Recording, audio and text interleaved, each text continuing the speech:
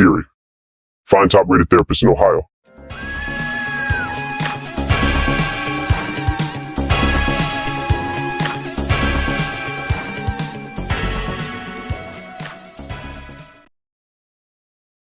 Avoiding me because he was ashamed of some things that he was doing.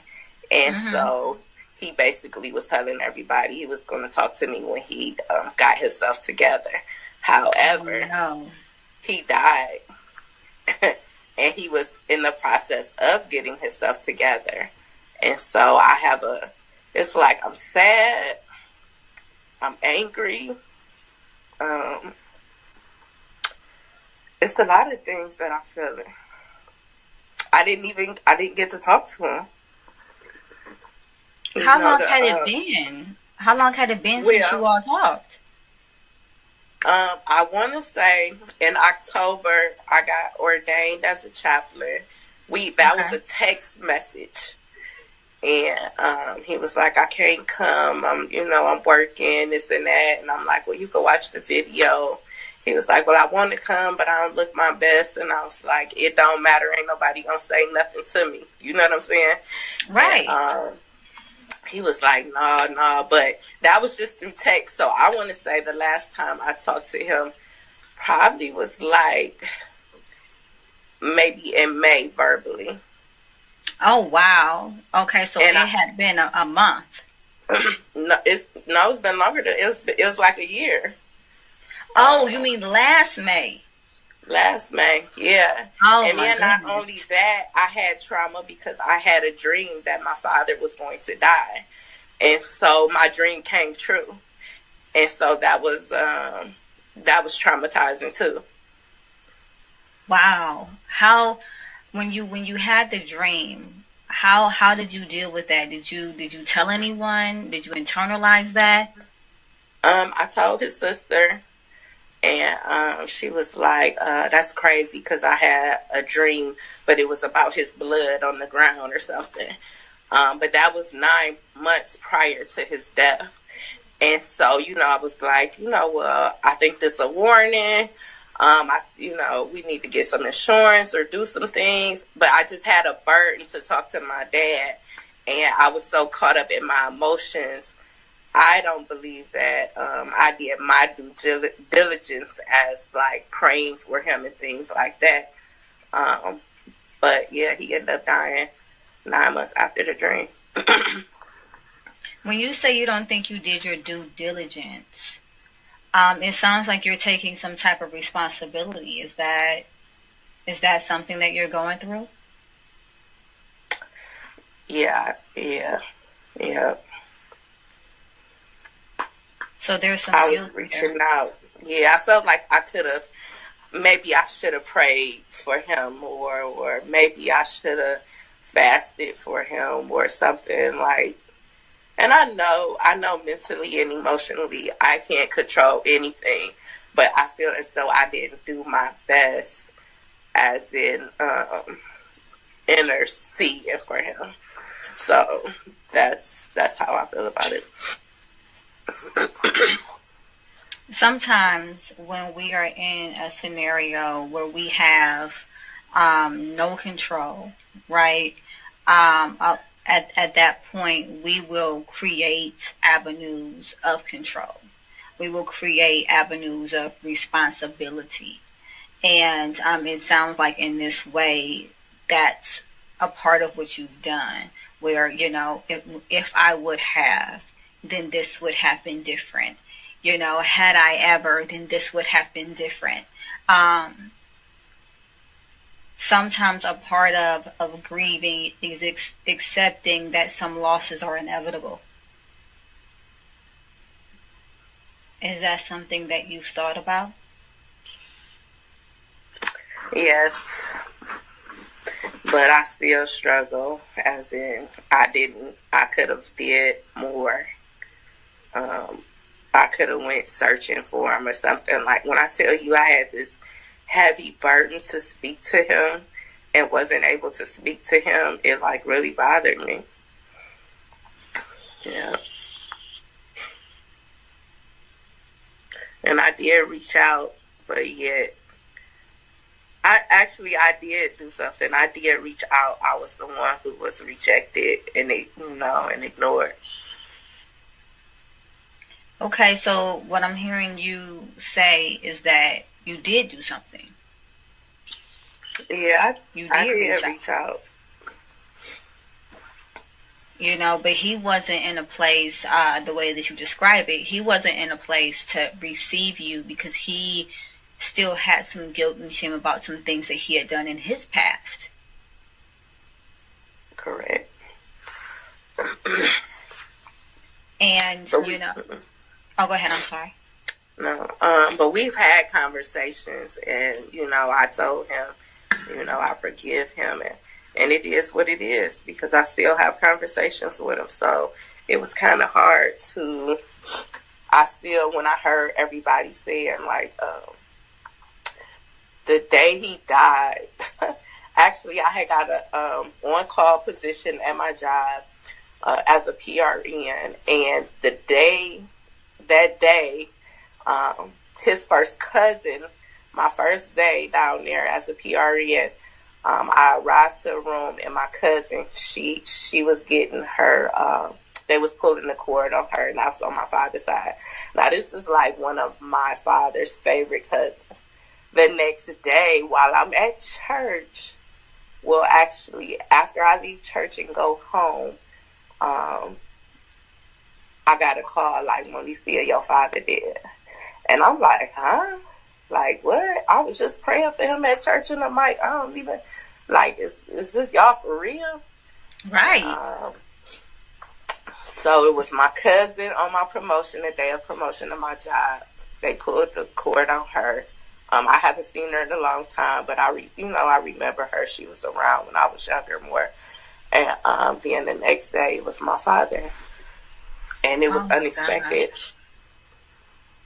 Oh my goodness. And I'm so sorry to hear that. While we are in this conversation, I do want to invite any listener that has any questions to call in. Press that call button, and I will be more than happy to speak with you as well. Before I let you off the line, Onicia, and I hope that you still stay around to listen, I do want to get into the task of mourning with you, so that I make sure that you don't leave empty-handed. Is that cool? Okay. My grandma hear me coughing. She talking about, spray your room with Lysol. Oh, God. She's like, I'm not for it. I understand. I'm not for it. Right. So the task of mourning, there's 4. Okay, and it says, after death, survivors are left to face the pain of grief in a new world without their loved one. Mourning is the process of adapting to loss through the completion of 4 tasks. Keep in mind that adapting doesn't mean forgetting. It means finding a way to cherish the memories of a loved one while continuing to move forward in life. It means adjusting to the world without the person that is no longer with you, while holding a place for them in your heart. So that is what this is influenced by. The first task is to accept the reality of the loss. After a death, it's common that the reality of the situation is minimized or denied. To complete this task, the reality of the loss must be fully accepted, both intellectually and emotionally. The second task is process the pain of grief. Grief involves painful emotions such as sadness, anger, and guilt. It can be tempting to avoid these feelings, bury them, rather than facing them. However, working through grief means confronting, naming, and making sense of these emotions. The third task is adjust to a world without that person. The death of a loved one will usually bring about a number of life challenges. These can range from minor changes in daily routines to the adoption of an entirely new worldview. The third task is about navigating these changes and adjusting to the world without the loved one. So there's internal adjustments that are needed in this phase in this task. Internal adjustments are changes in one's identity. Survivors, such as yourself, Mo, may have to answer the question, who am I now? They may also experience changes in their self-esteem. There is external adjustments that also need to be made. And these external adjustments include taking on new roles and developing new skills. Survivors may have to take on the tasks that were handled by their loved one, such as cooking, child care, fixing things, what have you. There's also spiritual adjustments that might need to be made. And these spiritual adjustments are changes to beliefs, values, and assumptions about the world. For example, a belief that the world is fair might change after a loss. The survivor may choose to reaffirm, modify, or replace their previous worldview. The last task, task 4, is find a way to remember that loved one while moving forward in your life. This is a task that I have found to be so helpful when it comes to complicated grief. Complicated grief is grief that is ongoing. After a year's time, you're still moving through the cycles of grief, but in a very intense manner.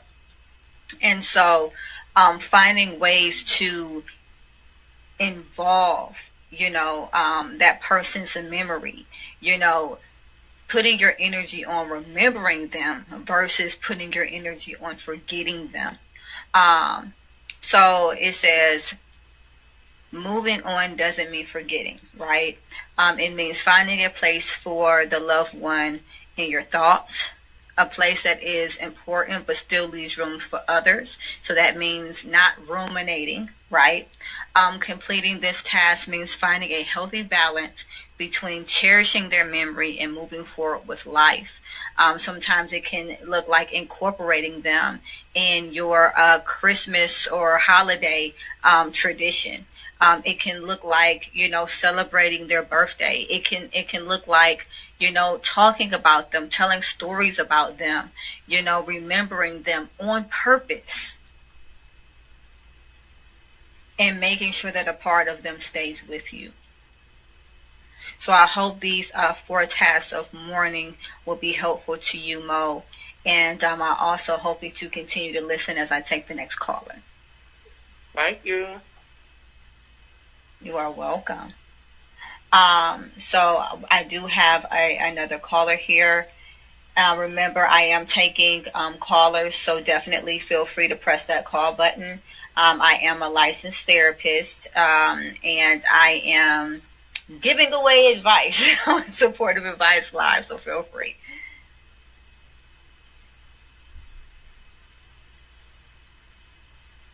So, hey, hello. Thank you so much for calling in.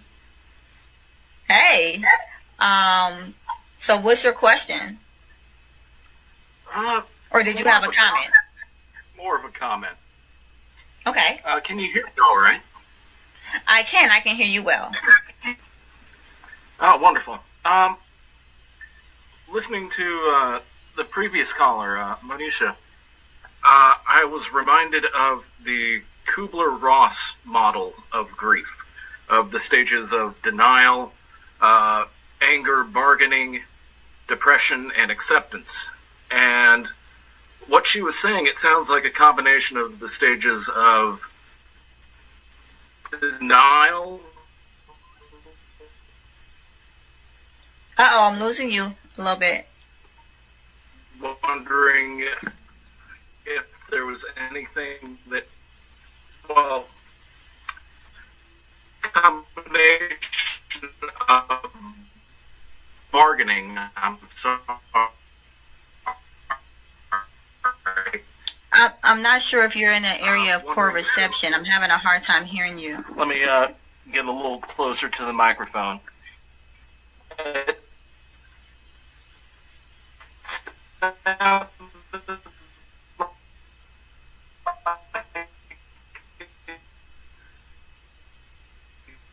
Combination of the bargaining stage, wondering if there was something different in your stage, and I just believe valid.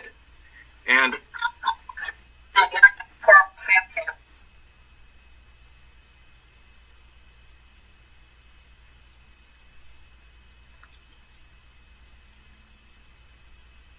I think that your comment is amazing. Unfortunately, I'm only hearing bits and pieces of it. I definitely would love to continue to hear what you have to say. It just doesn't sound like you're in the best area because it is breaking up pretty bad. I did hear you say a combination of bargaining, I believe, and it sounds like that you were going to do some validating, which I think would be absolutely amazing. Please feel free to continue. And everyone, again, I am taking callers, so feel free to press that call in button. Are you still with me? I think you might have lost reception. Please feel free to call back in.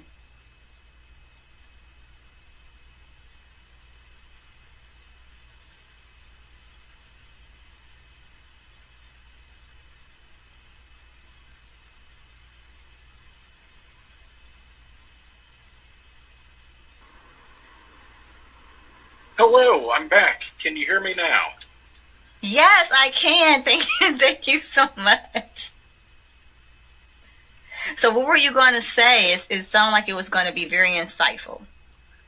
Okay, yes. Listening to the previous caller, I was reminded of the Kubler-Ross model of grief. That includes the stages of denial, anger, bargaining, depression, and acceptance.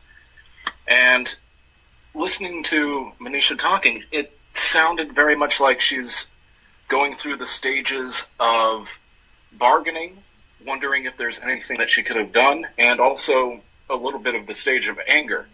And I just wanted to say, those emotions, those thoughts are completely valid, but I hope you can move on towards acceptance. Wow. I thank you so much for that and that validation. I'm sure that meant a lot to Monicia. Thank you so much for calling in and sharing those words.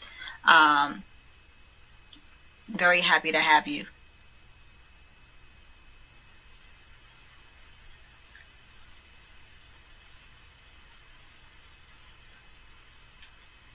Monicia, you still there? Yes, I'm back. So what do you think about that comment, those kind words? For me, I didn't hear nothing he said. The reception was bad. I heard a little bit about denial, and I heard a little bit about, he said, I can't think of the other word he used. Bargaining. He used the word bargaining. Yep, he used bargaining, and then I didn't hear nothing else after that. It was just a lot of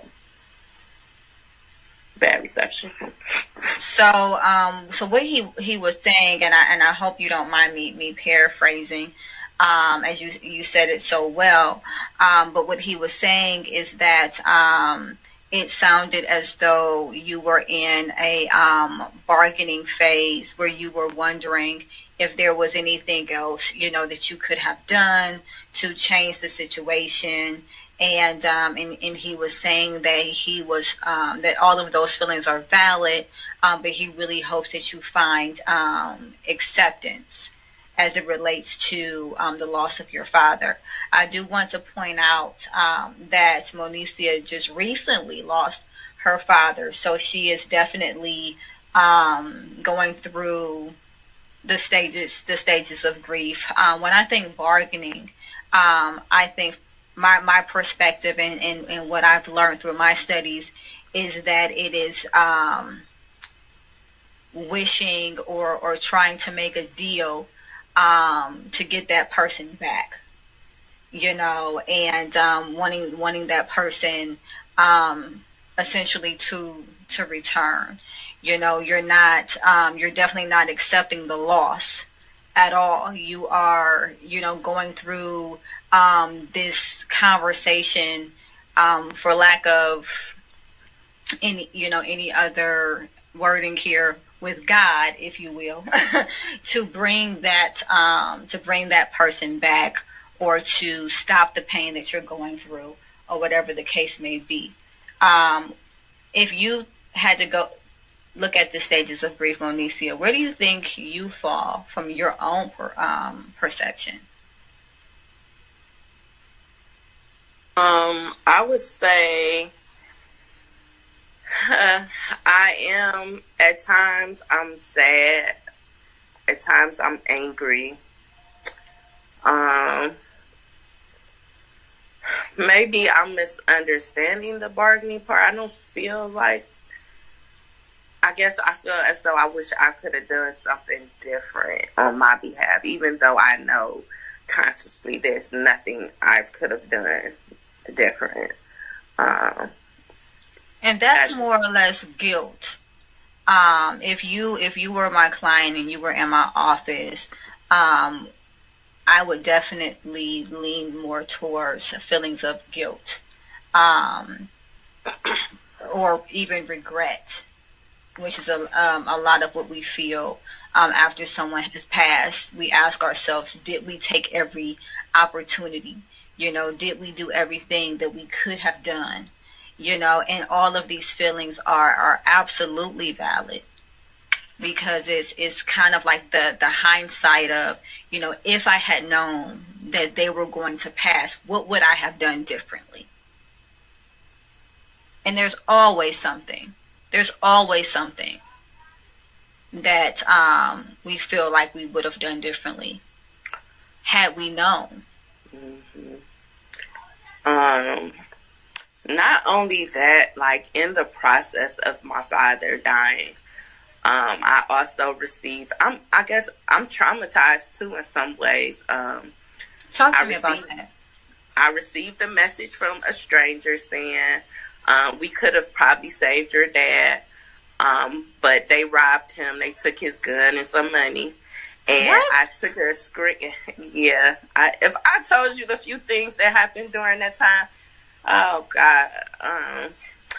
So I screenshot that. When I go back to Messenger to see it, they unsent the message, but I already had the message. After seeing that message, like 2 days later, I had my grandmother lives with me. I had a dream that I got a phone call that she died. And strangely, maybe some people may not believe, but some of my dreams do come true. And so I was traumatized receiving that dream after that. And so that's basically my process, or the things that I've been hit with during the time of my father's death.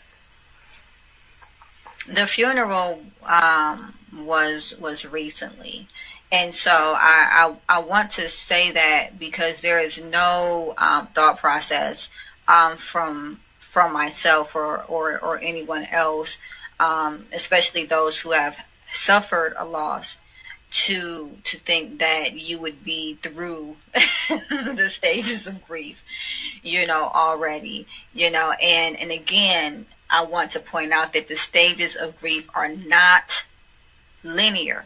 They're not linear. It is a cycle, and you can feel different things in tandem.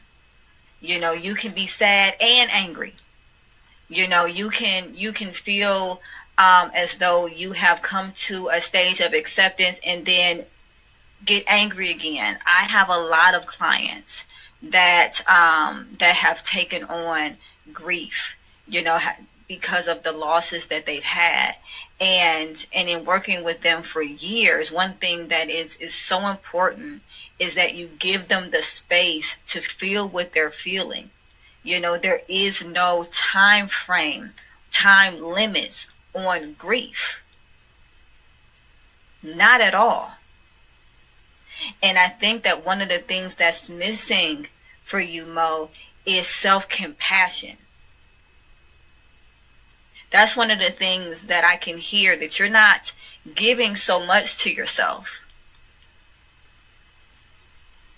You're saying, well, I wish, that I was further along by now. I feel like I should be over it by now. Or not even over it, but maybe in another phase. I'm doing all of these things, but I'm not feeling any better. You are correct. Because of our relationship being on and off, I did not think that when my father did pass away that it would affect me the way it's affected me. So like many of us, you weren't prepared. Yeah, and I thought I was prepared. Yeah. I somewhat thought I would be prepared and it wouldn't be a struggle for me, but tonight it's been a roller coaster. And and that's something right there, because it is presumptuous for us to assume, right, just because we don't have an ideal relationship with someone, or that we are estranged from someone, that if they were to pass away, it wouldn't bother us as much. Sometimes we feel like because we processed the loss while they were still living, that the grief, if they pass away, won't be as bad. But as you gave the example of, it hit you just the same, except for there was more regret because of the strain.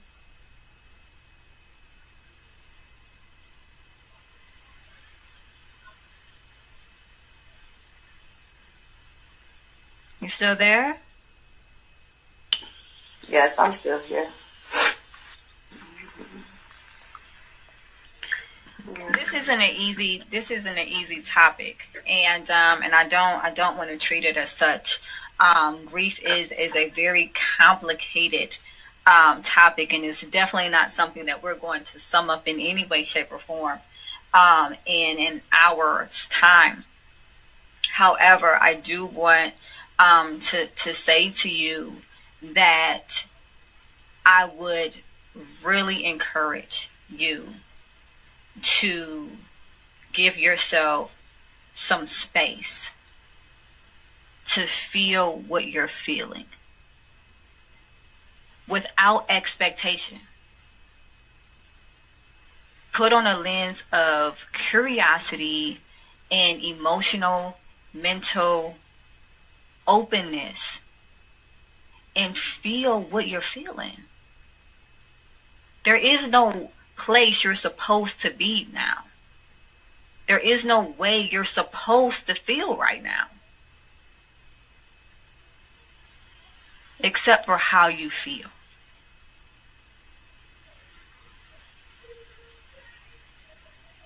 Can you do that? Yes, I'll try to work on it. I'll try to work on it. Well, it's not a mandate. Obviously, I don't do those as a therapist, but I do want to definitely, ask for you to consider it and give it some serious thought. I would like for you to stay on as a speaker, but I do have another caller, and so I'm going to take the caller. And so I'll just ask you to mute, and then we'll take this caller here. So I have, it looks like Brady on the line. How are you?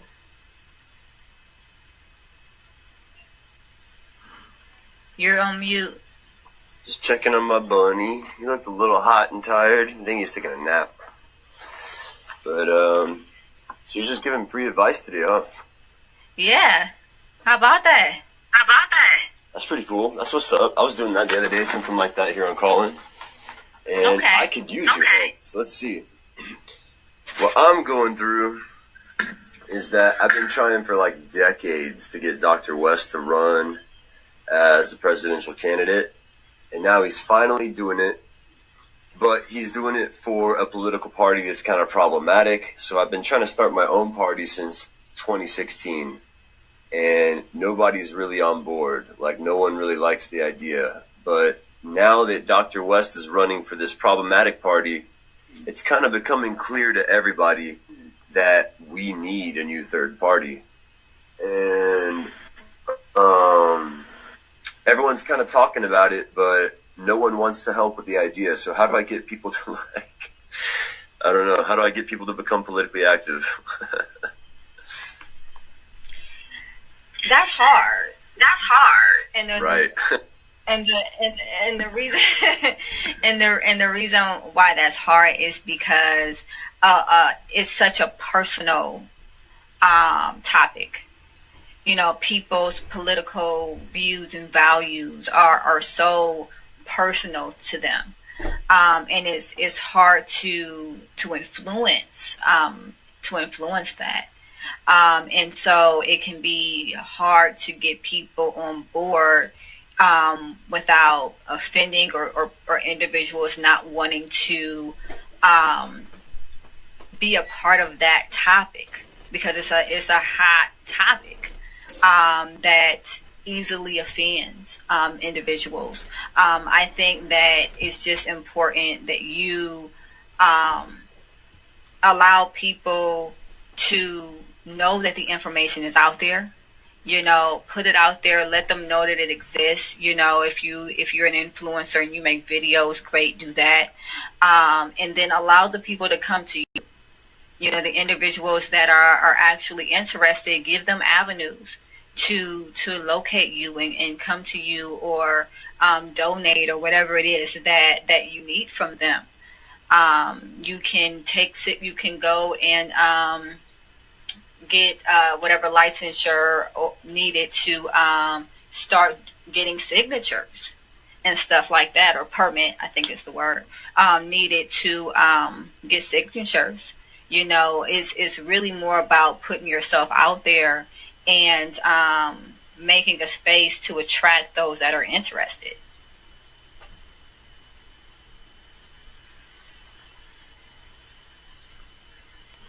That's cool. Much appreciated. I'll just keep putting myself out there, and I'll just ignore the screams and the complaints.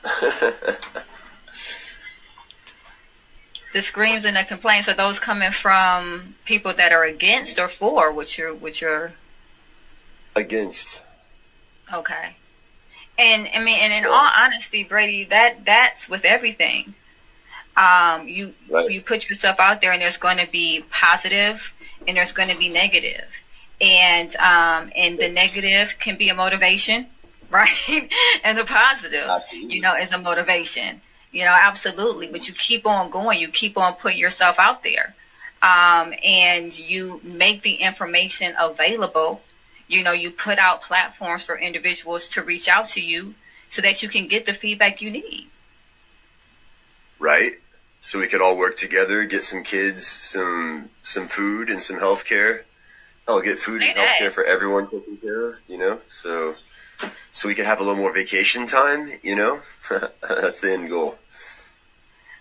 I like that. We just got to do a little bit of work first. So I know that's a lot to ask for some people, but too, it's a big ask. So let's see.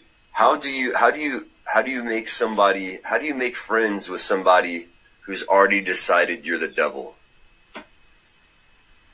That is a loaded question that you just said there.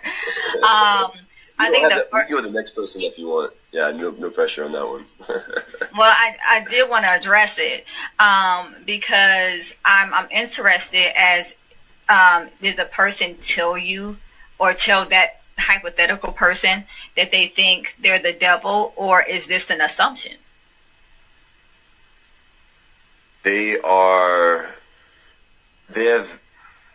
making assumptions. Yeah, they're making assumptions. I didn't actually do anything devilish, yeah. No, did you hear from them directly that they thought that you were devilish? I'm sorry, what was that? I said, did you hear from them directly that they thought you were devilish? Oh, yeah, they think that the thing that makes me too devilish is that I love myself too much, and apparently I ruin conversations. Oh, wow. Okay. Well, all you can do is continue to be yourself. And if that Right. person, whoever this person is, if that person has made up their mind, on who you are, that can't determine how you behave and how much you love you and how much continue doing positive in your everyday life. I don't know what would be the motivation behind making friends with them if there's someone who clearly says that they have no interest in being friends with you. But there's definitely ways to be cordial, which is not feeding into any type of defensiveness or anything like that, and just living your best life no matter what they're thinking or saying about you. Right, and that's a good point. Like, I don't necessarily want to be friends with these people. I just want them to stop harassing and trying to abuse me while I'm just trying to do my thing. Wow. I mean, I think that's a fair ask. And when it comes Right. to wanting people to stop targeting you or whatever the case may be, the one thing that we have control of is our boundaries. Who we let in, Right. who we don't let in. Every social media website has a block button. Mhm. Every phone that I'm aware of has a block button. We don't See, have therein to be lies the involved in problem. this. Here's the problem I'm facing right now is that let's Okay. pretend, for example, that Monica has me blocked right now, and you allowed her to be the speaker on your platform. All of a sudden, Okay. what that means on this app is that I would not be able to call in or use the chat down there to communicate. So she's essentially killed my chances of communicating with you. Now, we might want to have a conversation, and that's not going to matter because Monica would have had me blocked, and she's just controlling the fact. She's trying to control who you talk to and who I talk to at that moment in time. You understand? And so that's the Hmm. problem I'm running into here. This guy Derek down there in the listener section has me blocked. So Oh, every wait a time someone minute. allows Derek to be a speaker on their platform, he prevents me from having a conversation with somebody who might actually want to talk to me. And yeah, it's been destroying the democracy of voices here on Callin, and it's been causing the conversations to become kind of dry and meaningless instead of productive and constructive or creative. Okay, so what I'm hearing, Brady, is that you are having a conflict with one of the listeners, Derek. Where is this conflict coming from? Where did that start? Well, I asked him if he would be interested in helping to build a third party to the left of libertarians and stuff like that about a year ago. He told me it was a really dumb, stupid idea, blah, blah, blah. And he just happened to be best friends with a sex pest on this app. And when I outed his friend for being a sex pest, he just started coming at me sideways. So, of course, I was the bad guy for that. So I'm sorry I called your friend out for being a kind of a rapist, but that's just how I am. I keep it real, Derek. So you're just going to have to... I mean, it wasn't anything personal towards you, dude. So I don't know why you're mad at me. But, I mean, if your friends are acting like sex pests and rapists, I'm going to call it out. That's all there is to it. I mean, don't take it personal. You know, it's not you. But, I mean, he just had, you know, how do you say, loyalty to the wrong side. And now he's still mad at me for it, you know? And I can only do so much there. So this sounds like this has been something that's been ongoing. Have you guys ever actually had a conversation about this? No, he's totally afraid of having a conversation with me. I'm willing to talk to him anytime. He doesn't bother me much. I mean, I don't care if he talks. I don't care who he talks to. If he wants to communicate in all these rooms, I'm not trying to stop him from speaking. But yeah, basically he wants to be me. So I think often you'll catch him saying things that sound like things that I said, you know, and he'll be like, "Oh, I don't know who said this, but blah blah," and then he'll quote me. And so, yeah, I'd love to talk to you about it, Derek, but you're gonna have to grow the spinal cord for it first. You know, you're gonna have to develop the fortitude. Right now, Derek says, "I have absolutely no idea what he's talking about." Brady clearly needs help. If someone is willing to take the time, respect. And what I'm talking about, Derek, is the fact that you have me blocked and you consistently prevent me from speaking on other shows that have nothing to do with our beef. And there's Martin. Martin is one of the other ones down there in the call-in section. Martin actually called an elderly member of call-in the other day and encouraged them to self-harm themselves because they were sending messages to Martin that Martin didn't like. Martin was tired of this old man sending him DMs. And so when I get sent DMs that I don't want to read, I just ignore them.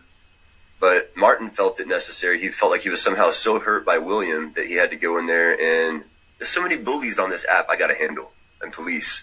It's out of control. They're forming a sex cult on here. They got like a psychic sex cult they're trying to start now. It's getting weird. Martin, do you want to explain your psychic sex cult to everybody and why you're trying to encourage old men? Yeah, see, there he goes. So, all right, he's up.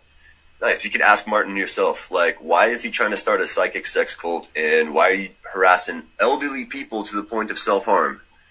What did William do to you to hurt you, Martin, is what we want to know. And second of all, do you really think that you're capable of talking someone into self-harming? Because Martin has a psychology degree, apparently, and so he should be aware of how problematic that behavior is. I'd love to know what's up. And also, Martin, like, why do you have me blocked, man? Like, how did I hurt you? I'd like to know how William hurt you, and I'd like to know how I hurt you. But I'll go ahead and pass the mic, because these are my haters, and I'd like to see what they have to say. I'd like to hear their response. All right, so we will do just that. We will pass the mic. I'm going to take the next caller. Give me 1 sec. Okay, so Martin was actually not our next caller, so I'm going to go to the person who actually is. Did you have a comment or question? This is some brand new beef. I would say that I would like nothing to do with a sex cult, but I can't say that because they're psychic. So I will step down and let the beef. Oh, wow. Okay. Wait a minute. All right. So, one thing that I'm not going to allow is bullying. Okay. And so this is not the platform for that. If you have a conflict with someone and you're looking for valid resolution, this is a great platform to come to. If you're on here to sling mud at someone, and you're upset that you all have not been able to resolve the conflict elsewhere, but you're not in a place of actual resolve, this is not the place for you. This is not the platform for you, because I'm not going to put anyone in an unhealthy environment, at least not knowingly. Okay, so I don't know who is the person or persons that I guess instigated these conflicts between the three of these individuals. However, this is not the platform for anyone to bully anyone. This is a platform for healthy resolution. So if anyone is coming on here just for the purpose of, again, slinging mud or getting something off of their chest without actually wanting to resolve the matter, this is not the platform for you. So Martin, I'm going to let you on, and hopefully we can find some clarity and some resolve in this.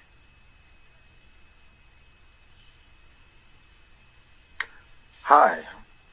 Thank you for taking. Hi, Martin. Thank you for taking my call. I'm so happy that we have somebody like you on this platform right now, because definitely we do need some conflict resolution on this platform. I have just expressed that I want to be left alone by Brady and William. William espouses some ideas that I find appalling, and I don't want to get into it because he's not present. But Brady, I just want him to leave me alone, that's all. And I feel many others on this platform also express that. he wants to put himself in spaces that he's not welcome, and that's what we have expressed. I would like to resolve that if that's possible. Absolutely. What attempts have been made thus far to resolve the conflict? What interpersonal effectiveness techniques have been used thus far to minimize this conflict? Well, Martin. Well, we have expressed that we're not interested in someone who is only interested in talking about him and his ideas. And we have expressed that time and time again over the past year that we all have been on this platform. And he has his own shows. Anybody is welcome to go to his shows, but he has no attraction there, and he feels that we have a lot of attraction in our rooms, and he wants to impose him. Okay. And so was there ever a time where you and him actually sat down and had a conversation, or was it, okay, I'm not liking this, and so we blocked one another without conversating? Well, I do have a diploma in psychology. I don't have a degree in psychology, so I have limited professional tools to actually engage in that. We have had some interventions, but besides that, we haven't been having a professional present, unfortunately, to solve those problems. Okay. I want to say that it's important that, we all have boundaries, Martin. And one thing that I'm hearing you say is that you put up a boundary. You met with this individual, virtually, obviously, and you heard what this person was trying to say, and you decided, okay, this isn't my cup of tea, and so you express that, I'm sure, or I'm assuming, and you can correct me if I'm wrong, in a professional manner, and it was not respected. The boundary was not respected, and so it led to blocking. Now, Brady, I don't know you. This is my first time ever speaking with you. However, I did hear a lot of aggression in the things that you were saying. You sounded very angry. And there was a lot of defensiveness. There was a lot of instigative conversation, comments, calling individuals out, and things of that nature. Now, I haven't heard from the other person that you were talking about. One of the callers that I had looks like possibly they became pretty uncomfortable, and so they didn't want any type of involvement in that. But Martin has come on, and he sounds like he is more than willing to resolve the matter as long as his boundaries are respected. Now, I'm not going to put you on right now because I'm talking to Martin, but you seem to be using the chat pretty vigorously. Are you willing to resolve the conflict? Can you put that in the chat?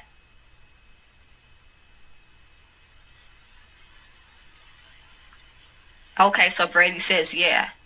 Brady says he wants to resolve the conflict. Now, I want to be clear. Resolving the conflict doesn't have to necessarily mean that Martin unblocks you. It can just mean that you guys come to an agreement. If it doesn't lead to you becoming unblocked, is it still something that you're willing to do?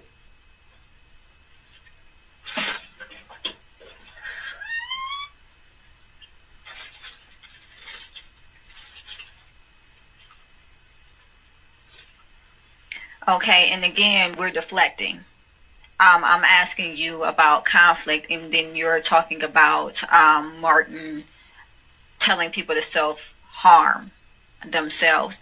Martin, can you let us in a little bit onto what that is about, so we can have some clarity about that comment or whatever it is that Brady is talking about? There's this other person who expresses that Sandy Hook was a psyop and everybody was an actor in that incident. And I found that appalling. And I tried to make him stop sending me materials that would support his ideas about that. And I just told him that just do whatever you'll do and just leave me alone and leave me out of it. But he keeps harassing me with messages all the time. And unfortunately, I expressed that if it comes to the point that I have to go to the length of actually encourage him to do stuff. But that didn't seem to work. It was just a threat to hopefully get him to stop harassing me, but that didn't seem to work either, unfortunately. But yeah, so I'm trying to ignore that person for now. And the same goes for Brady. It's not so much his ideas, but sort of his narcissism that bothers me when it comes to Brady. And I just want to not be exposed to it, that's all. Nothing more. I don't go into his rooms, but he constantly imposes himself on the spaces that... So, I mean, at this point, what I'm really hearing is that, again, you have a boundary that you want respected. And Brady, again, as I said before, I've not met you. But it sounds as though in some way, shape, or form, you've offended Martin, or you guys are having a consistent conflict, right? You said that he was not open to your ideas, which is fine, which is absolutely fine, right? Because at the end of the day, as we just spoke, I'm looking at the comments, I apologize. As we just spoke, everybody's not going to agree with us, right? Everybody is not going to hear our ideas, jump for joy, and jump on board. There's going to be people that don't agree with us. There's going to be people that don't side with our way of believing, and that's okay. If it's something that we want to continue to do, we continue to do it. And if not, we don't. We don't need everyone on board to do what it is that we feel like we're supposed to be doing. The only person who needs to be on board is ourselves.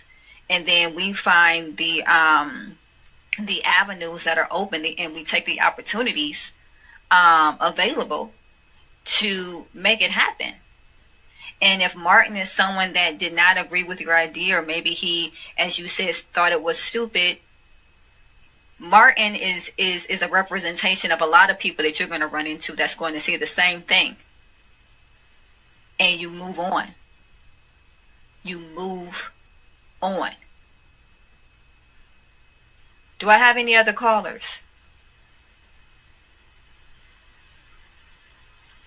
Anybody else? Anybody else? Martin, Brady, I thank you both for your time.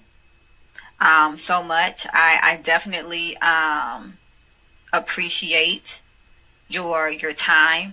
And Martin and Brady, I thank you for coming on and at least attempting to resolve the conflict. It doesn't sound like Brady, like you're open to resolve right now. It sounds like you're still very angry and you're looking for a fight. And if that is where you are, that's absolutely fine. But the fight will not take place here because this isn't the platform for that. Any other callers? Anybody else? Going once? Going twice? Okay, so we got another person. All right, so let me... Boom, boom, boom. All right, so let me take you... Sir. Hello. Can you hear me? I can. How you doing? Oh, pretty good. So, I would like to talk about going back to Bo's father. Thank you. I appreciate you. as we digress, right? So please go back to Mo's dad. Well, my point is that he said that he wanted to do it alone, and whether or not that was the right action, it doesn't really matter. I mean, that was his decision. And to second guess it and say, well, what if I could have stepped in his behalf? That's not what he would have wanted, I don't think. And I don't think that he would want you to feel the burden that you're feeling now. So I'm not sure if that completely fits with the situation. That's just my opinions on it. And also, I'd like to talk a little bit more generally about especially men, and I wouldn't say mental health, but more of like emotional hygiene. My father lost his father not too long ago, my grandfather. And my father told me that when he was growing up, his father, my grandfather, did not show love physically. My dad never got hugs. And my dad told me that he knows that his father loved him, but his father was not able to show that. So you have to admit that sometimes men feel the need to put themselves in a bubble, and if that's the way they feel, it's the way they feel. And it's not something that you could just turn on or turn off. And second guessing it, I believe, might be causing you more pain. I think that is a great point of view that you just brought to the table, right? There is a lot of emotional suppression as it relates to males. It is taught as a form of masculinity, right? Not to cry, is a part of the gender, role to, oh, you have to be strong, suck it up, keep it moving, and to show love has been deemed soft, for lack of a better term. And so you will have a lot of households where the father never hugged his son, or didn't say, I love you. And that is typical. That is not outlandish. That is something that is culturally normal, and something that we are breaking out of, thank goodness. But I definitely hear your point of view when you say, if that is what he wanted to do and those were his wishes, part of what might be putting a burden on Mo is that she felt like it was her responsibility to relieve him of those wishes. But I do still have Mo. Thank you so much, Mo, for staying with us throughout this process. Mo, what do you think? Feel free to chime in. I thought that was a great topic.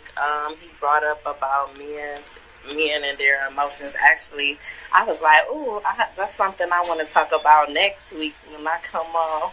You don't get tired of me? Speaking of next week, I do want to thank everyone who was a part of this show, and I mean everyone. This show is on every Thursday, 6 o'clock p.m. Eastern Standard Time. Supportive Advice Live. Tune back in. It's unpredictable, and unpredictable is great because that's life. It's not scripted. You get what you get, and you leave the rest, right? And so come back, listen in, and I hope to get to talk to all of you again next week. Again, thank you so much for joining. I appreciate every single one of you. Don't be afraid to press that call button, and I will be back next week at 6 o'clock. Bye, everybody.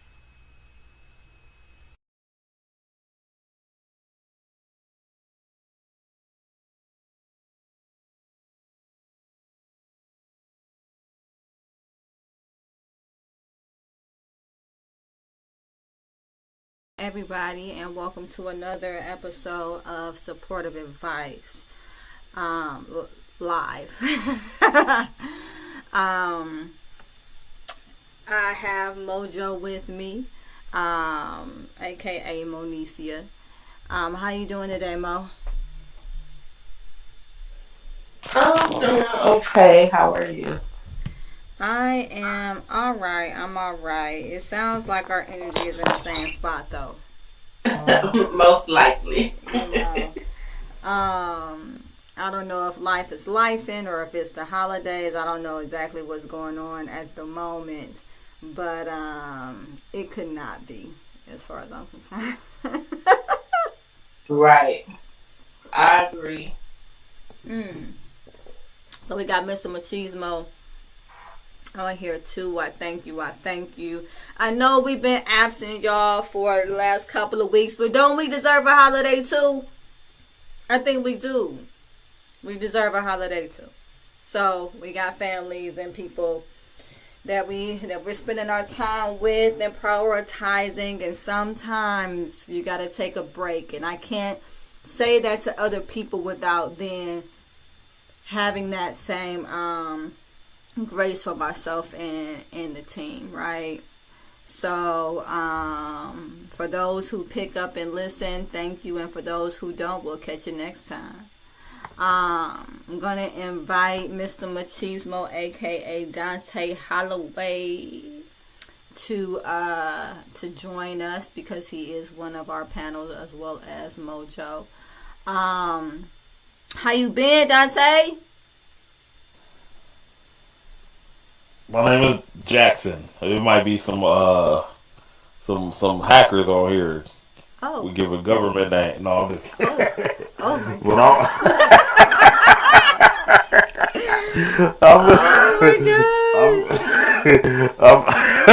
But But when you put it that way, my name is. No, I'm kidding.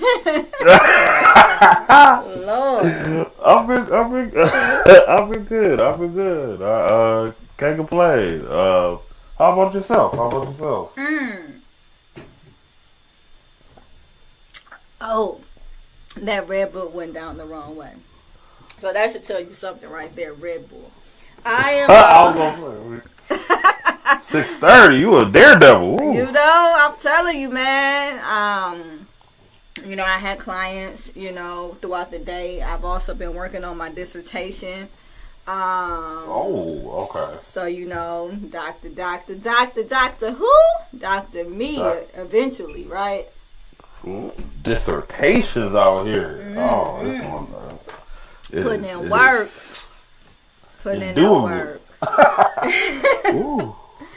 Yeah, I'm actually doing the literature review related to specific variables within the study, and so it has been worth it. I'll leave with worth it, but I would be dishonest if I were to say that it has not been taxing. So, there's that. I have not 100% been satisfied with our reach on call-in. I know we have our regulars who I appreciate very, very, very much. We have those that subscribe to the podcast, and we love you all. I'm speaking for everyone. And but there has to be another way for our reach to get a little bit louder and further. May I share something I think will be cool for you? Absolutely not, Mo. We don't take suggestions here. Clubhouse. No, what were you gonna say, Mo? Clubhouse. It's an app called Clubhouse. You get to do a podcast. It's internationally. Oh. And people join all the time. They come in and come out. You grow your audience. People can also find you by topic. Oh, nice. I like Clubhouse, and they can get on and speak if you want them to. You can bring them up and put them down in the audience. But I think that Clubhouse will be amazing for you. Okay, well, that is definitely something that I'm going to be considering. I was up at 6 this morning. Don't ask me why my eyes open. So I was like, heck, well, I might as well. And I was looking at a lot of different software and a lot of different apps that allow not only for us to be voices, but for all of our lovely faces to be seen by the public. I wanted to kind of weigh in and well, not weigh in, but I wanted to kind of allow you guys to. Well, weigh she in. has no sound. How was your New Year, Dante? Are you serious? It was copacetic. It was I don't have no copacetic. sound. I was See, that's another surprised there was less gunfire at midnight. Are you I'm used to serious? hearing. Really? I'm used to hearing some expensive stuff. I think people might be. I think I think inflation has limited individuals' bullets being expended on things like that. That's my guess. I heard a couple, but I ain't hear it like I used to. I didn't hear the boo. I just heard ping ping. People needed their funds to buy some food and some Pepsi. I understand. Not right. Pepsi, that ginger ale. That ginger ale. What is happening with whatever, my... I seen a few people put packs of pop away. I was like, like 3 people like in line. It was like, put that back. I was like, okay. Hey, you gotta make a business decision sometimes. Right. It get to adding up. It's like, wait a minute here. Hold on now.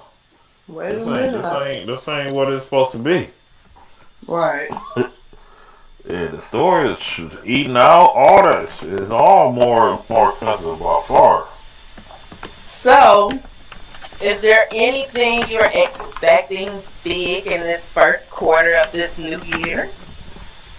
I'm expecting $444 million any second. Alrighty then. So, I mean, I know that's a little random, but I didn't expect that too. Can y'all hear me? Hey, that's what worked out. We can figure something, because I would have to do something with it. It can't just sit. I'll tell you that. It gotta move. And I think that's something that we, depending on how you grew up, don't realize. Like, money is never supposed to sit. And that's something that, like, within the last, I'll say, 2 years, can y'all hear me? I really just caught the concept of, like, it sounds crazy, but literally, money is never supposed to just sit. Okay. Money should never just sit. Can y'all hear me yet? Well, that's a whole another discussion. But the same question for you for this first fiscal quarter. What do you got going on big? What do I have going on big? Can anybody hear me? Nope.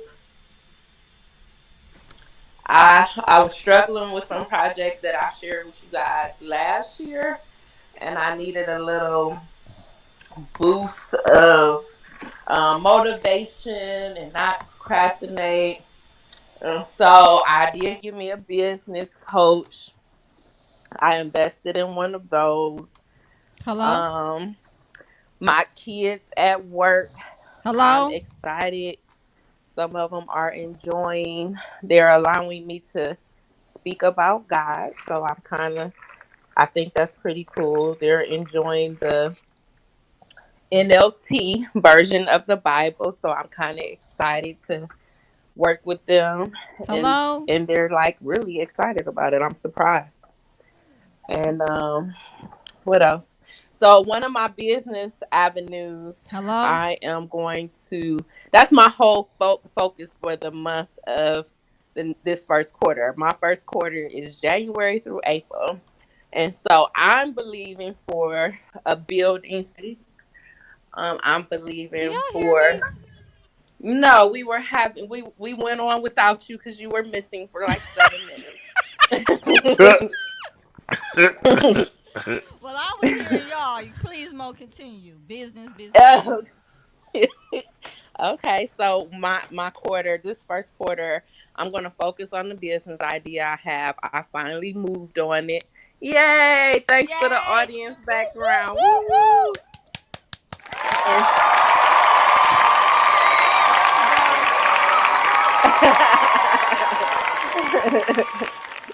I don't mind waiting for the audience. Okay.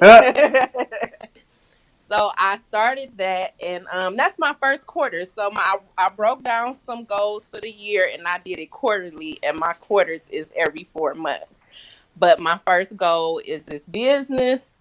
Um, well, that's one of my goals in the business, to get everything done on paper, to apply for some grants this month, my website logo, all that. So that's one of the big things I'm doing, and I'm just so excited about it. That And of sounds course, amazing. and I also did my That's other dope. goals in each area. I had a mentor, and she said you should have goals in your emotions, your spirituality. Let me give an example. So if it's emotional, if you have anger issues, you write down, I want to work on anger. And then you, of course, write your objectives. How will I work on my anger? Spirituality, maybe you want to read your good book. Um, how long a day, Then you should have career slash education slash trade goals. And then what else? Physical. And I think I'm missing something. Mental? I think it's mental. But Mental, she spiritual. stated you should have, oh, did I say financial? You should Oh, have that's goals. another one. Yep, you should have goals in all those areas.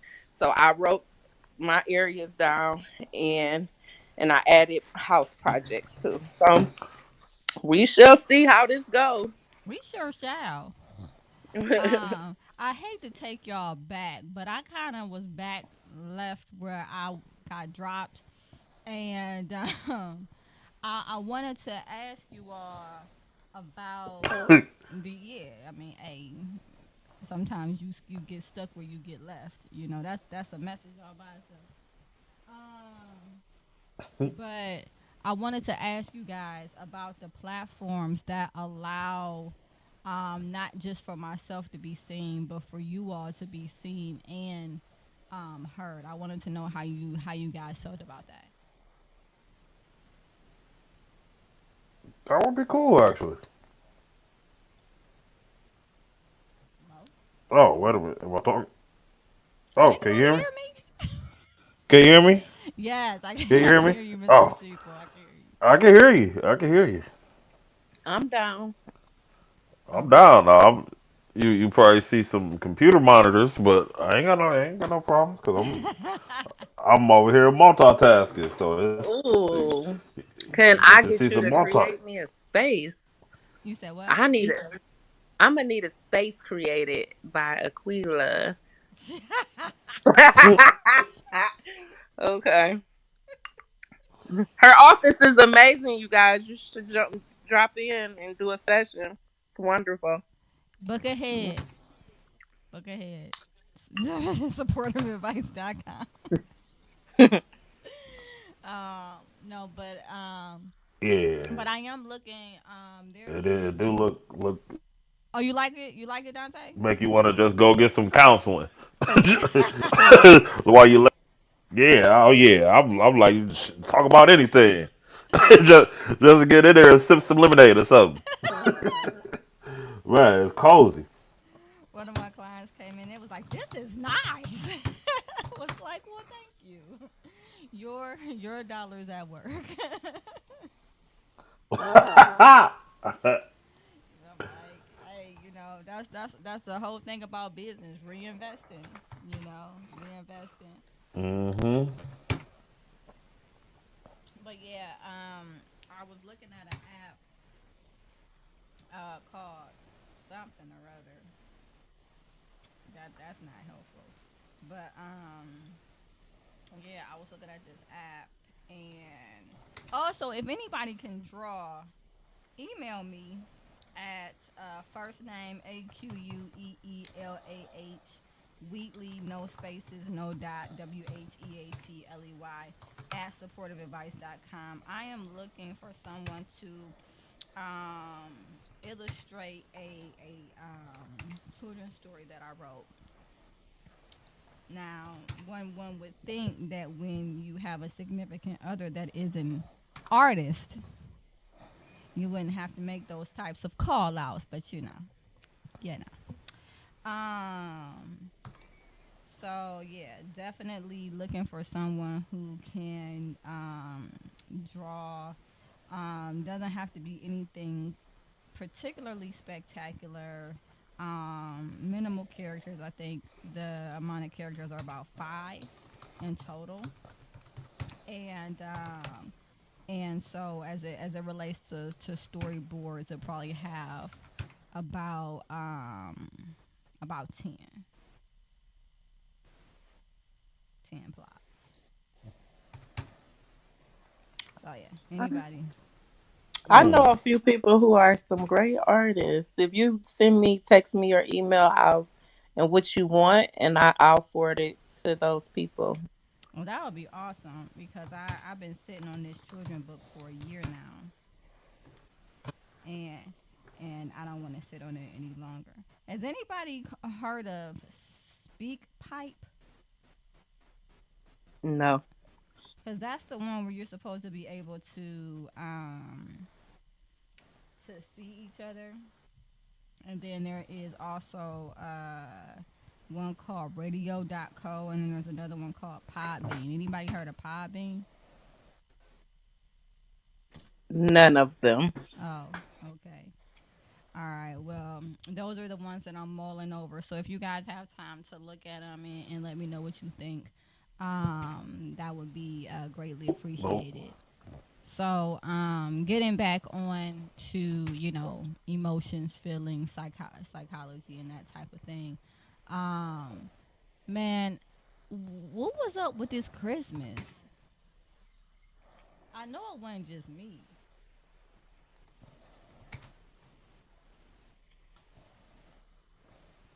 Hello. Well, I'll say for me, my Christmas, it wasn't it wasn't what I expected There wasn't a either. lot of people in the. Yeah, I didn't put up a tree. My daughter didn't put up the tree. I was like, "You don't even want the tree?" She was like, "No, forget the tree." I was like, "Great," because I didn't want to put up the tree, and she usually puts it up anyway. And I was like, "Well, I guess I could if she doesn't want to do it." She was like, "Nope, it's fine." And I was like, "Okay," I quickly agreed. I know that's Uh, right. So yeah, I don't know. Christmas was kind of like, I don't know. Yeah, it was, it was lackluster. And I'm not talking about the, spending time with family and things like I'm not talking about that part of it, but I'm talking about the catching the spirit part of it. Like the, warm and cozy, feeling that, you get around Christmas. Like I just feel like that is decreasing each year. And I wonder if it ties in at all to stores starting to advertise earlier and earlier and earlier. Like this time, Hmm. a Christmas there was a Christmas advertisement in October. I never thought about that being a. Because a lot of people were saying that they wasn't really in the Christmas spirit. But I never thought about people it being like a market saturation type of thing where you Yes, see it so early. It's like, oh no, big deal. You no, get jaded you're in a way. right. I heard a lot of people talking about they felt like it is becoming way too commercialized and that it's all about profits for um big chain stores versus actual togetherness and promoting. And in all honesty, if you look at the commercials throughout the years, there were a lot more commercials surrounding like family togetherness, And then like you might see a flash of the product, like this family is together and everybody's having fun, and then you might see like a Coca-Cola on the table or something like that, where it was just like a lot of um focus on the family and versus what it was being bought. And one thing that saw a lot with the commercials is that it was a lot of buy this person wants that person wants this, did you get this person that, and I'm like, nah, I didn't. And I'm not going to. I told my kids, I was like, don't give me no Christmas list. Do not give me a Christmas list this year. This first time since they knew how to write that I told them not to give me a Christmas list this year. I was like, I'm going to get you what I want to get you. Because, you know, I'm not going to go and check these things off the list that don't have any significance to our bond or any significant value. I'm going to buy you things that actually mean something.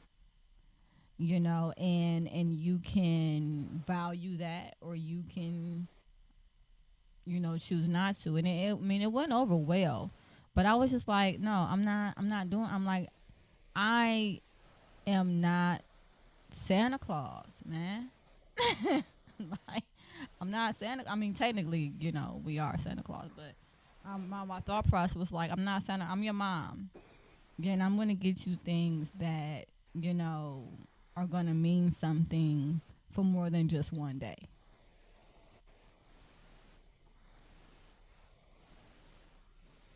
Did I go out again? Nope, we're just listening. Oh. We're being great listeners. But yeah, I had a lot of clients, that also were saying, that they weren't in the Christmas spirit either. And, and it let me know, like, because clients are, all different, as far as like social economic backgrounds, race, gender, and it seemed to be this shared miss me with this year type type deal. People just weren't on it. Um, but I find that it's interesting because not to get all Bible or anything, but um, Christmas is pagan anyway. And maybe it's ran its course. Can y'all hear me? Yes, you said it ran its course. Mr. What do you call him? Dante. Machismo, Mr. Machismo. Machismo. He said he has no sound. You probably need to go back in and out, Dante. I hear her now. Yeah, Hmm. so I think that there is a possibility, right, that it's ran its course, like winter solstice, and I don't know if it's called Eden, the celebration that has a lot to do with the Christmas trees and the Christmas wreaths, and even the way that Santa Claus looks. Now, granted, the character was based on a real person named Saint Nicholas. However, the way that he's drawn, the way that he looks, the way that he's portrayed, um, is not based on the likeness of that person. More or less, it is based on um, the the winter solstice character. So, I'm wondering is if, like, it's getting to a point where that part of it is just is ran its course, and maybe we need to get back to something deeper.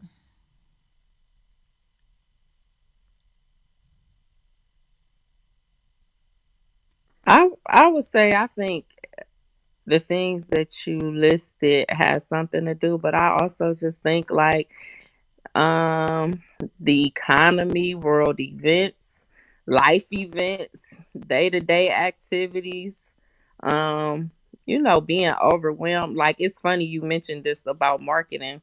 The other day, a guy on Facebook, he took a picture, and they had, at the stores, they had Valentine's things out already. He was like, "Man, come on now, come on. We just spent all our money on Christmas." He like, why are they advertising for Valentine's Day already? Like, give me a Right. break." Give us all a break. And I think that does, because it's like it feels like you're bombarded. It's like you don't get a breather. It's like, okay, um okay, soon as Halloween comes, and if you have kids, or if you're somebody who likes to go out and celebrate, All Hallows Eve, then you're buying costumes and candy, and then right after that, you know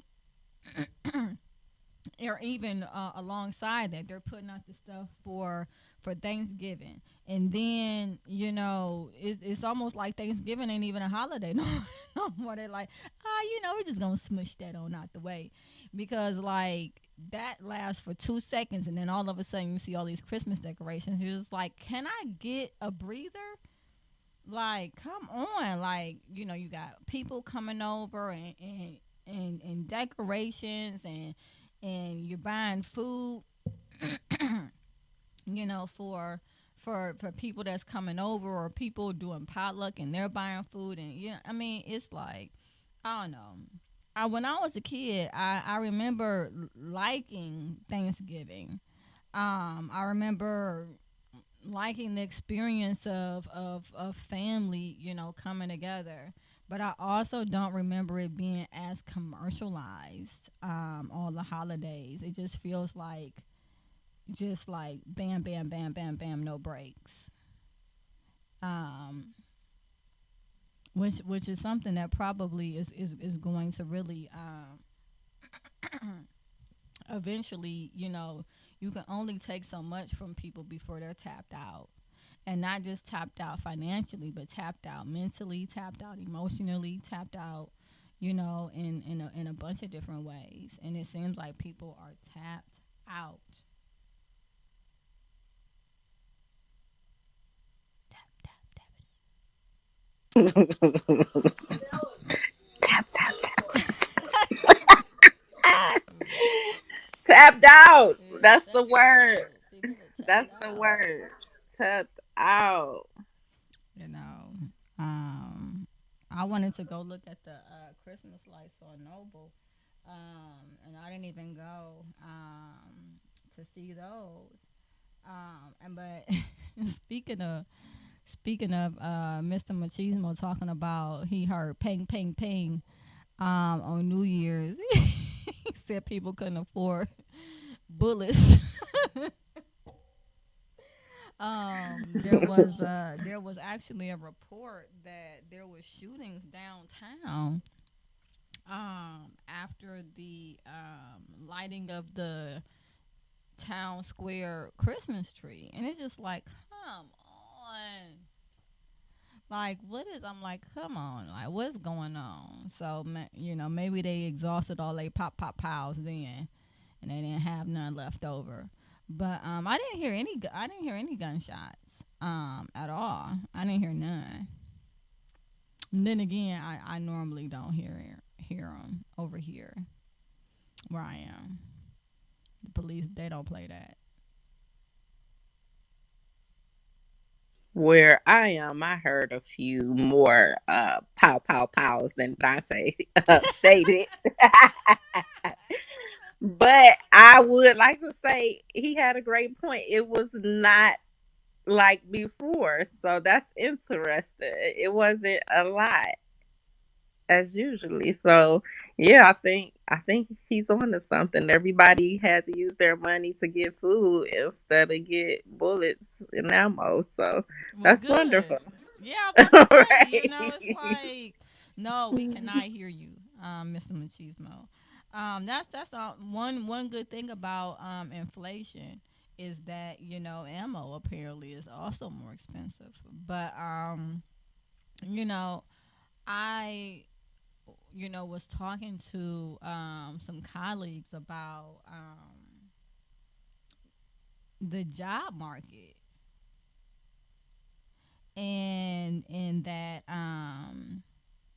you know this is the first, not 2024, but 2023 was the first year.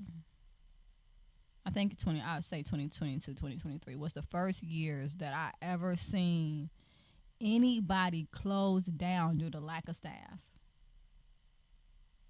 I had never seen that in all of my years of living.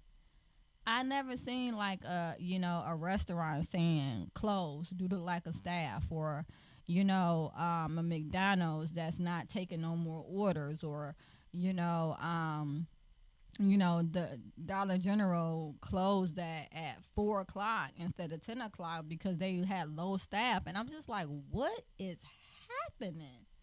Am I the only one seeing this trend or what? No, me and my coworker was talking about that last week. I said, no, actually, I had one of the kids in the nurse's office, and I said, like, what are people doing since COVID? Because everywhere is short, from Aldi's to Walmart's to Finest to Kroger's to not Dillard's. not I'm finest. everywhere. I know, right? You knew what I was talking about. Oh yeah, I know. And so it's interesting because I would like to know what is everybody doing to make money? Like, I, what are they doing? Because I don't want to go to my job 5 days a week anymore either. I need to catch the new thing of what everybody else is doing, because I don't want to work there 5 days a week. And while we're talking about that, I think companies would do better off if they had, people work 3 days, off 3 days, on 4 days, allowing people to pick their schedules. That might assist with the workforce. So, oh, and the pay. They're not paying good either.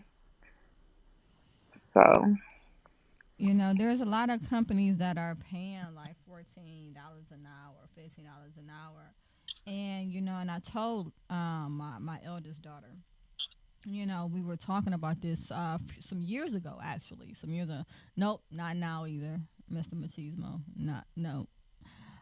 See, now you know how it feel to get dropped, and then it's not fun.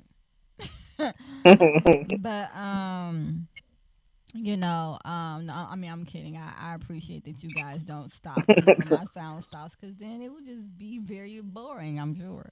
But I was telling my eldest daughter some years ago, she was like, they're trying to raise minimum wage, and I was like, And she was like, what do you mean? Don't you want them to raise minimum wage? I'm like, well, I don't know. Do you want to eat a $20 hamburger? mm, Because that's what's gonna happen. I'm like, because if you think that the companies are going to take a loss, you got another thing coming. that's so true. They'll say, okay, well, we paying people $15 an hour, burgers $22. You want cheese, it's 25. You be like, it's just a burger. Well, that's what you asking for, and so $14 is gonna feel like $2 because everything is gonna go up because businesses still want to make a profit. It's not going to ever be, well, I won't say ever. I won't say ever. I don't like saying ever. But, a lot of times it's not going to be the business that eats it. It's going to be the consumers. And I think that's a lot of what we're seeing, because now you have places that are like, okay, yeah, I'm McDonald's, I'll start you at $14 an hour. But if somebody wants a value meal, it's $12.99. You're like, wait a minute, how's that a value? Like, you can't even call them value meals anymore. Just call it a meal. you know, because I'm like, at this point is not a value. And so the people are making more on paper. It looks like it, but the economy and the inflation is making it feel just as it was. And I told my daughter the other day. I said, "You see what I'm talking about now? See, because she was giving me the side eye when I was like, she was giving me the side eye. Like, why wouldn't you want, everybody to be making $15 an hour? I'm like, it's not that, but it's the fact that everything has a consequence, and nobody Mhm. goes into business to go bankrupt. That's true. Another thing I think that's taking many people. I know a lot of people who are driving now. They're doing a lot of driving. They're doing Mm. truck Yes. trucks, box truck deliveries, and they don't have to deal with having a supervisor, or they're doing it on their own time when they want to do it. And I was kind of surprised about knowing how many people are driving or getting box truck businesses to deliver things, and it's making good money. I will say one thing that somebody said to me is everybody decided during COVID that they were going to be entrepreneurs. Yeah, I and think for real. and For I'm real. like, hey, real talk. Me too. Me Like too. I'm getting on you. I can't be like hating on nobody else because I'm like, hey, I didn't start my business during COVID, or anything like that. I mean, I already had my practice going, but I really kind of took a leap, into putting all my energy into my practice, after that point, and kind of divesting from a lot of corporate um, options as it related to being a therapist and building up the brand of another company or whatever the case may be. And so you're right, there's a lot of people doing box truck, there's a lot of people getting their CDOs, there's a lot of people doing DoorDash. Let's not even DoorDash. What is it? What's the other one? Uber Uber. Eats. Mhm. Ubering. Not for the eating, but for the cabbing. And then The there's Amazon Flex. Yep, Amazon Flex, Lyft. Like, there's just so many other options now where people are like, I don't gotta work for you. I could just do my own thing, Man, and I can't so wait to say that. I know that's right. But you just said like a little while ago that you're leaping into your own business, right? Yeah. Yeah, Yeah. but sometimes I think frustration. You can say you tired about something, but and keep saying you're tired about it, and but you never really take action Hmm. in the area. And I was asking myself, like, well, Monique, are you really tired because you still not doing the ideas that you have that could take you away from a place, And so carving out that time to actually take the action steps or applying, not just having a thought, not just putting it on paper, but application, applying some of those thoughts and skills, and completing some tasks to get where I want to get to. So, And you I know. and I congratulate you on that because it's not easy. It does take um cojones to to step out and say, all right, I'm going to move forward with this, and and let it go where God's going to take it. Mhm. And so congratulations on making that move. Um, because that it can be exciting, but it can also be anxiety provoking. So definitely, whenever you need to talk, well, I won't say whenever, but Right, because you're a like, busy because if lady. it's 1 o'clock in the morning, I'm not answering. That's just the truth. But but talking about that, with me, if that's something you want to do, for sure you can always text me. But yeah, Mr. Machismo, man, what's really good? I saw your red light come back on. I got all excited, and then bam, I'm silent. wondering if he should close his, like, leave from the room, close the app up off your phone, and then come back and open the app and reopen it like that. And normally I have to like refresh, and then I have to go. It's just a lot. It's a lot. My sound, it leaves and it don't ever want to come back. But I be like, come on, man. I be talking, I be saying stuff because I'm always saying something, you know. But I don't know. A lot of people pre-record their podcasts. I was thinking about us doing something like that, maybe pre-recording, and plan them. I don't know. I guess we can kind of just shoot around and and see. I like the live platform because I want to be able to meet people where they're at, in the moment, and kind of allow the podcast itself to be led based on the needs of the people, but that is only conducive if the people can find you. So, what was the, what was the name of the cotton? What was the name of the? What you Cotton Club? What you talking about? It's called Clubhouse. Clubhouse app. Clubhouse. You talking about the Cotton Club? That been gone. It sure have. It has a long time ago, boy. I'm telling my age though. Um, I'm like, what? Sometimes things come up and you just be like, what was that? What was that? Cotton Club dads. What dads? What? Daddy-o. Oh, yeah. Daddy-o's. The Mirage. Don't get me listening. The Not. Mix. Don't I get. remember the Let me Mirage. stop. I remember Daddy O's. Oh, that was in the back of the Mix on 141st. Oh, oh. All right, Dante, you back? Mm-mm. You know, you're not back. Oh, Glad the man. Welcome. yeah.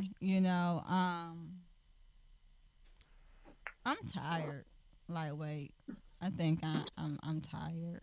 I don't know if that's something Um, you're supposed to say on live podcast, but it's just been one of those days. I wonder if it's the snow. it's okay sometimes. Sometimes we are tired, and being authentic on your podcast, that's what people love. Or I love when people are being authentic. Sometimes you're just tired. You need the rest. You do a lot of things. Congratulations. Working on your dissertation, Whoop, whoop. inspiring all of us other people. I I hope even so. got online to look at a doctor program at Cleveland State. I was trying to find What? something. Yeah, I saw something for reentry for individuals who just got out of jail, like a study on community relations. And so I was like, ooh, that interests me. So I need to go back on there and look. But Jesus. Ah, That that's is all I do. awesome. That is But awesome. I love the reentry population. For some well, I know what reason, but I love the reentry population, and assisting those who really want help. And I feel like many systems fail the reentry population. And so I would love to do something with that population. Yep. I think that's awesome. My brother, he actually got his doctorate in 2022, Hmm. and I hope I get this right. He got his doctorate in ministry, Mhm. um, Oh, and in apologetics, and apologize. yeah, like really being able to debate the word of God. Mhm. Which we know there's going to be a place for that, for sure, for sure. Mhm. Um, but I had just talked to him recently, about considering being a. Don't tell me. Don't even tell me. It's the person that hospitals. Chaplain. Yes, yes, that. That's what I do. I know. That's why I was saying don't tell me because I was like, Lord, I know this what she do. A chaplain. Yeah, I was talking to him and I was like, have you considered that? Because he has a hospital background, and he was in the army, um, and I know that there's chaplains that are through the army, and Mhm. and he has a very strong ministerial background, as well, and he's an elder, at the church that he attends, and so I was like, these pieces can go together to do something, They all go. Yes, he can do. He could do reentry to prisons. He can work with the elderly in homes. He could do hospice. That's why I didn't go that route. My mentor again, back in the day, she was in the ministry, but she was a psychologist like you. And I said, well, I really don't want to do MDiv because I'm not really big on being in the church. Because I really prefer not to be. But that's what I felt God was telling me to do. So I went in and we talked about it. She was like, be a chaplain. She was like, that way you know you're going to get paid for your work because in ministry, just getting the MDiv, people who are pastors and depend on the church for salary, it'd be a struggle for them. right, And so right, she was like, go in the path where you can make money and people in the world know what a chaplain is versus they know it's somebody who say I just got my MDiv degree or my doctorate in ministry basically. And so that's what I did. Yep. And yeah, he can also start his own he can start his own business like a consultation business and assisting other people in those areas as well, whatever his expertise is in that. yeah. It sounds like he has a lot of options, but it's interesting because you get a doctorate degree, you're like, okay, so now what, right? And then you know with what I do as a therapist, it's a PhD, it the pieces, they fit together. They're big pieces and they fit together. But but with different degrees, sometimes the pieces are a little smaller. And you're like, okay, where was it? This one looks like this one, kind of looks like this one. Where does this one go?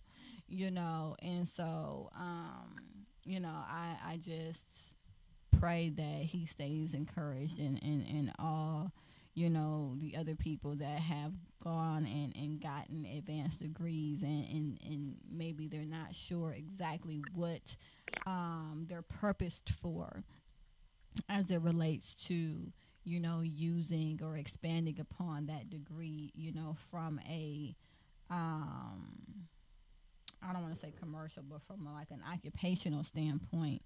I just pray that individuals stay encouraged, and just remember there was something in you that knew that it was meant for you to get that degree, and that if you had the motivation to go forth and get it, then there's definitely something that it can be used for. Um, yeah. So I don't know how I got to talking about that, but why not? Um, all right, Dante. Like, look, Mr. Machismo, I appreciate you so much, and I don't know what happened to your sound, and I was trying to hang in there with you, but it's 7:10, so me and Mo gonna have to jump off, and we appreciate you.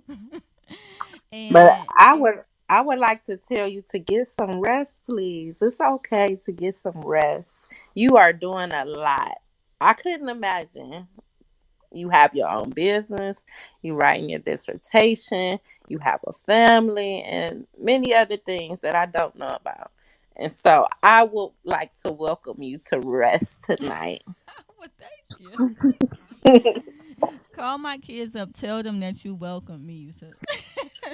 Tell them you have instructed the. No, I'm kidding. Find a Uh, TikTok and send it to them. Oh, They'll night night. understand the TikTok. oh, we Oh, night. did Mr. Machismo say go night night? Did I hear you? I Yeah. heard Oh, you. I'm back. Lazarus. I just had to hit mute and undo. Man, this technology, boy. I tell you. Gee Willikers. Gracious. I'm a host and I be blocked out. Good night. It's crazy, but I'm We so might have to do a glad. troubleshoot. So glad you're back. So glad you're back. Welcome back. Welcome back. Welcome Welcome back. back. Yeah. All right. That was off key. But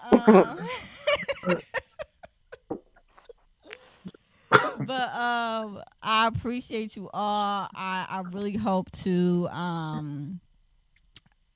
oh gosh, I'm supposed to be going somewhere. Anyway, I really hope to have you guys with me next week. Um if nothing comes up. Yes. Hey, how you doing? Bye. All right. So, that was my significant other making an appearance and then, leaving. So with that being said, I really hope again to see you guys. If you have any questions, I might be shooting you guys some links to look over as far as like different platforms to explore, as well as the clubhouse, which I will be exploring at some point tonight as well. And I'll see you guys next week.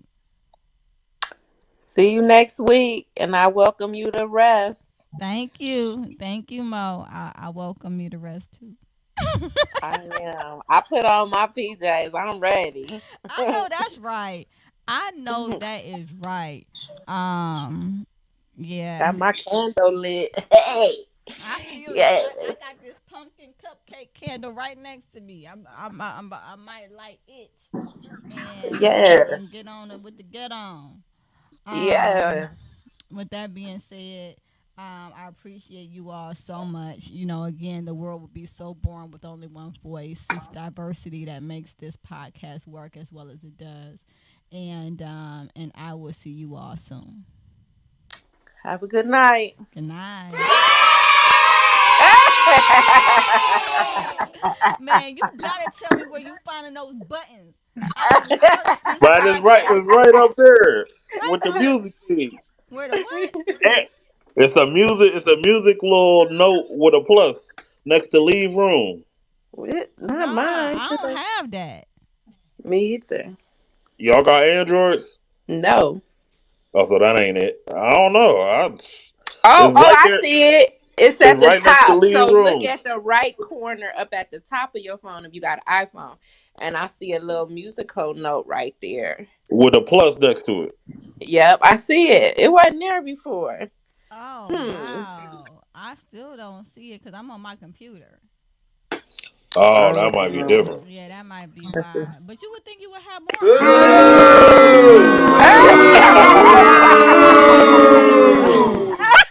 Oh yeah, I found some more too. Hey, did y'all hear me pushing? Did y'all hear me sending sounds while I couldn't be heard otherwise? No, we No. ain't hear nothing. Really? Yeah. I could hear that, but I couldn't hear y'all. And I guess y'all couldn't hear. I went on a whole tangent about how I ain't believe in Santa Claus and we live in apartments. So I'm like, how you get in the house? Like, like That I'm like, sounds like an I'm interesting story. I wish I would have heard it. man. I'm like, I don't practice for this. As being the only child, I can talk to myself now. You said make it make sense, Mom. Make it make sense. Oh yeah, that's the whole thing, man. Make it make sense for That's the real. I whole know that's thing. right. And then I started figuring 2 plus 2. I'm like, well, if Santa don't exist, what about how I'm getting these quarters and dollars every time I lose a tooth? Wait a minute. What y'all on? As soon as my kids was like that it don't exist no more, I was like, cool. And then my son was like, I lost the tooth. I said, you said the tooth fairy didn't exist. He was like, but I thought you was gonna give me $1. No, I ain't giving you nothing. The thrill is gone. I said, now wait a minute, let me tell you. Guess who wrapping up all these presents and working hard, Joe Mama? Not Santa Claus. I know that's right. Yo, mama. My mother was like, why would you do that? I said, listen, we're gonna tell her the truth. I work hard every day. I bought them presents, not that man in that suit. No, no, he didn't.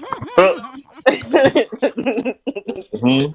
Said you ain't taking my credit. Y'all better trying to get out of here with that. Mm-mm. I know that's She right. knew since the first grade. She found out in first grade. I said, no. Mm-mm. Oh wow, really? Yeah, That's early. it was. But I feel it. I'm with you. I feel it. Um all right, y'all. I'm out. I'm so glad that you came back. I look forward to hearing from both of you guys next week. And peace.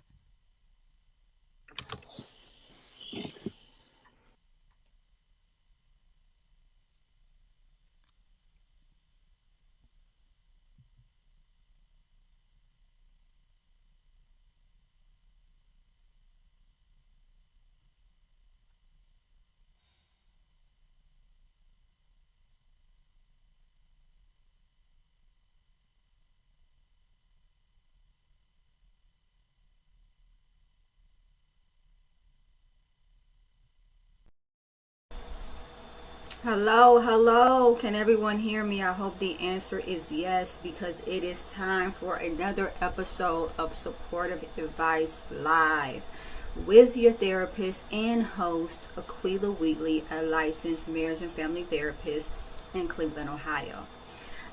If you're like, who is this person? Why is she on here?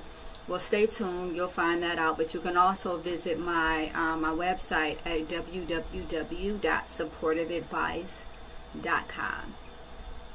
It has information about my bio, my practice, what I do, and why I'm here. So, with that being said, I am going to get started. I am excited to get started today. I am not hitting that 6 o'clock mark, completely time blind. Kind of. I won't say completely. Kind of time blind. And so sometimes I just don't realize how long it takes me to actually do things. I think that I am going to start setting a timer so that I can actually start at 6 o'clock, or I might make the start time 6:15, and then I'm never late. So there's also that, right? That's always an option.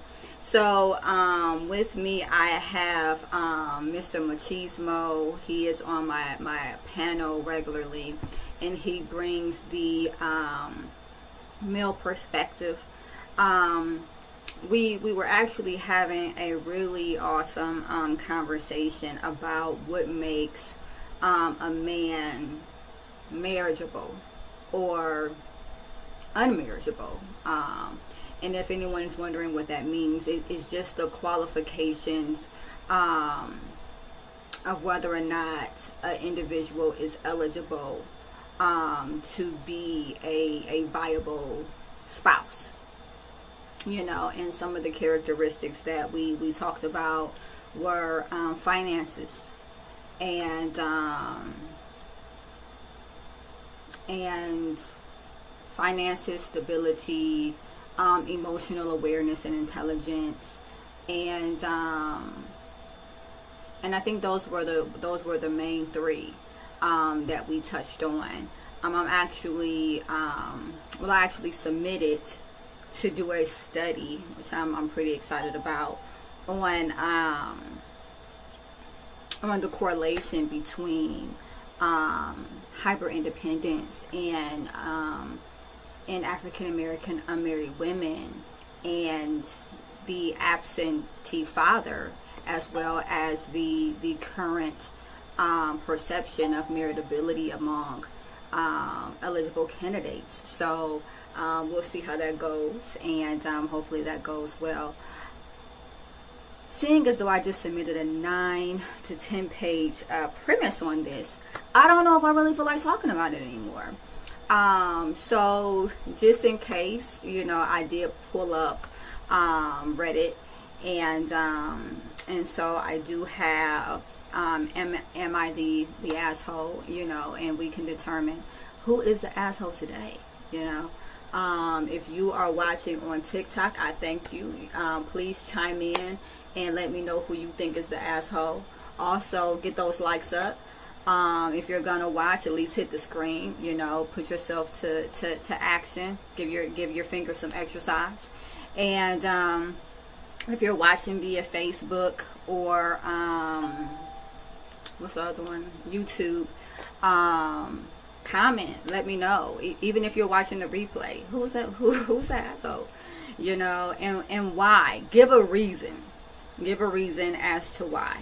And then I will bring forth a therapeutic perspective, and we can see where we go from there. Also, I want to let you all know that I have a QR code for those that are watching via Facebook or YouTube. There is a scannable QR code that takes you directly to call in, and so if you want to be heard live, scan that code. It'll put you in our room. You can become one of our callers, and then you can hear yourself live and then replay yourself as much as you want, if you want, right? So, Dante, talk to me. Where you at? Mr. Machismo, where you at? I am right here. How are you, sir? Thank you for joining us today and being a faithful panel member. I appreciate you. Oh, cool. I came for the Reddit, I think. Did you? All right. That was kind of interesting. All right. So there's some crazy scenarios that you kind of hear about that you may not normally. So it's kind of enlightening. It just opens your perspective. Like, these things happen. Yes, these things do happen, and it's really interesting because these happen in a publicized way. Right, so there are things that I just absolutely cannot talk about that, as it relates to my clients, just due to client confidentiality, HIPAA, and all of that stuff. But this stuff here, it's fair game. It's like right there, it's open. It's so. Juicy. Did you say juicy? Yeah, a little juicy. A little juicy. All right, so I sent. So I saw this one and I was like, I have to do this one. I have to. And so, listen to this title, Mr. Machismo, and all of those that are watching. And remember, hit that like button. If you're watching, hit the like button multiple times and also share.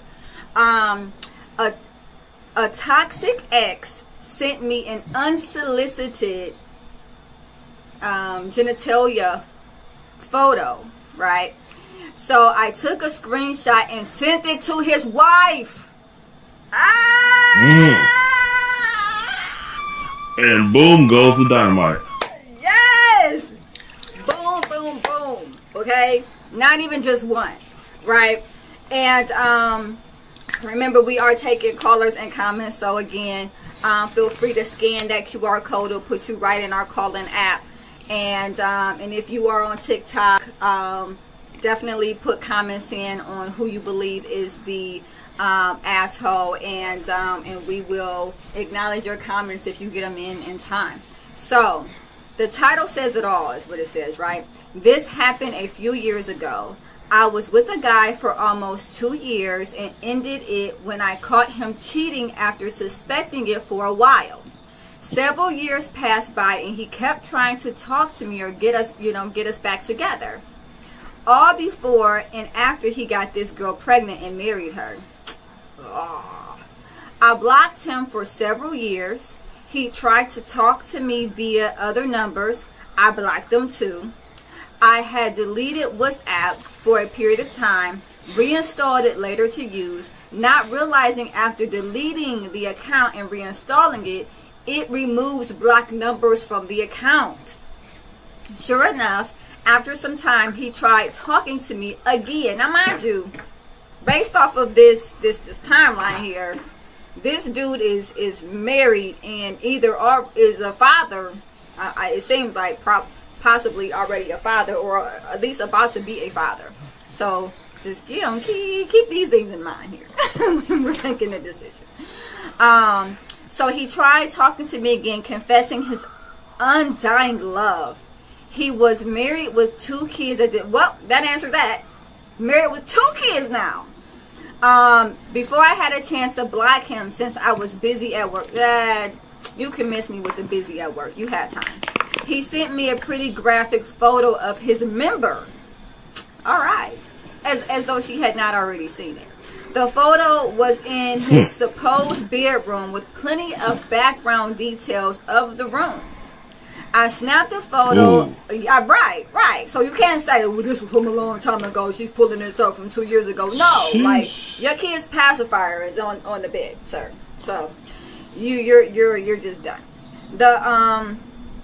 So I snapped a photo of the one-sided conversation. I love how she's putting like these things in there to like say like I'm not guilty, as if someone is saying to her, well, what did you do?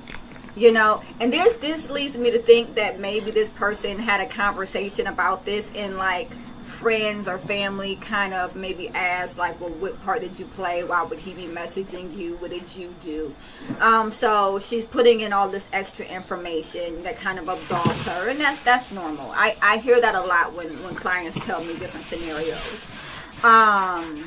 Anyway, the one-sided conversation and the proverbial unsolicited image, and sent it to his wife via Facebook Messenger. My family knows his family, so she wasn't difficult to find. Despite him being blocked on my end, I kept it brief, but I told her I'm his ex he cheated on, to be wary of his ways, and that I'm sorry to have to show her this. I blocked his number again, keeping in mind about keeping WhatsApp activated, and moved on with my life. They are still together in a seemingly turbulent relationship. How do we know that? That is a question. I feel terrible because they have kids, and she seems like a nice person, but he's a piece of junk. I felt this was appropriate to share here. It almost doesn't sound like she thinks she's an asshole, so I don't know why she is putting this commentary, but I think that in all honesty, hey Mojo, I think that in all honesty, she's feeling guilty, right? She seemed pretty disgusted or upset that he was still doing the same types of behavior, which is probably a part of his attachment pattern, and probably pattern of impulsivity, right? And oh, I got some comments. Let me see.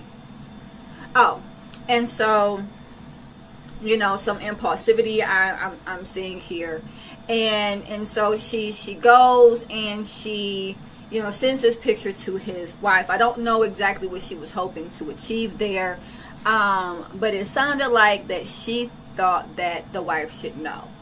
So before I kind of get into some of the layers of this here, Mr. Machismo, where you at? What do you think? It's kind of cut and dry a little bit. You think so? Yeah, that is that is kind of deep. First things first, this guy is definitely he the bad guy, Chico, in my Razor Ramon voice. Yeah, he the one at fault. Now, there's a thing called the thrill of the chase. He suffers from it. It's definitely people wanting what they can't have. And he sounds like someone that's never happy in a situation. And that happened a lot on both sides of the fence, men and women. So there's that. Okay. Then to on the other end of the spectrum, there's unless we're dealing with a crazy case of narcissism where this person just doesn't believe fat meat is greasy and they just continue to reach out because they know it's gonna hit eventually. If that's not the case, there is some sort of what they call that? There's some sort of coddling or some sort of allowance of this behavior for it to continue for this period of time. There's been some entertaining, even if it's on that Friday night where she done left the girl, or that Saturday morning for after brunch, or that Friday night with the girls at game night. There's been some sort of response back. And this is why she is preempting all of this information, right? Because someone has said the same thing that you said, and she's like, no, let me explain. I downloaded the app again, but I forgot that it unblocked him, and I did this and I did that, and I wasn't entertaining him, and I didn't reply to him. Like she's saying these things because she wants individuals to know, hey, I didn't do anything. This dude is just someone that just doesn't give up easy, and he consistently pursues me. But I do have go ahead. I'm with you. That because it's hard. I don't know because I'm learning that. Yeah, it's a lot. Maybe stuff isn't as black as white as things should be. I should say, but I mean there could be the preemptive strike where she's approaching it because someone mentioned it, or she's approaching it because it's true. So that we'll kind of just leave to interpretation. Just kind of depend on where you stand on the fence with that one. So a lot of times. Let me unwrap that a little bit. You mean like when because what I'm getting from that is an example of how like people tell on themselves, like they're trying to be preemptive. They tell on her subconscious knows that she allowed this behavior to some extent, maybe not to the extent where it is now, but any type of response is a response in a way encouragement for so you ever heard the saying, you give an inch, they gonna take a mile. Well, he taking 17 country miles. It sound like, but he's taking a lot of miles. That. But that's but there's history, so that's the variable in the room, the big elephant in there. Well, we don't know exactly the extent of that 2 years and what really everything is, because we know what she's telling us, but we don't really know the rooter to the tutor. We know that part, but we don't know under work. I'm not saying there's any circumstances, but we don't know if she did before. She's just telling one side. There's a lot of stuff to kind of ponder. But overall, I mean, he's the bad guy. So let's just put that. Let's just put that. Hang that. We can pin that. We know we can pin that. And my thing is, he could just be a jerk, and that exists. Those individuals exist, like people who see that you're moved on, and they're all of a sudden they're still hitting you up for whatever reason. Now I do agree that the consistency of it over several years seems a bit redundant. But he could, one pattern that I noticed is that, like, when relationships are volatile, and I don't know if that relationship with his wife is, whenever individuals get upset, they act impulsively, and that might lead to looking up exes, trying to communicate with exes, and whatever the case may be. But Mo, hopefully your mic is working today, and you can weigh in on this. What do you think? Hello, everybody. Hey, Mojo. Yo. So, this is very good. One of the things that I noticed is that first of all, he is wrong. Well, we know that. He's married, and she has the evidence of the body parts and the background, right? Right. And so, why does she have to be partaking in this activity? Maybe it is him who continues to persistently pursue her. You made a great point about individuals. This is funny because I had a conversation with this male the other day. He was talking about how he cheated on his wife, and it's taking her forever to, like, trust him. And I was telling him, like, okay, well, how many times have you cheated on her? Like, he pulled up on her and she was out talking to another dude, and he basically stated that, he knew something was going on because they both was acting odd. And, I wasn't justifying her behavior, but I did ask him, like, how many times have you cheated on her?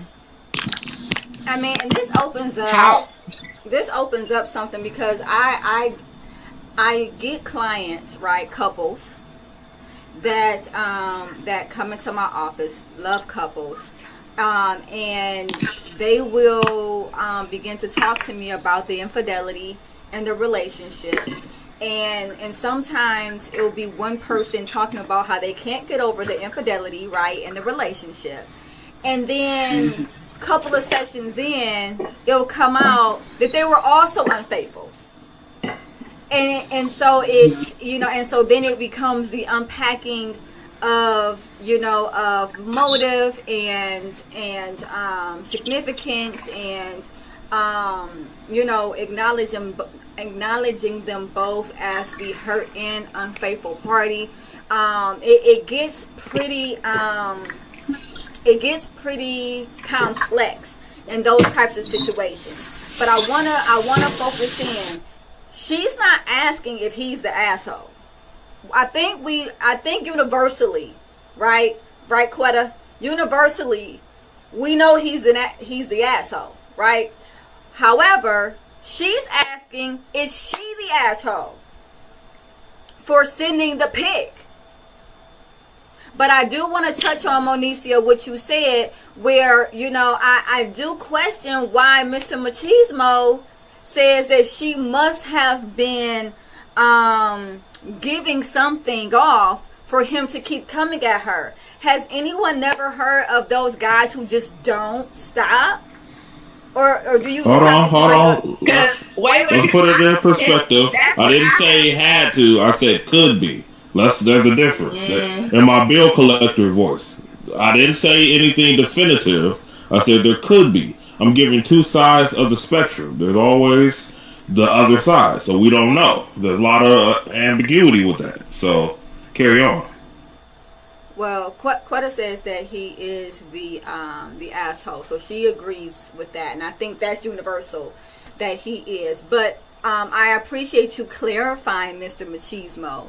But still, it's interesting that is the perspective that comes up. Is, oh well, for it to have been that long, there must have been something going on, or there could. Let me put my quotes up. There could be, right, something going on. But Mo, woman to woman, Now we all know about those dudes that are just like not Come on. getting the hint. Like they not getting it. Not getting it. So what do you think about that? Like, could that have been the case where like this dude just sporadically is messaging her over several years? Yes. Being a woman, I've experienced it. I don't know how many else have experienced it. I have. There are men who will. Okay, well, there are men who will continue to pursue you when you say no, when you're not interested. Yes. But I don't think she was wrong. I respect her for sending the picture. I call that being a real woman. Share. Wait, carnal nature. He said not getting what exactly? Not getting the disinterest is where we are. Not getting the disinterest. Sometimes, one thing that my mom said to me is, a man will know that you are disinterested by your lack of interaction, not what you say. So not what you say, but what you don't say. When you don't entertain. But sometimes, in all honesty, when you don't entertain, for whatever reason, it still leaves this weird door open where like a guy will continue to pursue you because you just have not actively acknowledged them. Could that be the case? Oh, wait. Oftentimes people play hard to get because they do not want someone who gives up easy. Well, in this, okay. So I'm gonna acknowledge that. As a woman, there is that possibility of wanting a man to pursue. But if I've already been with you and we've been in a relationship for 2 years and you cheated on me and I broke up with you and I blocked you on everything, at that point there's really not much of a misunderstanding. It's just you caring more about what you want than what I want, which is probably what was going on in a relationship to begin with. What you think, Dante? Mr. Machismo, where you at? It's a lot to unpack. It's getting thick in here, ain't it? Regular temperature. But it's I don't know, man. That's one of those KYP type of situations, as most situations are, where we don't know this woman and we don't know this man. So to get perspective, we are on a podcast per se, so both sides and all sides are needed to kind of give an ideal of what could be, because we're not talking in definites. There's no definitive answer to this. But from my experience, because I'm not a woman. No, you're but not. I have had, there has been women over the years, from childhood to now, where there has been pursuit that was unwarranted, and I no answer is an answer. I do believe that, but there are some people that do not understand that concept, and that is definitely a fact. But I would lean, if I was to guess, or if this was, you whoever, if you pick this side, you win $50. You pick this side, you got to give 20 or some sort of random. I don't know. I'm just coming up with scenarios. I would lean towards there was some sort of interaction, but I don't know. My gut tells me that, but once again, I don't know. It's all speculation. So with that, I want to. Yeah, Cardinal is right. So, but I appreciate your commentary, and I'm going to read it. So, Cardinal says, and Mr. Machismo, I want you to weigh in on this, as our male perspective. How are men supposed to interpret behaviors of women who cannot even keep their own positions clear on anything? We are our only real frame of reference, though. Most women are chaotic and insecure or vain and narcissistic. Does that apply here, though? I'm really wondering, does that apply? Because in all honesty, now I don't know your personal experiences, Carnal, because it sounds like maybe there's a little bit of that mixed into the comments. But for this particular instance, with Am I the Asshole here, she was pretty clear. I with you. You cheated on me. I broke up with you. I blocked you. We're done. Unless, again, like Mr. Machismo said, there was some wiggle room that she's just not talking about. So with that being said, Dante, weigh in. 28 years married to a covert narcissist. Yep. 28 years married to a covert narcissist abuser. Then yes, I want to validate your perspective because it's real. You know, and what you went through in that marriage is real. You know, and so when it pertains to what was going on there, I definitely understand. I can't go out on a limb and say that there's parallels in this particular instance, but I can say that living 28 years with a narcissistic abusing wife can definitely provide differential viewpoints as it relates to the opposite sex, for certain. What are your thoughts, Mr. Machismo? That's a lot that I think kind of complicates this situation a little bit.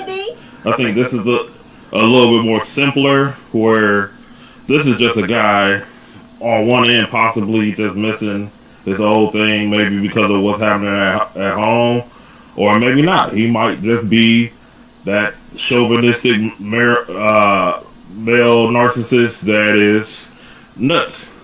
I don't know. But, you know, but at the same token, there might be some residuals that are going back and forth. I don't know. It's a lot of ambiguity, but it's just a little messy.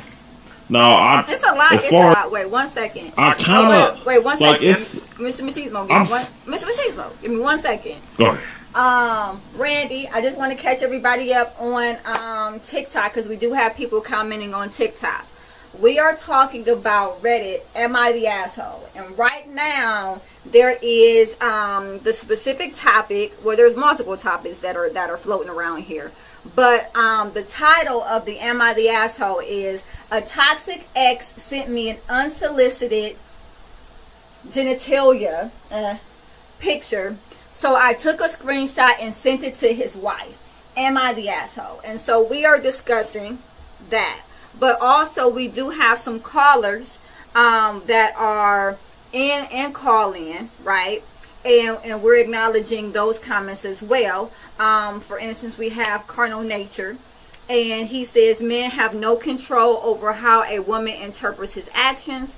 If they manifest pain in words, they expect men to stop using those words regardless of what the words actually say. If I was the problem, for example, she would be doing better without me, right? So it sounds like we're dealing with threat situations here, because I'm hearing some hurt. I'm hearing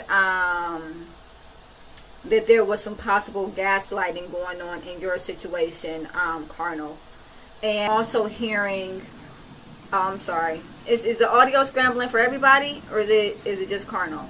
He's working up a little bit. Okay, wait a minute. Is this better?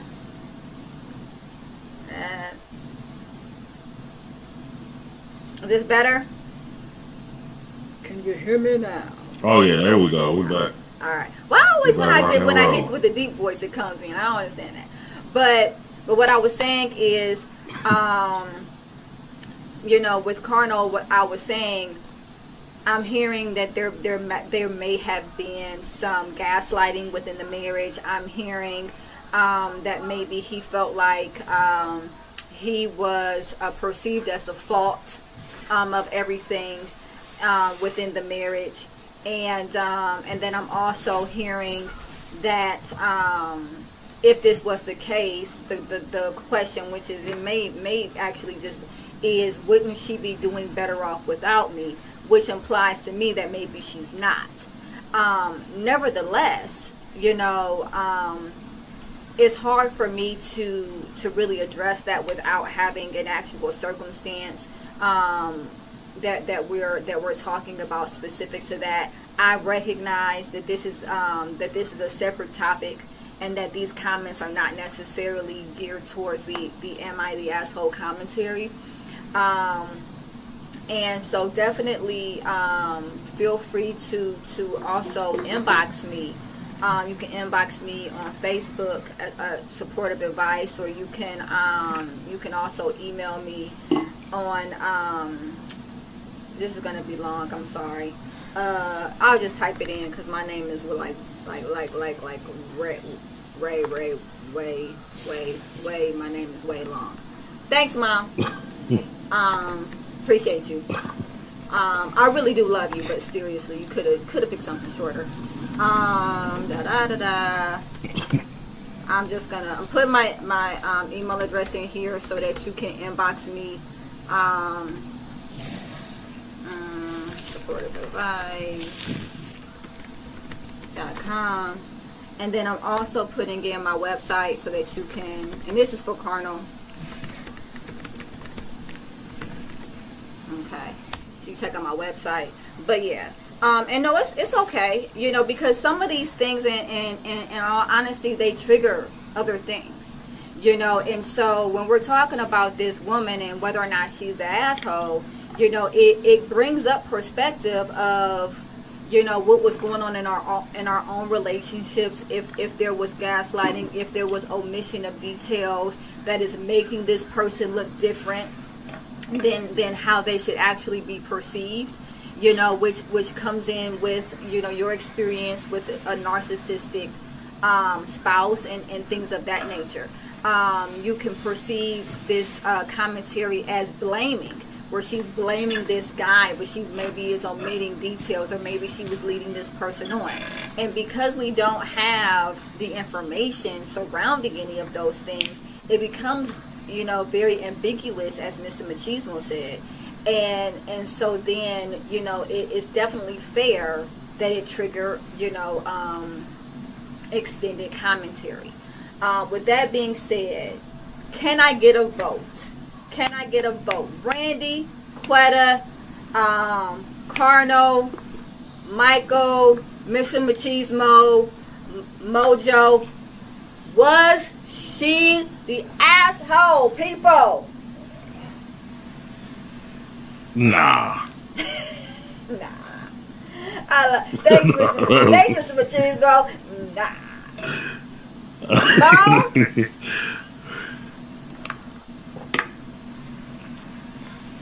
Mo, where you go? Help me out. No, I said no, she's not. I think, like I said, I think she should tell the truth. Show the evidence. Thank you, ma'am. I know that's right. Say it. So, Quetta and Randy, if you guys are still on via TikTok, write it in now while we're still on the subject. Was she the asshole? Yes or no? And I also wanted to read, Colonel, we are all right in our own realities, at least. The problem lies in when our realities interact with the realities of others, and we expect those other realities to be operating on the same information. So basically what I'm hearing Colonel talk about, and what I'm doing here is called reflective listening. It's something that I teach all my couples because it cuts down on unnecessary confrontation, because it cuts down on individuals feeling misunderstood, because you get a clear understanding of what's being said. So what I am hearing Colonel say is that we all have different perceptions. And as it relates to perceptions, schema, just the way that our cognitive skew, which is just basically how we think, how we see the world based off of our experiences, or whether or not we have mental illness, or whatever the case may be, based off of that, we have a personal truth, which might be different than the universal truth. You know, and so it doesn't necessarily mean that a person is telling a lie or a person is specifically omitting information, when all honesty, they could just be telling their version of the truth. They could just be interpreting their own reality, their own, based off of their schema, which is basically the schema is the theme of their life or how they see the world. And then, you know, you have your perspective, which is skewed by, you know, or possibly skewed by different cognitive distortions, which come from things that you've experienced, anxieties that you might have, or whatever the case may be. The universal truths are filters, traumas, impressions. Thank you. Colonel says our filters, traumas, and impressions. Absolutely. The universal truth, like a universal truth might be 2 + 2 is 4. That is something that we have collectively decided is true. That's not my perception versus your perception. It is something that is documented as a truth. Well, Cardinal, tell me in what scenario 2 + 2, and I'm talking about a positive 2 and a positive 2, not equaling 4.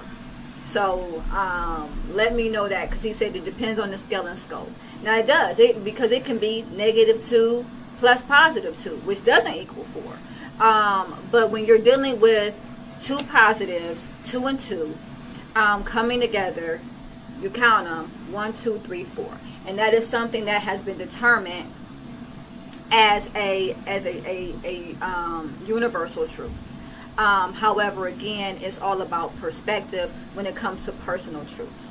So, with that being said, we have decided that she's not the asshole. You know, I think that it makes sense that she might feel guilty, right? I don't know if that guilt comes from, as Mr. Machismo said, that she was just kind of giving off a little bit here and there, you know, and, you know, because it was several years, and, you know, and it seemed like that this dude was pretty persistent, right?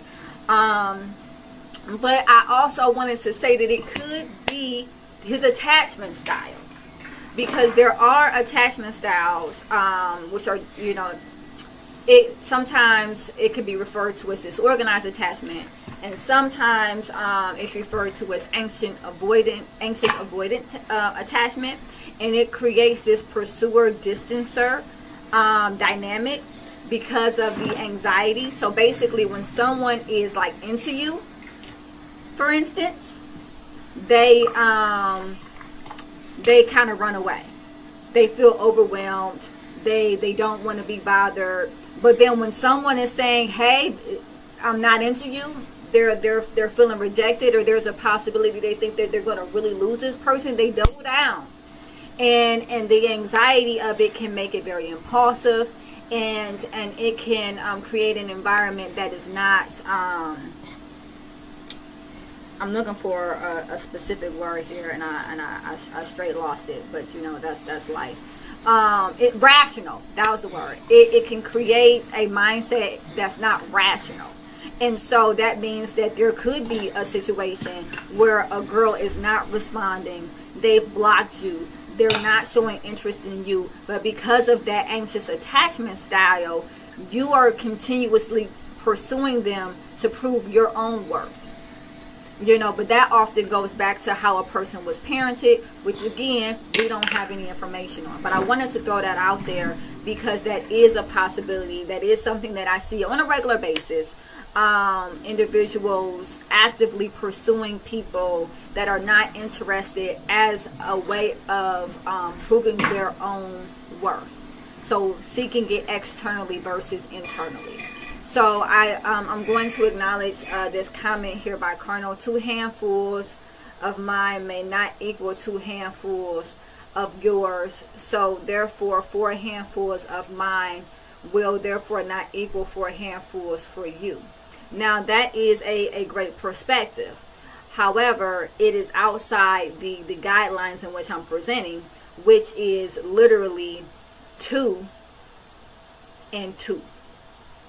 not 2 handfuls, like just the number 2, a positive number 2 in an equation, and another positive number 2 in an equation equaling 4. That is a universal truth. So not 2 handfuls, not 2 sums of something, but literally just a basic equation of a positive 2 added to another positive 2, making a sum of 4.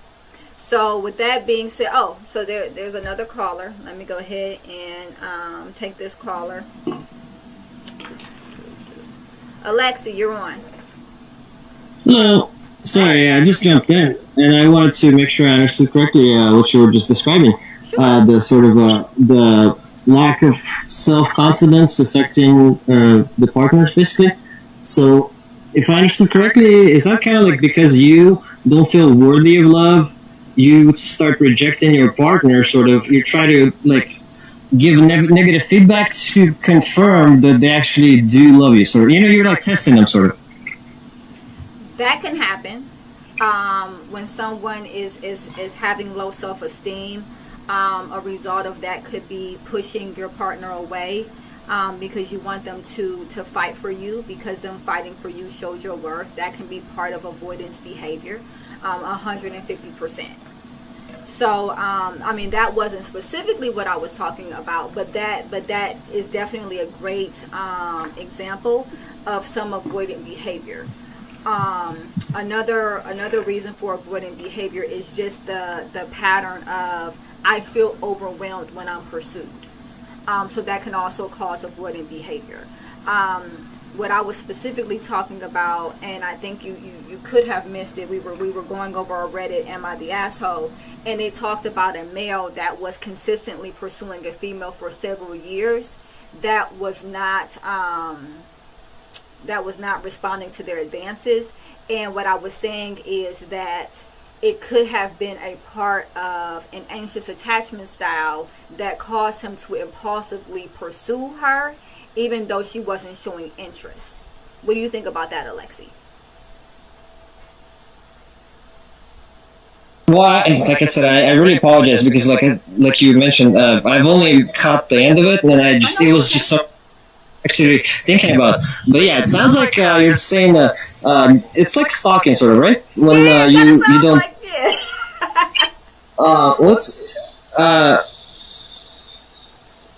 I think maybe it has something to do. Like, did she show any affection for him initially? They were together. So at one point. Oh well, yeah. Then obviously it's because when they got together, he started building a relationship. He saw that there was a connection, and then. But then they broke during up. the relationship, his self-confidence fell down to such extent that he, basically when they stopped dating, he had the impression, like subconsciously, that no one else would take him, but because she has previously done it, he's trying to get that back, but he can't move on because he thinks no one else will even, consider the option. Now, would that be some sort of part of the mechanism? What you just said is a very important factor. It's a very important factor because they were in a relationship, and when they were in a relationship, he cheated on her, which can be a way to distance yourself from your partner, which goes along with avoidant attachment style. However, after they broke up, he did continue to pursue her. Now, here's where it gets tricky, Alexi. He's married with 2 kids, and he continues to pursue. Oh, so the lady, so the family, you mean the wife and 2 kids, that's separate, right? Yeah. So this is basically his mistress. This is his mistress that he's pursuing right now, right? No, this was a girlfriend that he had previous to getting married. Oh, okay. So they broke up. He got a family and 2 kids, and now he's pursuing the initial girl. Right. He got married. They broke up. He got married. Right. Uh-huh. He had 2 kids with this woman that he's with, but he keeps on pursuing this ex that broke up with him years ago. Oh, well, yeah. Well, that's kind of simple. It's the same. Sorry, I didn't mean to say it's simple. Okay. To me, it has parallels with people when they're 50, 60, still listening to music they used to listen in high school.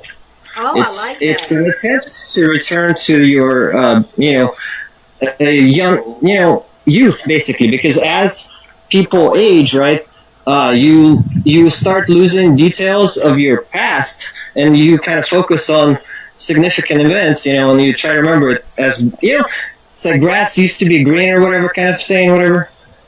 Right. So what you're saying, and I do have some chats as well. So Carnal, I'm going to get to your chats in just a second. But what I'm hearing you say, Alexi, is that he may not be happy in his marriage or in his choices, and so he's trying to return back to a period where he was happy. Is that what you're saying? And in doing this, Yeah, he's exactly. consistently pursuing her. Yeah, it's exactly. He's trying to return to the past that he idealizes. Like if there was like a lot of times actually when people get older and they watch like say videotapes of their like birthdays or something when they were really young, or like pictures, they can't even recognize it, because in their head the simplified version of it, the idealized version of it, looked a lot better. And when they actually see documented, they're like, wow, I can't believe I was wearing that shirt or something, or I had so many pimples, so yeah, and obviously the marriage didn't work out, so he's trying to return. He's still married to the Oh, person. he's still married. Yeah, he's still married. Well, okay. Well, yeah, I mean, I'm not a psychologist, but yeah, I mean, to me it sounds like, that's connected, because first of all, because it was a relationship, so it's a definite possibility, because he experienced it before, in his mind, that's definitely a possibility. And because he idealizes the relationship after, some time. Absolutely. I'm with you there, because we do tend to idealize relationships, and so he could have put her in a category of being like the one that got away, and so yeah, well, your first love is always special, right? Yeah, I'm gonna go with yes. Well, I mean, because I think it's kind of like any kind of new experience you experience, the very first time it happens, all the ones after that, they never match up to it. You never get that. It's like drugs. You never get the same high you did the first time, whatever. So it's like, I like that analogy. That's a good analogy. Well, yeah, because I'm not sure what the terminology is. When you experience the same stimulation, it basically, the response to it decreases over time, because you build like a resistance kind of. Yeah, you build a tolerance. Exactly, tolerance is what I'm trying to say. Yeah, exactly. So yeah, I think that's probably why the first love is always remembered also. But I mean, all the stuff like sorry, like this whole psychology is like really new to me. That's why it's very interesting to learn. Slightly off topic, just if you study about like Renaissance or kind of medieval ages, like a lot of scientists explored like all the different sciences, like chemistry, physics, painting. They dabbled in everything, because that gives you a full picture of the world, kind of. And nowadays, everyone's so focused on their specific area that they get sort of like dogmatized. They don't really understand it. They learn the terms, and they kind of perform the algorithm, instead of really understanding it. I can hear that, and I wanted to thank you so much for your perspective.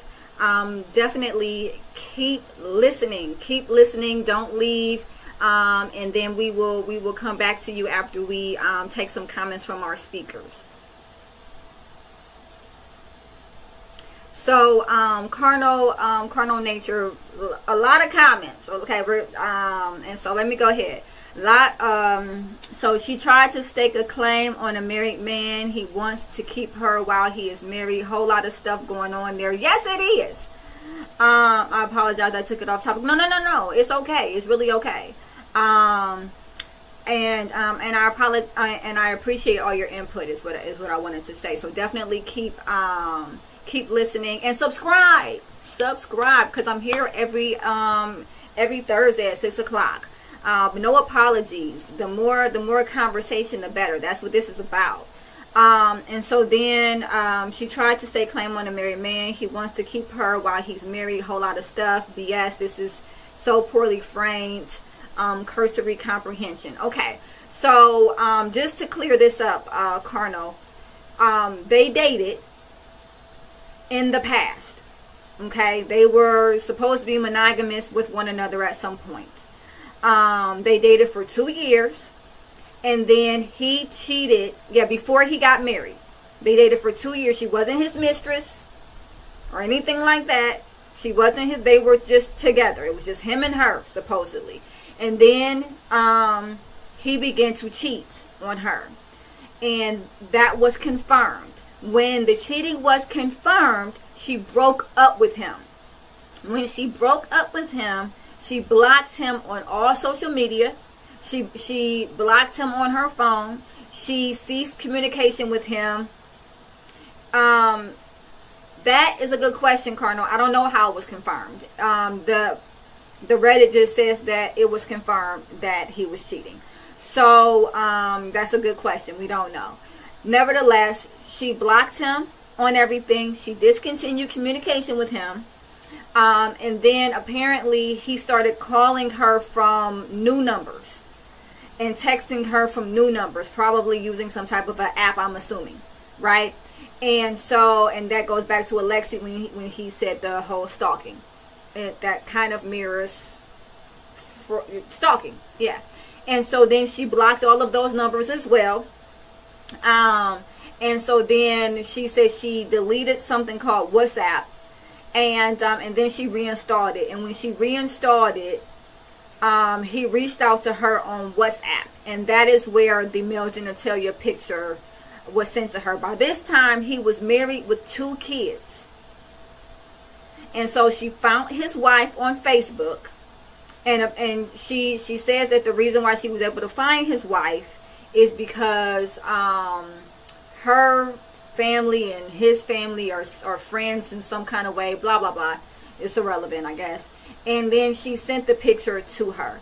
And so what we were trying to determine here is, by sending that picture, is she the asshole?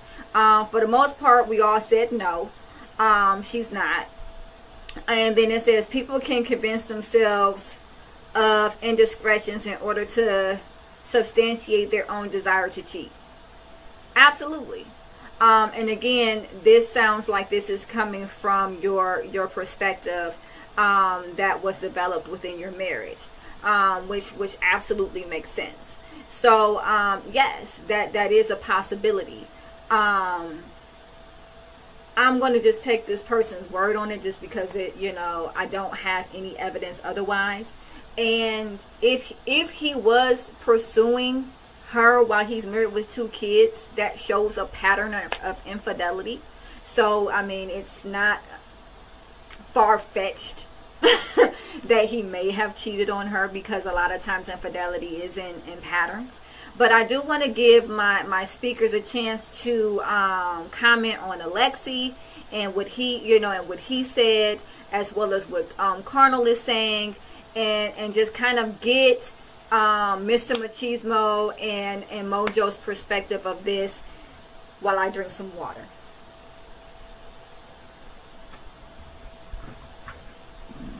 You guys are on.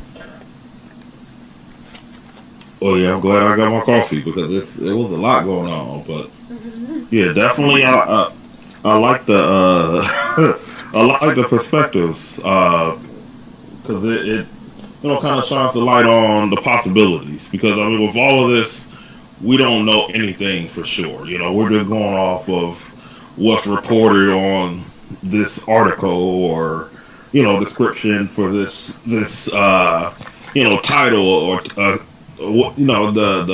who's the bad guy, basically, type of scenario. So and I like the description, how my man was talking about, I think, Alexi was talking about, I can't believe I used to wear that shirt, or man, I even had them pimples there. I like that, because it's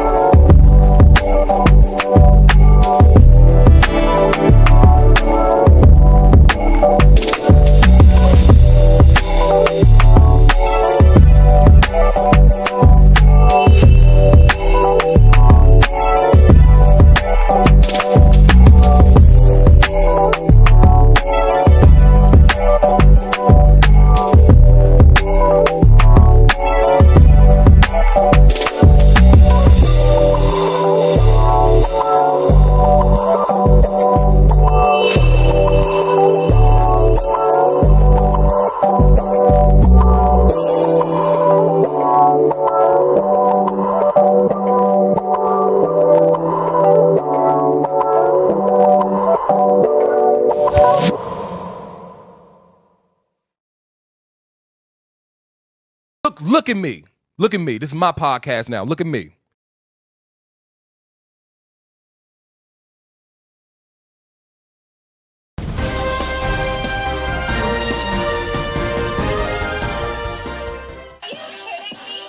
I hope everyone enjoyed their 4th of July. Don't worry, my fellow Democrats. It is a new week. President Biden is well rested. And though there are minor similarities, I assure you he is not the man from Weekend at Bernie's. Stay strong, Cleveland. And as always, remember to vote.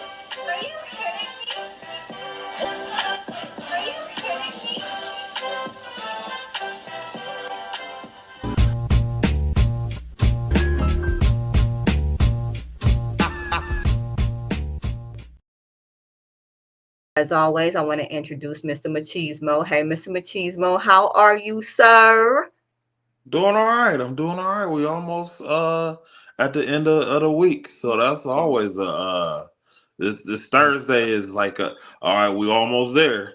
when I get to the podcast, so it's always a good morale booster, and then I get to learn some stuff. So there's that.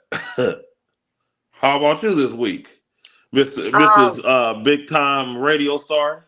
Oh, I knew that was coming. I did. But in all honesty, it's been fun. It's been super fun. I got to do a commercial spot. I did my promo for the show. I met with the GM. I actually met him today.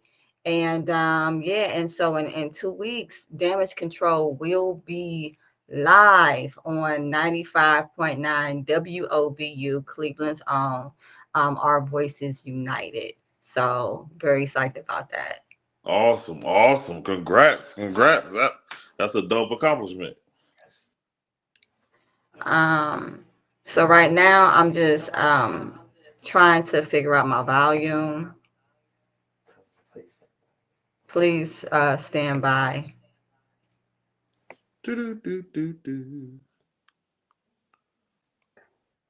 Testing. Machismo?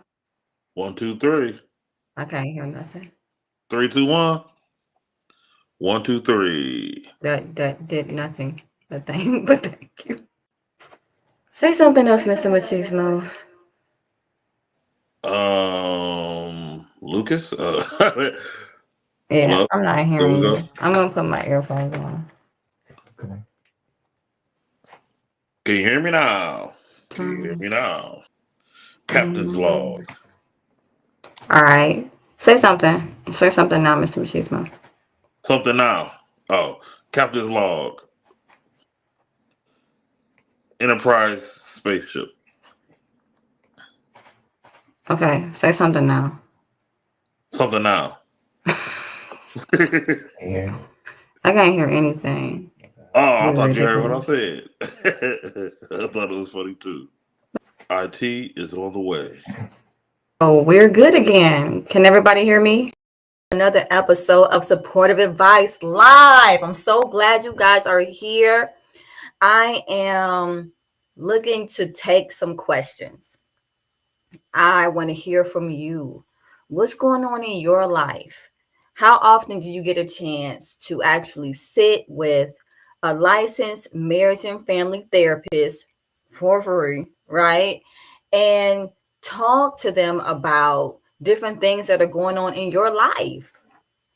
So I am here, right? And I am pulling on you, the audience, to ask questions, talk about patterns, things that you're just unsure about. Now, granted, I'm a therapist, so I have a specialized understanding of therapy. So if you want to call and ask me about a Dodge Rambler, I don't know anything about that. Okay, so just want to be clear on that. Don't know about cars, do know about therapy. So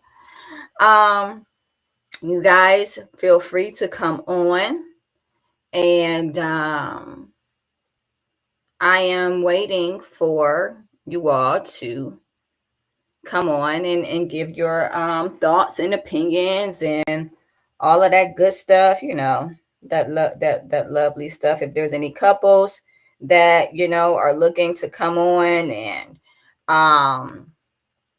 maybe you've had an argument, or maybe you're thinking about moving in together. Maybe you're single and you're wondering why you keep going after the same type of person. Maybe you want to know how your trauma shows up in your relationships.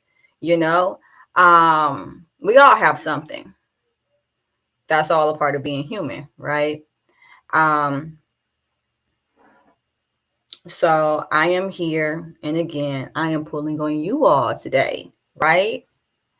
So that you can utilize this time to speak with a licensed marriage and family therapist.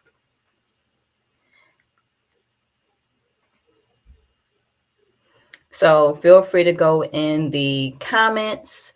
My moderator will be looking at the comments, and anyone who wants to go live, will actually bring you on the air, right? So we'll bring you on the air with me, and we'll just talk. We'll just talk. And if you're like, I don't want anybody to see my face, I just want to ask a question, we'll just put it in the just put it in the comments, and I'll answer it that way too. It's fine. No worries.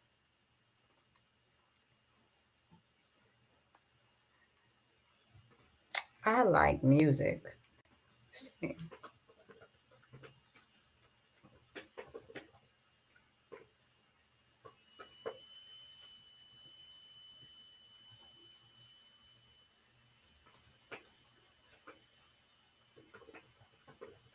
Oh, this is a good song.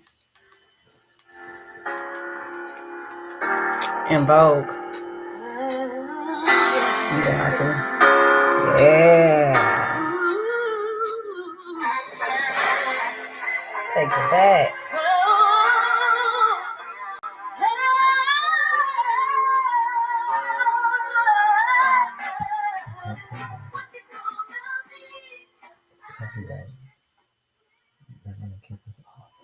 Oh.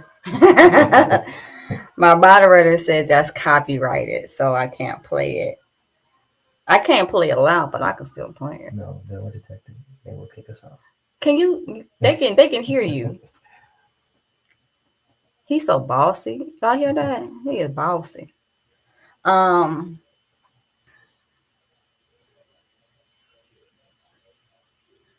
So I have been talking. Well, I talk to people all the time. Like that's literally my jam, right? But it's interesting because there is this happy wife, happy life thought process, right? We see it on, and I'm still taking questions and things, but we see it, in society, right? We see it on sitcoms, like the wife wears the pants. I mean, she, the gender roles or whatnot, and like she's like the boss. But if you look at those guys, right, a lot of times they're not happy. They are not happy.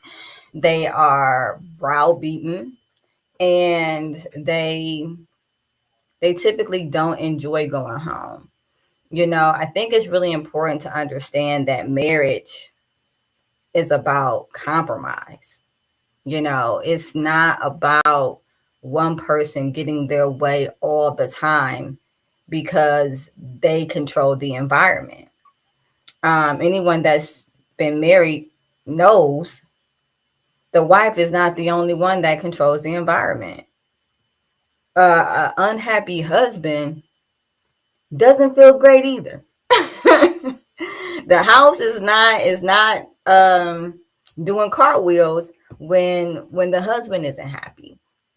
But there's just been this thing of women stay home. I mean, not anymore, right? But essentially, women would stay home, men would go to work. And so essentially, what it became is let's pacify the wife, right? So we're going to pacify the wife. We're going to get her things that she wants. We're going to do things for her around the house to pacify her, right? And then that took on its own thing with this, happy life, happy wife. But it really just gives people permission to act like children, which is no good, right? It gives one of the partners permission to act like a child and the other partner a parent. What is that? It's no fun. That's not copyrighted? No, it's actually part of the program. Okay. Well, he found something that's not copyrighted. Well, it wasn't jamming like it. It's not jamming like in Vogue or anything, but it'll do. You know what I'm saying? So last week we talked about Risa Tisa. And, I had got some comments like, these videos are irrelevant. She already said that she ignored the red flags. But my thing is not about the red flags. My thing is about self-worth. If we're ignoring red flags, there's a reason why we're doing it.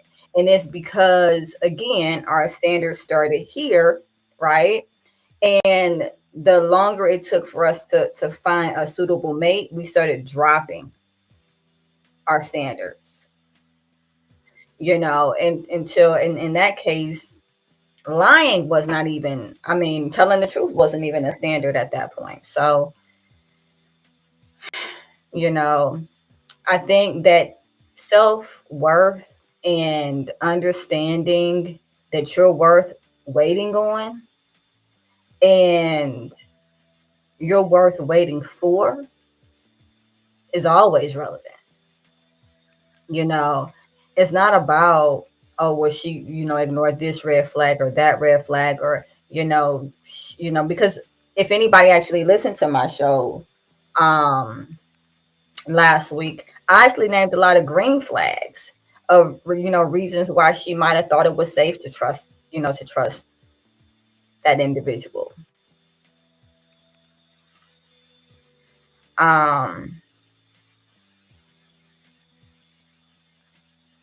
If there's 5 people, then they should ask questions.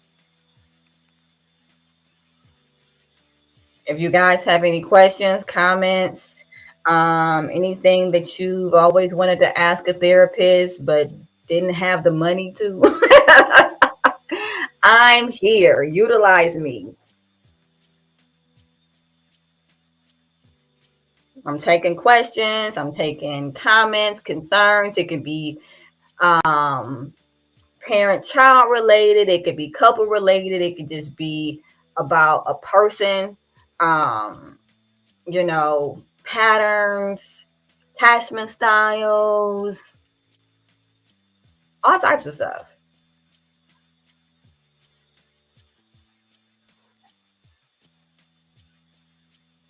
And anybody who missed it, if you want to be brought on air, my moderator will send you a link. You can click the link, go on air with me, ask a question. If you don't want to be on air because you're like, I don't really want anybody to know it's me asking this question, then you can just put it in the comments. Even though, like, they might know that, if because your name. So, but some people have aliases on Facebook. Did you know Facebook does this thing now where, like, you can? I'm talking to my moderator because you guys aren't asking anything. Did you know Facebook does this thing now where you don't have to be you? Like, wasn't that always their thing? Like, you need to be you, and it needs to be your real name and your real information and all of this stuff. But then they were like, or you don't need to be you anymore. You can create a whole nother persona and go friend a whole bunch of people. But okay, Kelly, nice to see you. Blessings to you too. But yeah, so it's like you don't even have to be you. It's like they're inviting you to catfish people. But here's the thing: if you do have an alternate, I did talk to Kelly.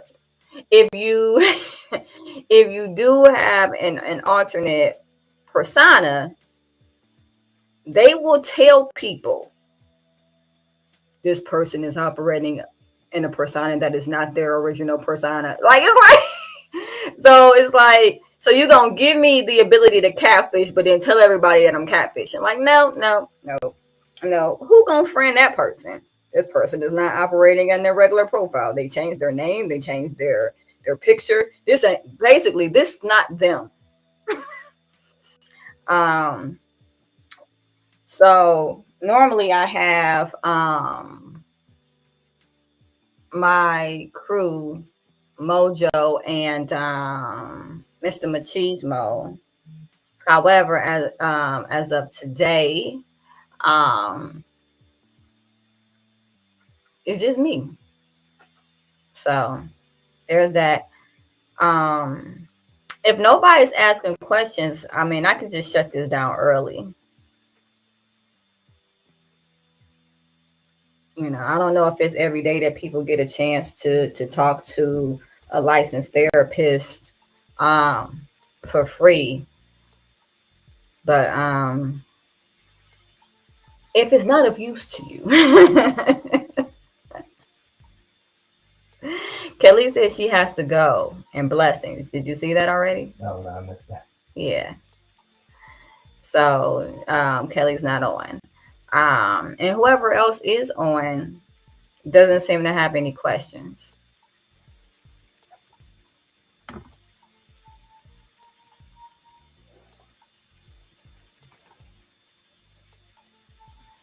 And I can't play any music. Is that you?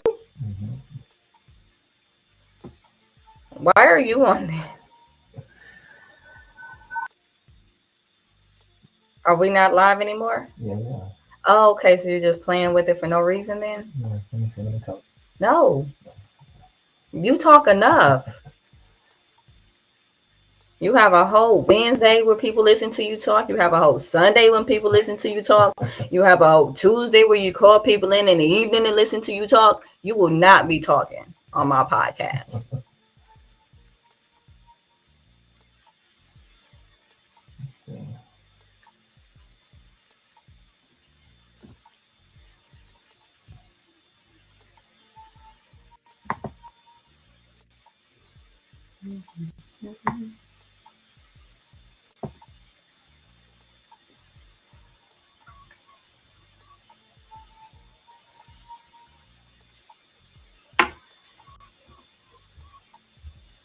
That means time is ticking, y'all.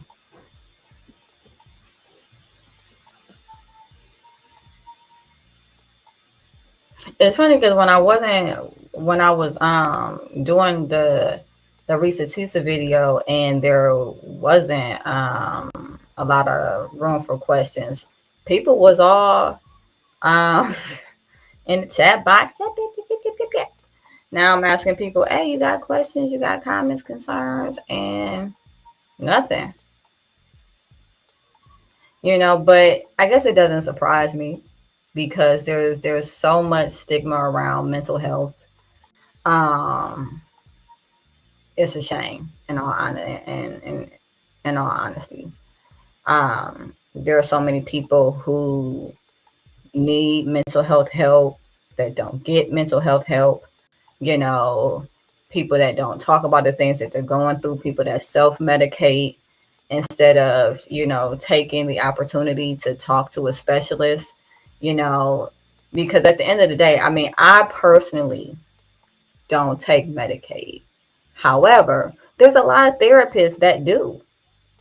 There's a lot of nonprofit organizations like Ohio Guidestone and I think Applewood is one too. And I'm sure there are a bunch more, but people, well, the wait lists are long. And that I can understand. Oh, Signature Health, I think that's one too. They have a sliding scale and all types of things. But people don't utilize, mental health help. Why? Maybe they think it's too much of a hassle. I'm not sure. Maybe it's because of the stigma. I don't know. A lot of times it's because people think they're the only ones going through what they're going through, which is, and I'm not one to say never, but it never. It's never the case. There's never been a client that I talked to where I was like, man, something wrong with you. It's always things that people think they're battling alone, that so many other people are going through, but they don't. They're not able to find community because they don't talk. They don't say anything. I appreciate the individuals that have been brave enough to reach out to me and contact my practice, supportiveadvice.com. I just want to drop that name there. And schedule appointments with me, because it's not an easy thing to do, to first say there's an issue. Second, this issue isn't something that I think that I can solve by myself. And third, I'm going to trust telling someone something that is significant and private to me, and then also trust them to guide me through the process. That is one of the strongest things that someone can do. It's easy not to ask for help. It's easy to pretend like nothing's going on. It's hard to say, okay, this has gotten out of control. I want to make a change, and I want to make a change so much so that I am going to actually get help. It's just like if you were carrying a whole bunch of groceries and the groceries was wearing your arms down, and someone was standing there with nothing in their hand, and they said, hey, can I help you? You need some help? No, I got it. No, you don't. Your arms are significantly weighed down.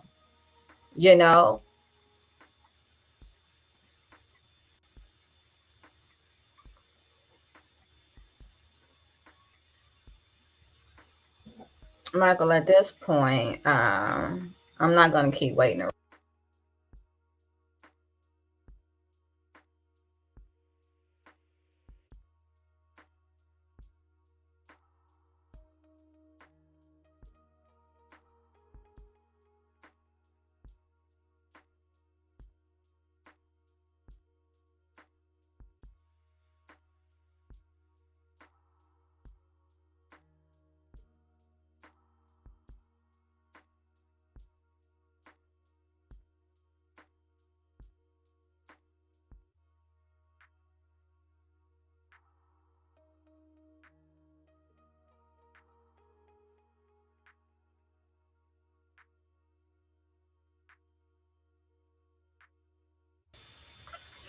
So I'm going to jump off because there's nobody asking questions, and I'm pretty sure there's something else that I could be doing, at this point. But I am curious as to why no one came on, why no one is commenting. I wonder if did we not share it enough? Was it the time? Did the time not, mesh with when people typically are getting on Facebook? Was it hard to find? Were we not streaming on enough channels? Drop me a line. Let me know. Because if there are barriers to people coming on or finding us or any of that, we want to make sure that we fix those, because we want to hear from you. We want to hear from you, and we want to address things that you're going through. That's the whole reason why I'm here. I could sit and talk about funny stuff and things like that, but I'd rather know that I've helped someone at least one person at the end of each show. So if that's not what's happening today, that's fine. But definitely drop me a comment and drop me a comment and let me know what was the barrier to asking questions. And if it's personal, inbox me. What was the barrier? Hey, Anna Marie, how are you? She said just so. Hmm? She said just so. Oh, okay. Well, I'm taking questions. So if you have any questions for a licensed therapist, feel free to write them in the chat, or we can also bring you on. You just called me. I was about to jump off because it was taking some time. I think patience is something that I, as a human being, probably need to work on too. But yeah, if you have any questions, I taking questions about mental health, questions about relationships, attachment patterns, the whole nine.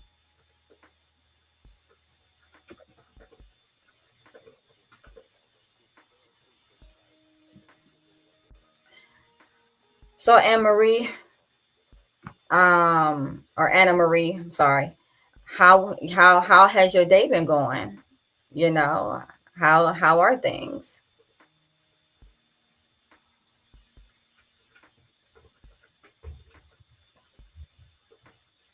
Nothing right now. Okay, that's okay. Maria Strom is on.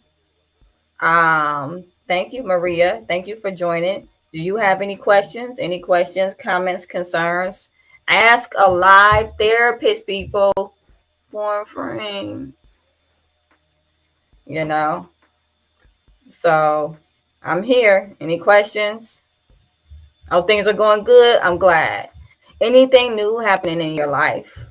Either Maria or Anna Marie. Any changes that's been going on that you've noticed you've been trying to adjust to? I know this weather has been interesting.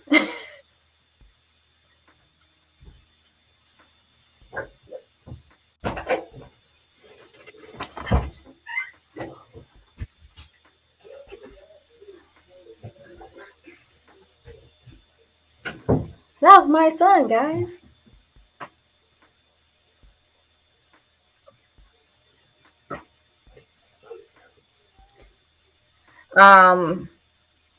What do you all think about therapy as a whole? Anne Marie. Oh, Anna Marie says dealing with health issues with my mom who lives with her. Oh wow. That can be hard. Um, you know, we think about different life stages, but we typically think that the one where we actually take care of our parents is further off than it really is. How are you coping with that, Anna Marie? How you been with that?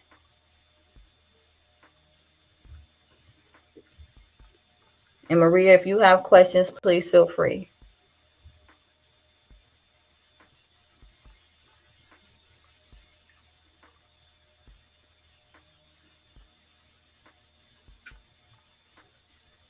Also, Anna Marie, I'm curious if these health issues are new or chronic.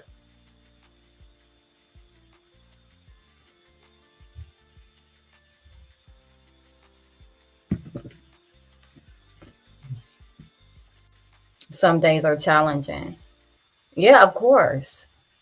Of course. Anna Marie, they would be. Um, what are some things that you notice you're feeling that you didn't anticipate? Oh wow, stroke and heart issues. Oh my goodness. Oh my goodness. I'm sorry to hear that. I really am. Um, and so it seems like she might need some pretty close care. Um, I'm really curious about how that's been affecting you emotionally, seeing your mom in that condition.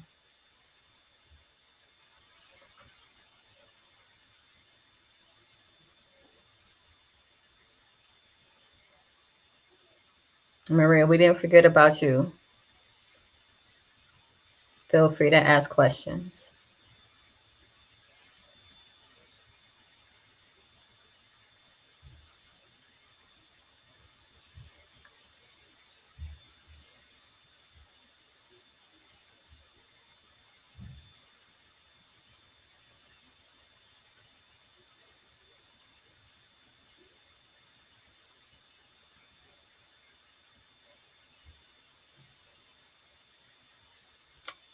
You know, I'm not going to say that comment out loud, but I want you to know that you're not alone in that. You're not alone in that. You know, you spend a certain amount of time as a child, and then you finally are able to go off on your own. You build your family of origin, and well, your family system, right? You live your life. You have things the way that you're accustomed, right? And then all of a sudden something happens with our parent, and then there's this conflict of, I love my parent, I want to be there for my parent, but it's a heavy weight. It's a heavy weight. You have every right to feel how you feel.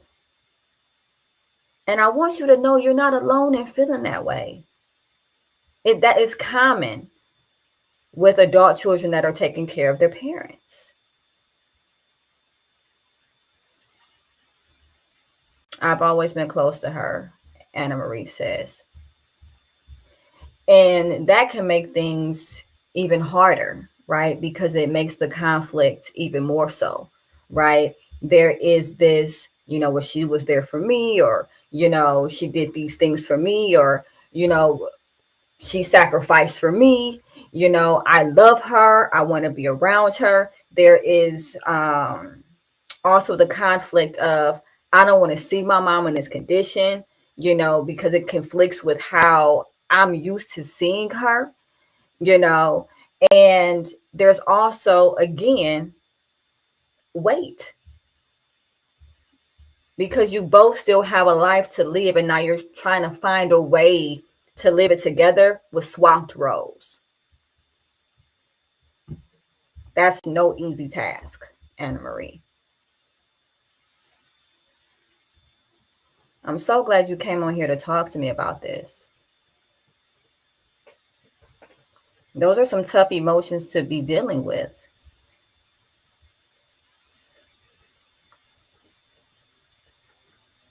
Hey, Kristen, I see that you've joined. Thank you so much for joining. If you have any questions, we are taking live questions. I am a licensed therapist in the state of Ohio. My name is Aquila Wheatley. So any questions that you have, I have a sister older that doesn't, yeah. Pamela, thank you so much for joining again. I'm taking questions, comments, concerns. I am a licensed therapist. Anyone who has any questions, definitely feel free to come on and ask. Right now I'm talking to Anna Marie. But Kristen, Pamela, feel free to ask. Maria, I didn't forget about you either. That's also not uncommon, having like a sibling that is not as helpful, and there's so many reasons why. Sometimes it's because they live far away. Sometimes it's because they have a hard time actually dealing with seeing their parent in an incapacitated state. So there's a lot of different, sometimes they weren't close to the parent, sometimes they just don't want the responsibility, and so it ends up falling on the sibling that is closest with the parent, because the parent typically leans toward that sibling. But yeah, it's frustrating. It's absolutely frustrating. I have definitely helped clients work through just what you're talking about, because then there's that resentment, but then you feel guilty for feeling resentful. It's it's a hodgepodge of emotions, but they're all valid. And I want you to know that, Anna Marie. Pamela, Kristen, if you have any questions, definitely feel free to type in the chat. If you want to be brought on air, my moderator can bring you on air. He will give you a link that you can click on to become a part of the video podcast. Anna Marie, I'm curious as to who you talk to. I mean, right now you're talking to me, and I thank you for that, because this, it's a sensitive subject, and I appreciate you, coming on and sharing it with me. But outside of today, who do you talk to about these things? I really hope that you have some strong social supports to get you through this.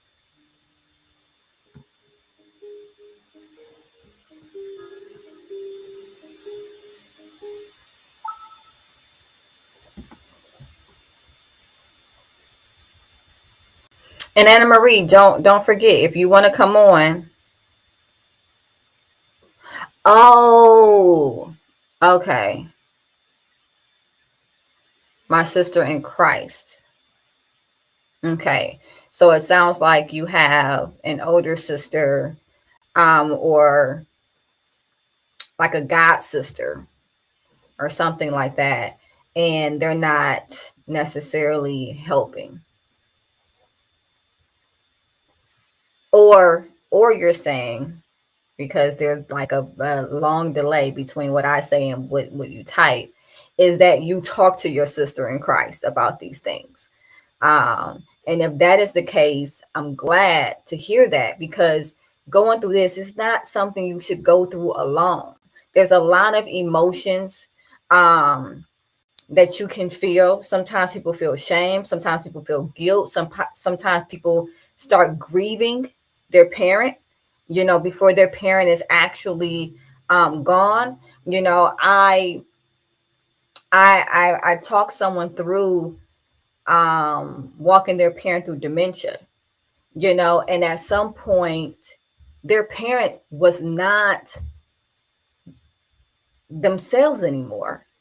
And so at some point it can feel like you're caring for a stranger, someone who doesn't recognize you. Now in this case, okay, so yes, you talk to your sister in Christ. In this case, your mother has stroke and heart issues. Is she able to talk and move around still, or is she immobile? Hey, Karen, I see you joined. Thank you so much for joining. I am taking questions, comments, concerns. I'm a licensed therapist. So if you have any questions that you would like to ask, utilize me. I'm here. You can either put it in the chat, or, you can actually click the link and come on right beside me and we can just talk.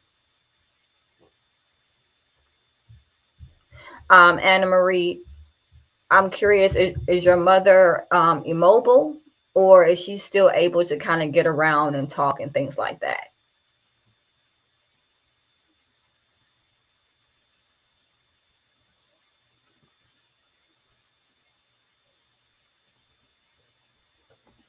Oh, okay. So she can talk, but she's confined to a chair. So she's not able to get around like she used to, which, in all honesty, could be frustrating for the parent, especially if the parent was somebody that was like really independent and, like to do things for themselves. And so once they get to a point where they're immobilized, which you'll deal with, is a lot of frustration from them. And it might feel like they're mad at you, or they're frustrated at you, when really they're frustrated at their body, because their body isn't doing what it used to do.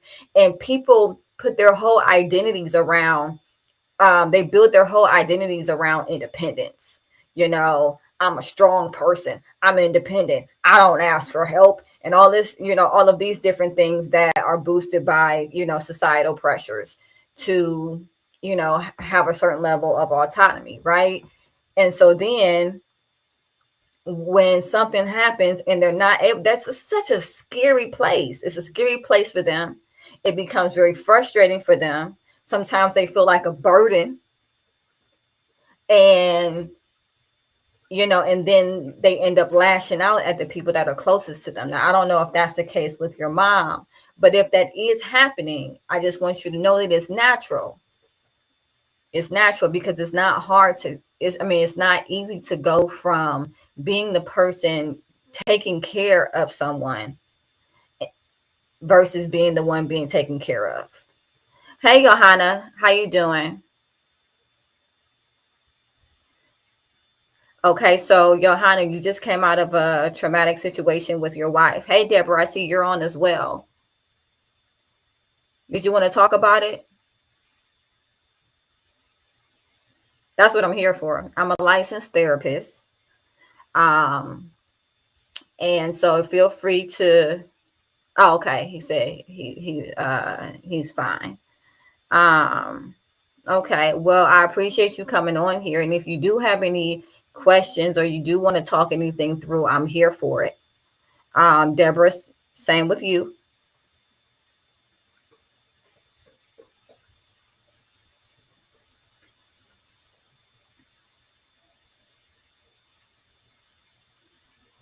Oh, okay. I see. So I appreciate you having a testimony. However, this is more of a question answer type of podcast with a licensed therapist. You can definitely tune in to no. Okay.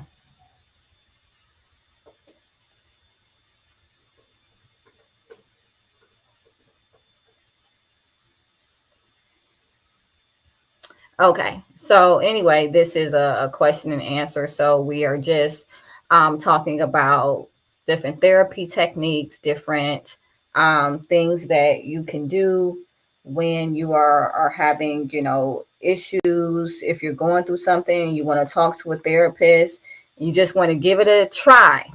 I don't mind being your guinea pig. This is my first time here, so glad to be here. I'm so glad to have you here too, Johanna. Um, how is your stress? It seems like you have a testimony, so I take it you're probably on the other side of things at this point.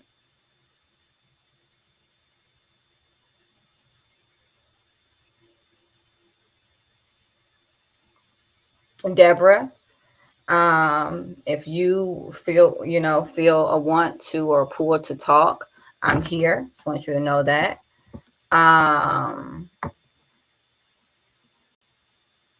And Kristen, Pamela,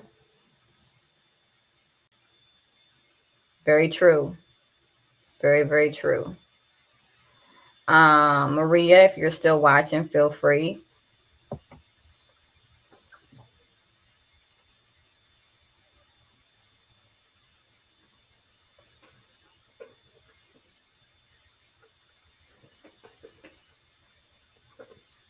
If you wanted to talk about the original scenario, you can type that in the chat, and then I can talk about that because I'm pretty sure whatever you were going through, you're not the only one that ever went through it.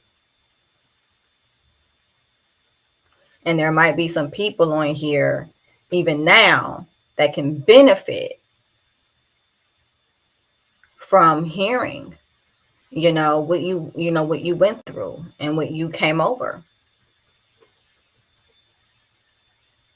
If we have a crowd, come on screen, come join me, click the link, join me, ask me some questions, chit chat with a therapist today. Why not? It's free.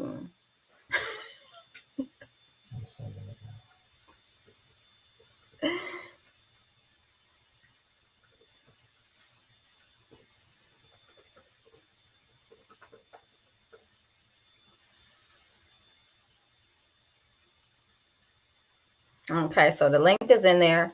How do you deal with, oh, wow. How do you deal with an autistic adult child with extreme OCD with germs? She is consistently spraying and sanitizing stuff. She also lives with me. Anna Marie, you have a lot going on. I hope that you are taking time for yourself and taking time for self-care. Um, OCD is typically an anxiety response. And so, when it comes to autism, there's a lot of sensory things that can cause that person to get overwhelmed. And so OCD, there is a part of it that is a compulsion, which it sounds like the cleaning is a compulsion. But there's also a part of it where there might be anxiety around germs. Maybe they were told something about germs that freaked them out at some point, and they think that the only way to keep themselves safe is to keep cleaning. But definitely an anxiety response. It's harder because with individuals with autism, there's a lot of sensory things, but there's also a lot of emotional, I'll say there's also a lack, that's a better word, a lack of emotional regulation. So they can go from 0 to 10, all of a sudden. So, sitting them down and saying, hey, you know, this is already clean, that's not going to do anything, especially if it's a compulsion. However, all depending on how verbal the adult child is, you can have a conversation with them to find out where their anxiety is coming from. I've seen a lot of verbal adults and also teens that I've counseled. And you can, depending on where they are on the spectrum, have conversations with them and get down to the root of what's causing the heightened anxiety. Because you probably will see heightened OCD behavior when the person is overstimulated. Finding out what might be overstimulating them. Giving them different ways to be able to hyper focus in on things that like music or something like that that can be calming to them, giving them something that can take the place of the cleaning, helping them really understand germs, and that there are good germs that we need. Hey, Bridget, thank you so much for joining. I really appreciate you. Feel free to come on and chat. Also, feel free to click the link and come on. I would definitely explain to them that there are good germs that we need, and the consistent spraying. They're not only moving away the bad germs, but they're moving around the good germs that we need, you know, and see if that is helpful. But definitely sitting down, having a conversation with them, figuring out what is triggering the anxiety, what's triggering the overstimulation, when are they more likely to come out with their spray, like what's happening around that time, what's going on, is something too loud, is it all day every day, and sometimes setting an amount with them. What is an amount that's comfortable for you? How many sprays do you need to spray? Is it 5? Is that once you spray 5, does that urge to keep doing it go away? Okay, so once you get to 5, I'm going to let you know you're at 5, and then we're done, right? And then having that type of conversation with them, that's also helpful. Putting a limit on it based off of their comfort. So there are a lot of different things, but definitely pay attention to when you see them doing it the most, because 9 times out of 10 is something that either has overstimulated them, caused them some type of anxiety, and that's how they're responding to it. Also, show them things about good germs. Teach them about good germs, because that also might be helpful. And then setting an amount with them. Okay, so you sprayed 5 times today. All right, well, five is the lucky number. Not 5 is enough, so we did it. We did it. Very good. All right, we got it. All the bad germs gone. Now we got to make sure we leave some room for the good germs, right? We don't want to spray away the good germs. No, we don't want to spray away the good germs, right? Talk to them. Talk them through it. There's also a technique called urge surfing. Now, I don't know if it'll work as well, just all depending on where they are on the spectrum. But urge surfing is really, really, really great. Okay, because what it does is it describes your emotion as a wave that is starting low, coming, hitting a peak, and at that peak you feel like it can't get any higher, right? You need to act on it. You need to do something about it. You have to do something about it. And then what you realize is when you sit with the emotion, it begins, or the urge, right? It begins to subside. Now it's not easy, and if you're willing, you can talk them through the process. You can say, okay, what are you feeling right now? What is it that's making? Are you feeling it in your hands? Is it something in your mind telling you that it's not clean? What is it that we're feeling? Let me know as it rises, right? Talk them through it.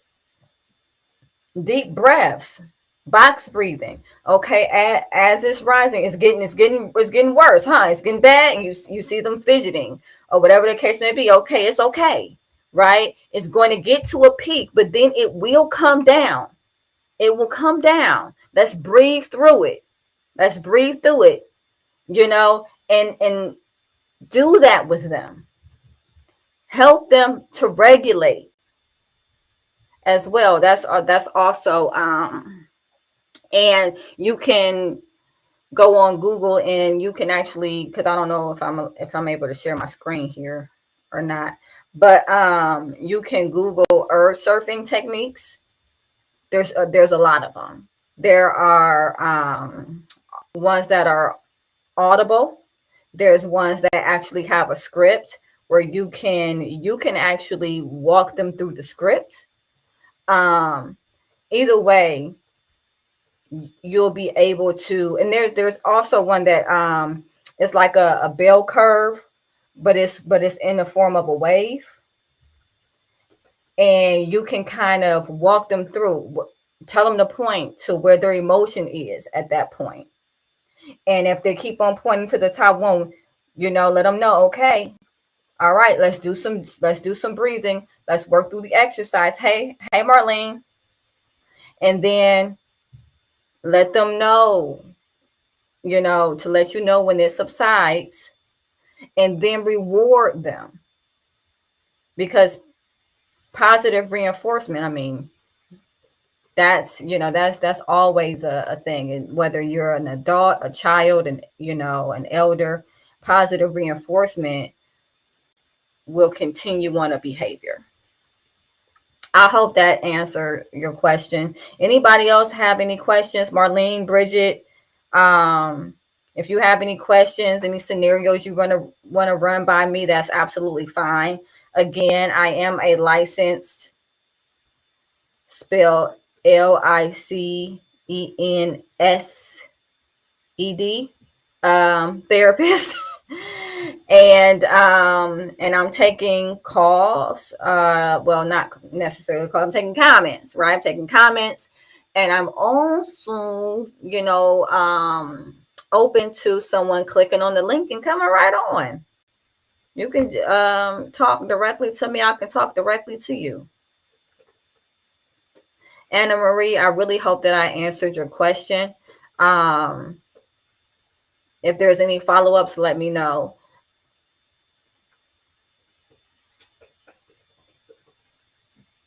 Hey, Queenie, how you doing? Thank you so much for joining. Marlene, Bridget, thank you so much for joining as well.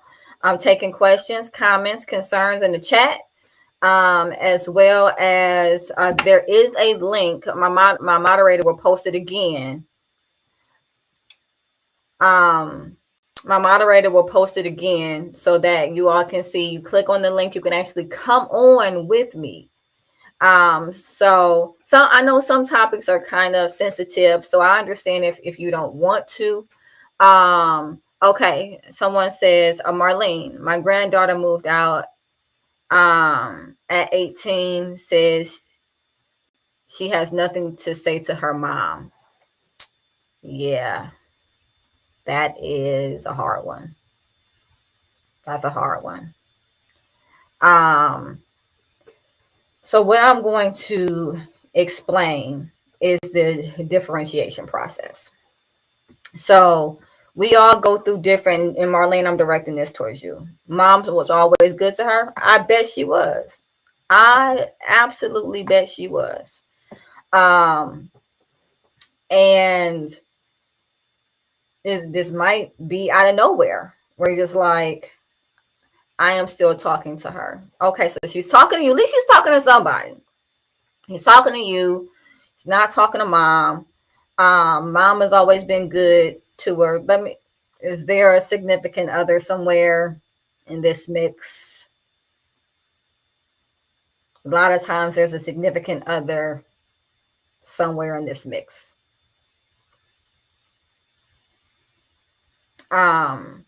Nevertheless, Marlene, I'm going to talk about the differentiation process. Kids think their parents are the world because the parents are the world. Her mom has a boyfriend. Okay. So mom has a boyfriend.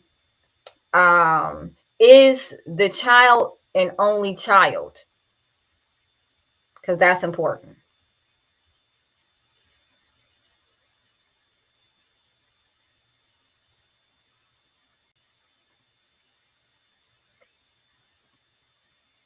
That's something to know. If she's an only child, at what point did the mom get the boyfriend?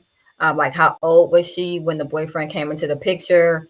Are there siblings that she helped out with? Was the mom a single mom at any point? Because all of those things are 8 years between. Okay.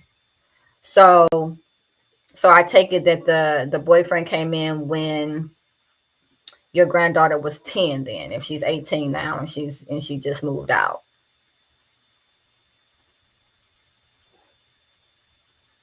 Or is it that she has siblings, but there's 8 years in between the siblings?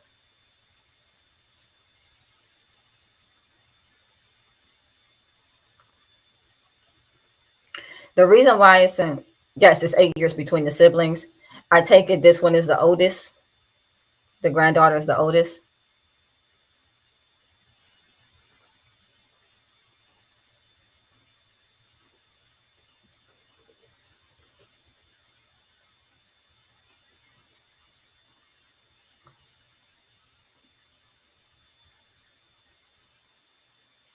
Oh no. Okay.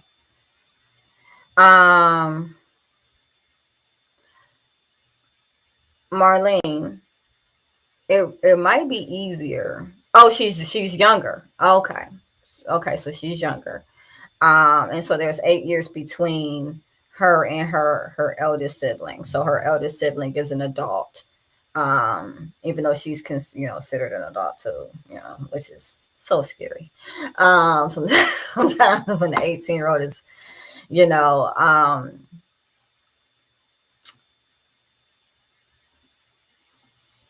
So I'm going to go into the differentiation process. When a child is young, their parents are their whole world.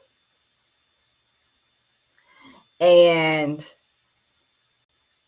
the parents can't do any wrong, right? Like whatever mom and dad say, or mom or just dad say, is gold.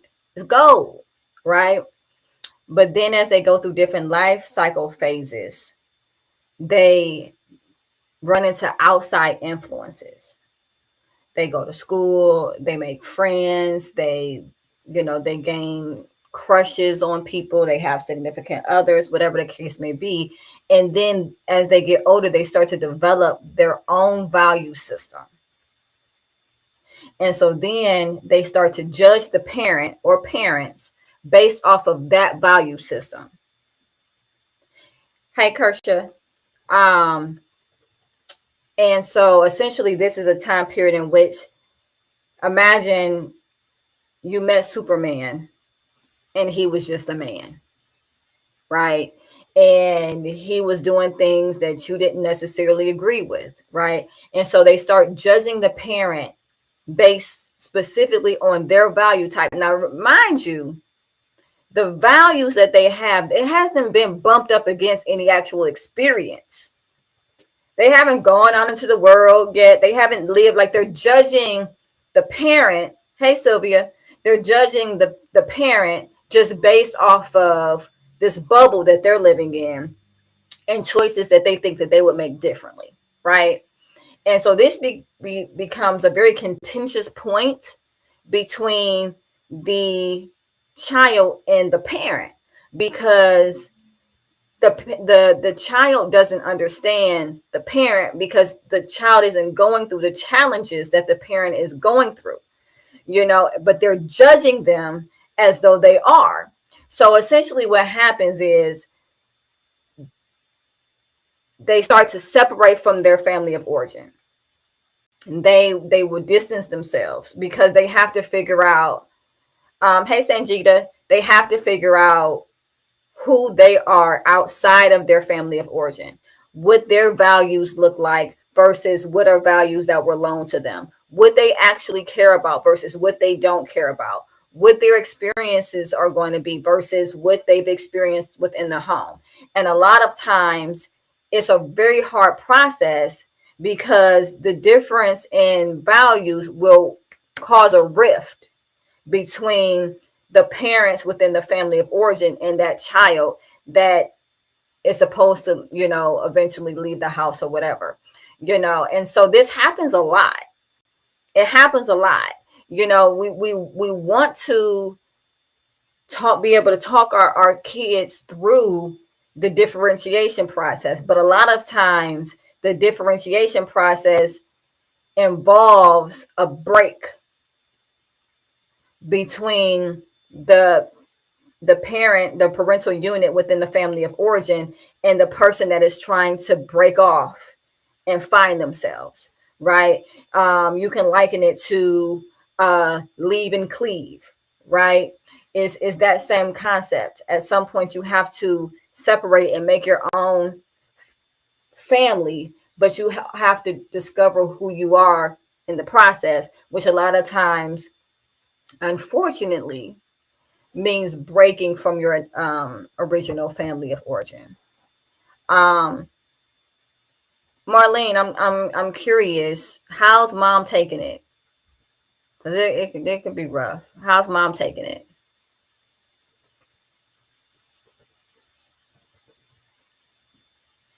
Hey, Christina.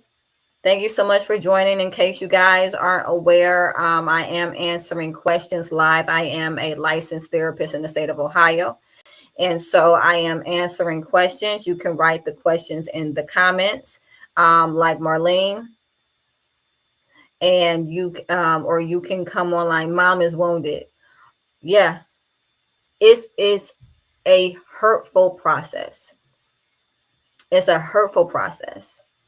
But it also has to happen, because if it doesn't, the dynamics of the relationship never get a chance to shift. your granddaughter is someone's daughter, but one day she might be someone's mom, and one day she might be someone's wife. Hopefully it happens in a reverse order, right? But nevertheless, she's going to be her own adult, and she's going to have her own family that she creates. If differentiation never happens, then she never gets a chance to get out of that role of being just a daughter. That break has to happen, because then mom is able to see her as a woman instead of her baby girl that has always lived at home with her. And it hurts. It hurts. And tell mom I feel for her. I really, really do, because it hurts. But also tell mom that the fact that her daughter is going through the differentiation process means she did something right. Let her know that. As much as it might not feel like it right now, the fact that her daughter is successfully going through the differentiation process means that she did something right. Her daughter has what she feels, she has everything she needs to be able to go off on her own. She feels secure. She feels confident in her ability to make decisions and live on her own. That's a big deal. That's a big deal. And it's because mom did something right, not because she did something wrong. So let her know that. And I thank you so much for your question, Marlene. Margie, I see Margie is on, also Teresa. Christina is also on. Sylvia, haven't forgotten about you. Hi, Kersha. I am taking questions. Questions about family, questions about life, questions about attachment, questions about whatever's on your mind, whatever's on your heart right now. I am a licensed therapist in the state of Ohio. And so I am here just to talk. Take advantage. Utilize me. And again, Marlene, thank you so much for your question. Anna Marie, thank you so much for your question as well. I appreciate you both coming on here and talking. Yes, absolutely. Absolutely. We will pray for them 150%. But also remind your daughter that the differentiation process means she did something right. Because sometimes during this process, a parent can feel like, well, what did I do? Or what didn't I do? Or what did I say? Or what didn't I say? Or maybe I pushed too hard. Maybe I didn't push enough. Maybe I didn't give them enough. Maybe I gave them too much. And they start to doubt themselves. Hey, Anthony, they start to doubt themselves. And so a part of the building process for the parent is realizing what differentiation is, and that if the person is going through that process, if they have the confidence to go out on their own, it's because you've instilled in them something that makes them think that they can make it. That's what you want. Believe it or not, as painful as it is, that's actually what you want. Hey, shout out to Miss Ranice. Hello. Marlene, see, Ranice, that's my mom. And in all transparency, we're very close now. We are very close now. But there was a time that I had to go through the differentiation process with my mom. And we spent a lot of time apart. And it was hurtful to me. I'm sure it was hurtful to her. But it allowed her to see me transform into a woman. And then it allowed me to be able to go through what's called the exoneration process, where when you go through something and then you start to realize what the other person might have been feeling and thinking, and that they're just human, just like you are. And all of those, that pedestal that you put them on, that you were so disappointed they fell from, you kind of move it to the side and you see them as a person. And, and the parent gets to see the daughter as a person as well, and not just a part of themselves. Mom, how would you say the differentiation process was for you? When I was kind of coming into my adulthood around like what? I was probably like 19 or 20. Oh, thank you, Mom. I love you. I love you so much. Whatever. But when I was 19 and 18, about between 18 and 20, I remember saying all the time, I'm grown. I'm grown. I'm grown. I'm grown. And it was so important to me that people see me as grown. I don't run around saying that anymore, because I walk in it. I talk in it. I've accomplished things in my life that I feel good about. I don't have to run around yelling at everybody that I'm grown. But when I was 18 through 20, hey, Adrian, that's exactly what I was doing. You can't tell me I'm grown. I'm grown. And it's funny because that's typically when we need the most help. But Mom, I want to go back to you. What was that time period like for you? I know what it was like for me. My mom says it was hard but exciting to watch you grow and become the person you are now. It took some time, but one thing that I appreciate about my mom is that, at some point she allowed me to be. She didn't always agree with what I was doing or how I was doing it, which is fine, right? Because that's just life. But she allowed me to go through my own process. My mom said, yeah, you did say that all the time. Like, we all know you're grown, Queen. Yes, but I was saying it all the time because I didn't feel grown. I didn't feel like people acknowledged me as grown. I wanted to walk in these big shoes, and I felt like no one was seeing me, right? I ain't did nothing yet. I ain't did nothing yet, and it's interesting because the more that you do, the more people see, but you're doing it for you. You're building you.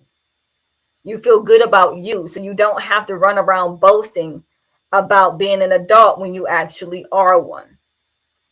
But yeah, my mom said that it was hard, but again, I appreciate that she allowed me to go through my process. There were times where it got really tense, especially in my early 20s, because, hey, Michelle,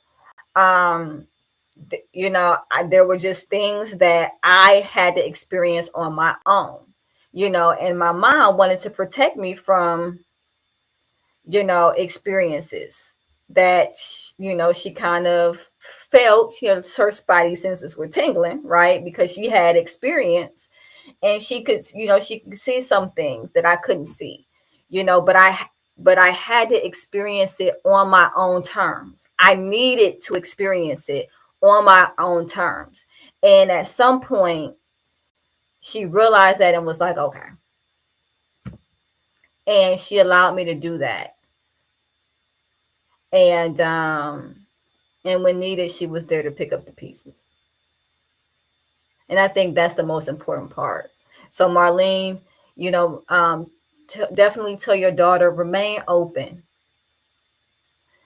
There's a lot of offense that can come from the differentiation process. I can't believe this person did this to me. They don't appreciate nothing I did and all this other type of stuff. And yes, it's okay to feel that way. There's offense. There's a little bit of resentment, I actually have a podcast episode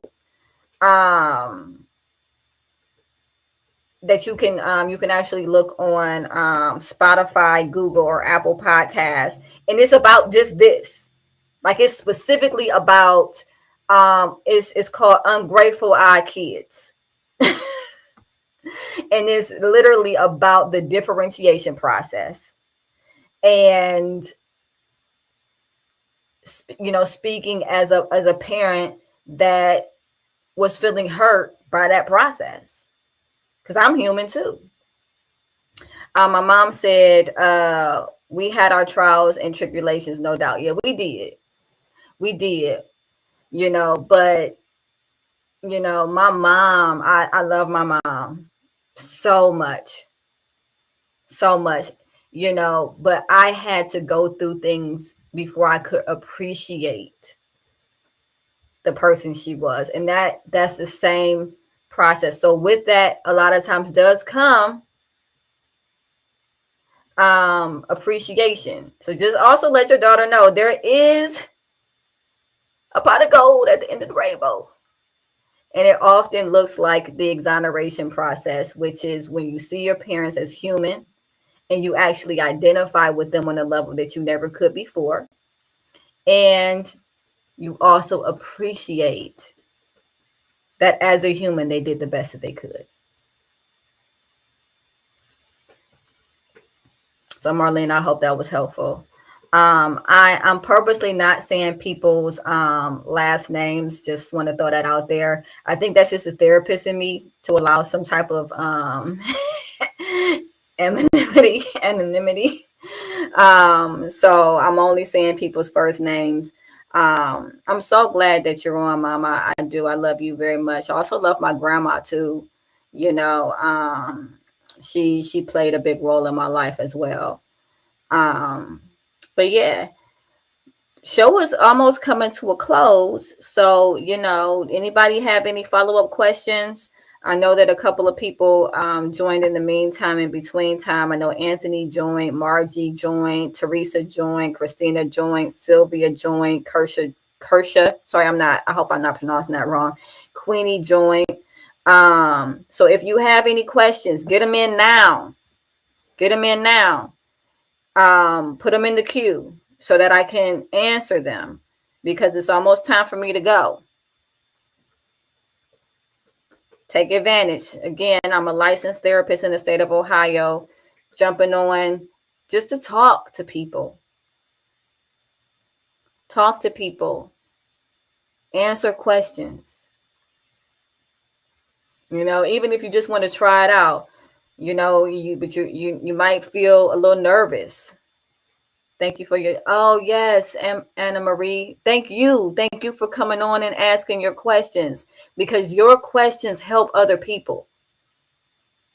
You're not the only one that's going through what you're going through. None of you, whatever that something is, you're not the only one. Your questions help other people. That's why I do this. Michaela is on. Hey, Michaela, thank you so much for joining. Again, I'm taking final questions. Thank you, Marlene, too. I appreciate you sharing that with us today. And I think that it will be helpful to a lot of different people. And again, if you want to check out my podcast specifically on that, it's called, again, Ungrateful Eye Kids, right? And you can find it on Google, Spotify, and Apple under Supportive Advice Live. We have our podcast uploaded there as well. You can also go on Facebook and type it in on Supportive Advice, or even my personal page, and which is Aquila Wheatley, spelled the same as you see on here. And you'll be able to actually see my face as I'm talking about the differentiation process firsthand. Not fun. My mom says, I really enjoyed the show. Thank you so much, Mom. I enjoy having you on here. I love you. You're always welcome. and anybody else who has questions. Also, if you didn't feel comfortable asking your question, hey, Daryl, if you didn't feel comfortable asking your question live, right? Inbox me. You can inbox me on supportive advice. You can inbox me on my personal page, Aquila Wheatley. You can also send me an email at Aquila Wheatley, AQUEELAHWHEATLEY at supportiveadvice.com. You can talk to me about different topics you want to hear about. You can talk to me about questions that you might have. You can talk to me about pretty much anything. So just, inbox me, and then, it might be our next topic. So definitely don't hesitate to do that. And make sure you check out some of the other podcasts. I'm sure you all, could get something out of those as well. All right. If you have questions, get them in the queue. Again, I'm a licensed therapist, just taking questions. Family questions, individual questions. Anybody who ever just wanted to talk to a therapist for free. Definitely feel free. This is my give back. I do this for you all because everybody needs somebody to talk to. Why not me, right? Why not now? All right.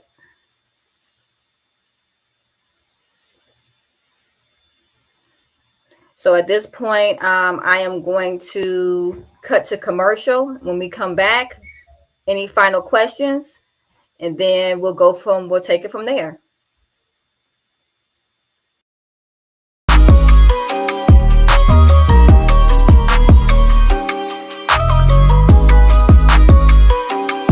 Let me be a part of your journey.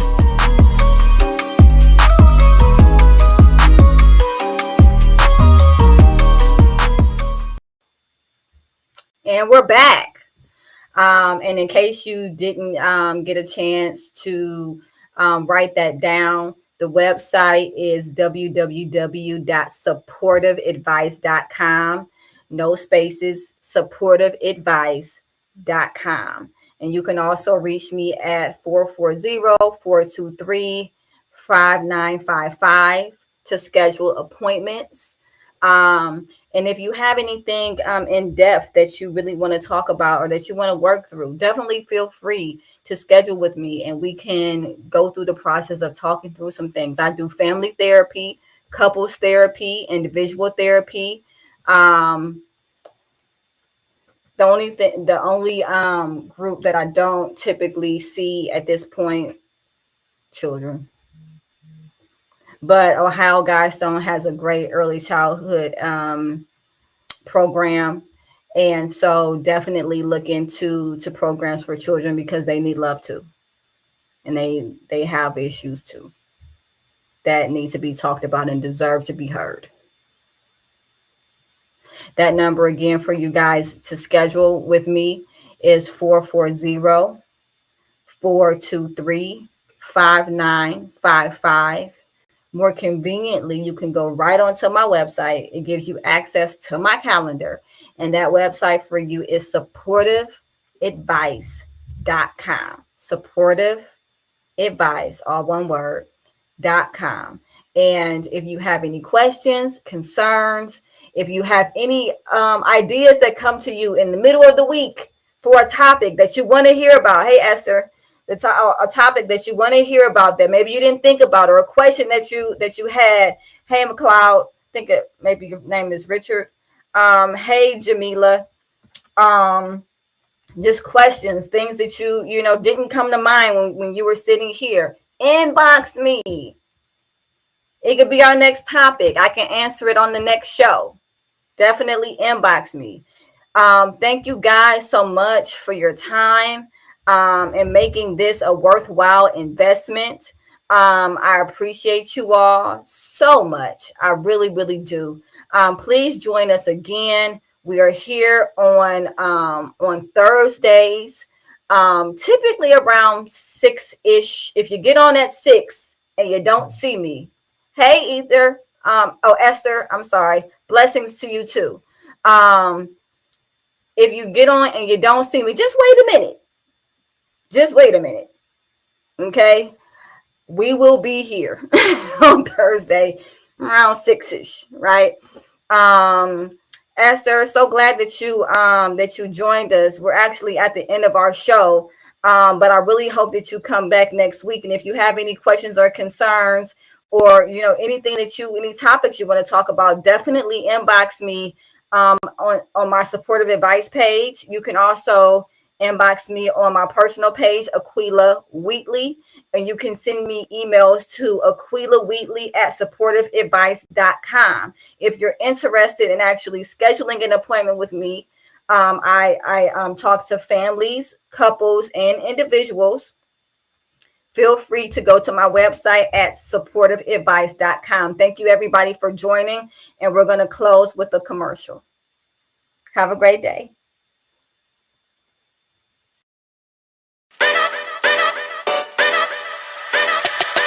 Yo!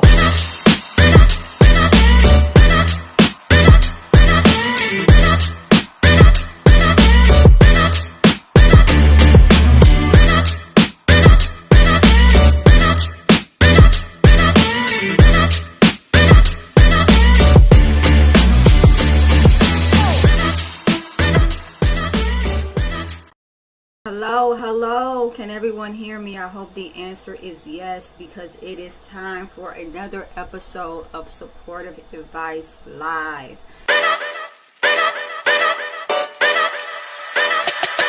Yo!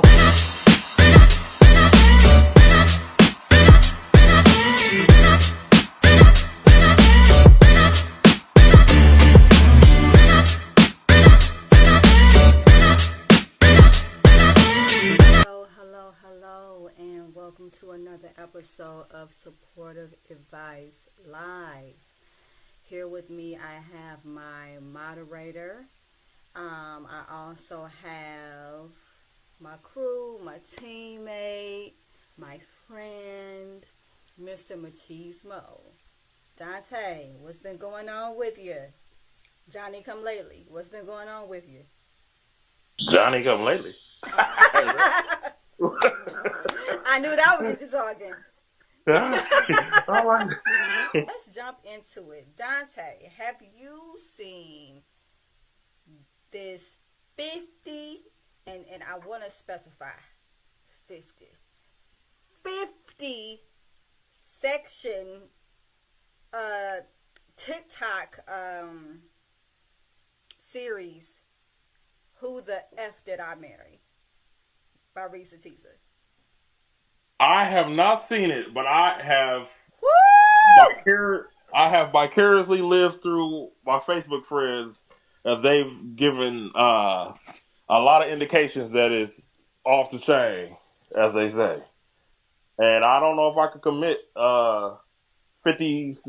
I almost said a snapshot. I don't know if I could commit 50 TikTok moments, because it sounds like a lot. It's 50 10-minute moments. So essentially, it is a 7-hour video. Oh yeah, I knew it was some. Oh yeah, I can't do that. But it sounds interesting though. But I kind of have got the gist that it is so dramatic and crazy that the shock value is what's getting all the likes. It kind of makes me think I'm in the wrong profession. So here's the thing. There's a thing about TikTok anyway, right? Where people are thumbing around trying to, get into the business that people are displaying. However, this takes it to a new level, right? Because she's talking about this guy, and it's one of those things where she draws out the story quite a bit. like it's very, what I would say, content driven, right? And so for a person like myself, it was kind of hell. It was a version of hell. Listening to the same details over and over again. And one might say, but you're a therapist.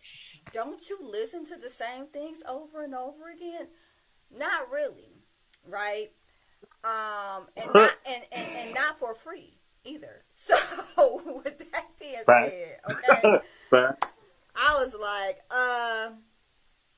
people, they live and they make progress. New things happen, and so there's never the exact same rendition of something or the same perspective, the same of anything when I'm talking to my clients on a regular basis, right? But with this, she's just telling the same story over 50 different sections. So it's, hey, this happened.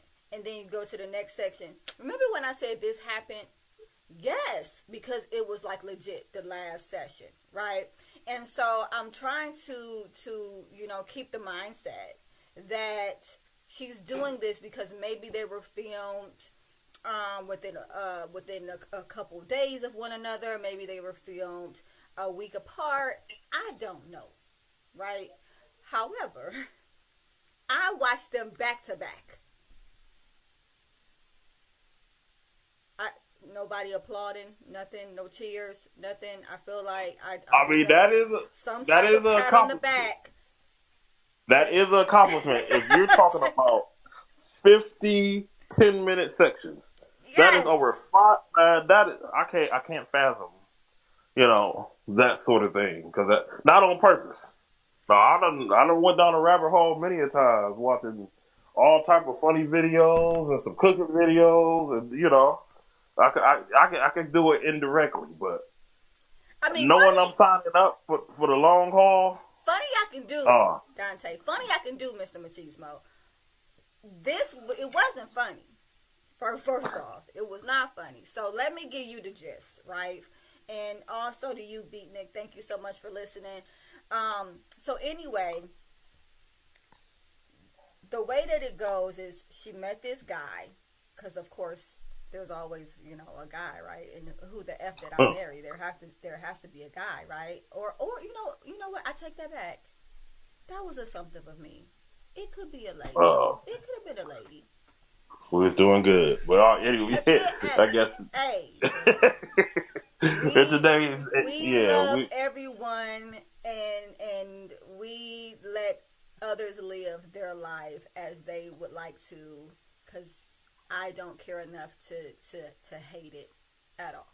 Now, with that being said, there's a lady, there is a male, and apparently he is something. They meet online. Red flag number 1. And I'm not hating to, those people who do meet people online. You can find a healthy partner online. However, it might be a Build-A-Bear. I'm just saying. It's probably going to be a Build-A-Bear. I found the person I'm with online. On Facebook. He messaged me out of the blue.